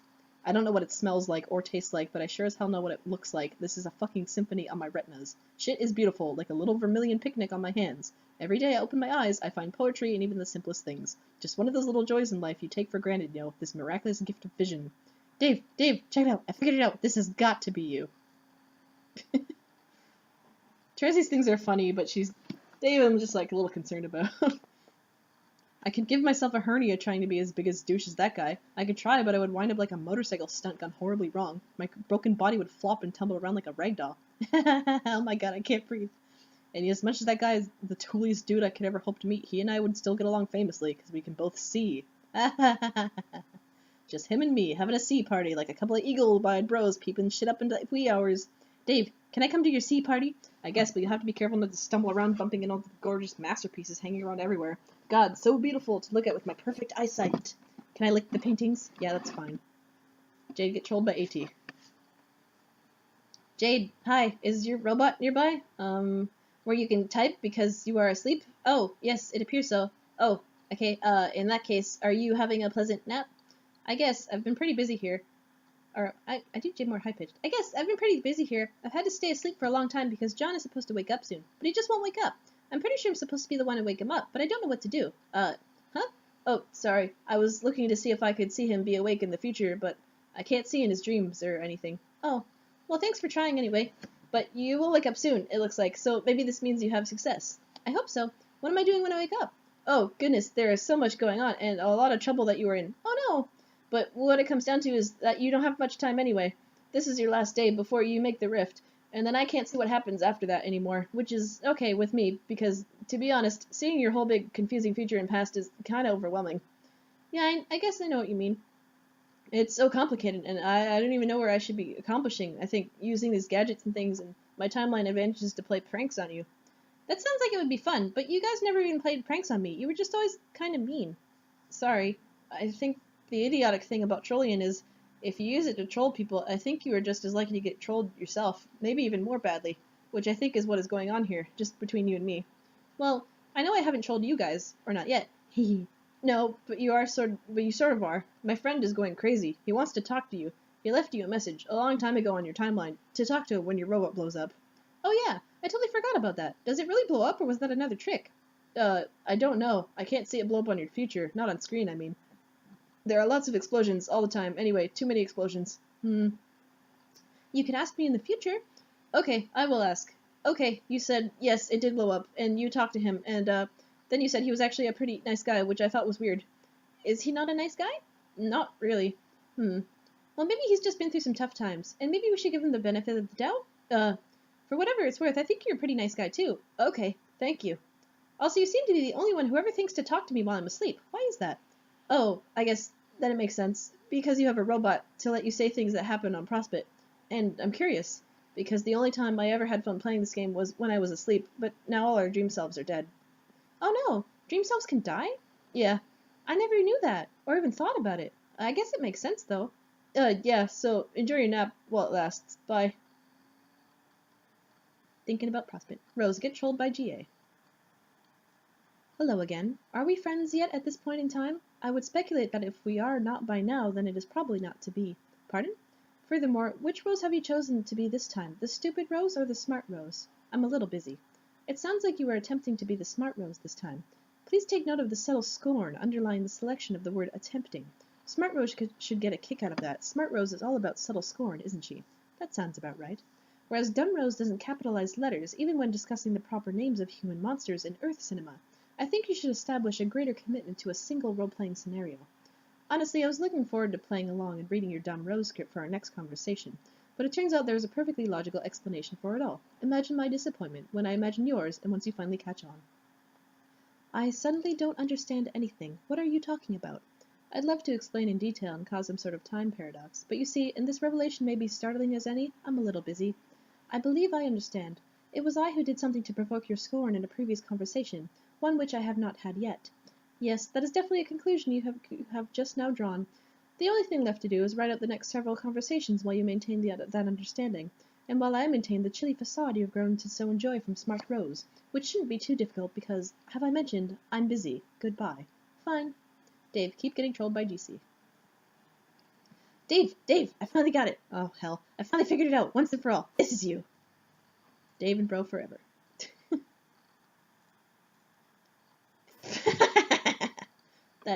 That's pretty amazing. Oh god, it is so perfect. Just a cool dude and his bro right there, adventuring through time and playing pinball and bro heaven together. Tell me that isn't so fucking perfect. Hey, speaking of which, where is my bro anyway? Haven't seen him at all since I got here. Dave Sprite doesn't know, and you can see everything that goes on, right? Or like smell it or whatever. How does that even work? How do you use a computer and know what's going on? It doesn't make sense. My face doesn't make sense. Dave, your face does... Damn it. But your face does make sense to my nose and to my tongue. Ew. I'm sorry, Dave, that you will never experience the sensory bouquet that I enjoy every day. That I ensconce myself like a warm and comfy bathrobe made of flavor and melody. Oh, okay, so the dumbest and most far-fetched explanation imaginable. Okay, got it. Anyway, I don't know where your bro is. As far as I can tell, you never see him again between now and the rift. Too bad he won't be around to bail you out again like he did when you entered. Man, don't remind me about that. So embarrassing. It's okay, I won't tell John about it. I know that's what you're worried about. Okay, cool. But look, you don't need to be upset about not having your bro to lean on anymore. Who's upset? About time to dude give me a little space.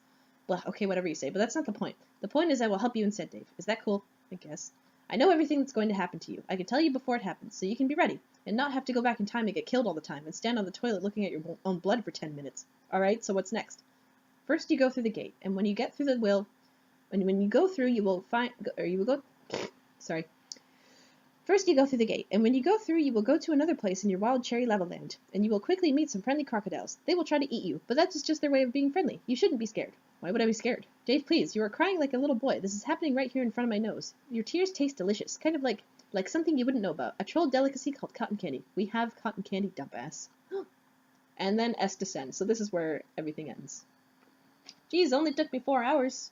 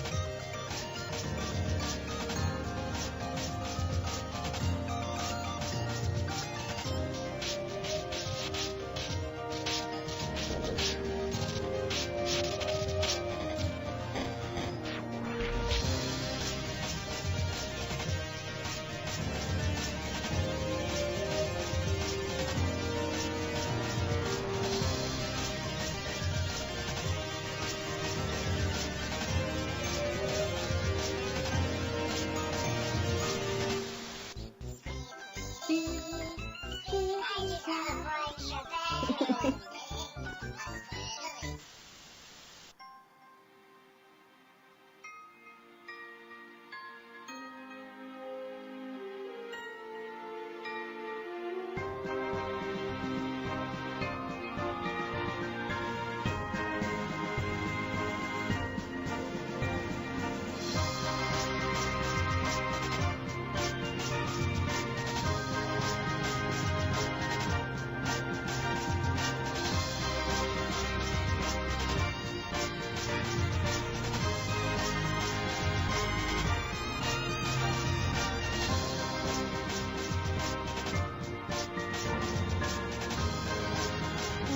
screenshot done.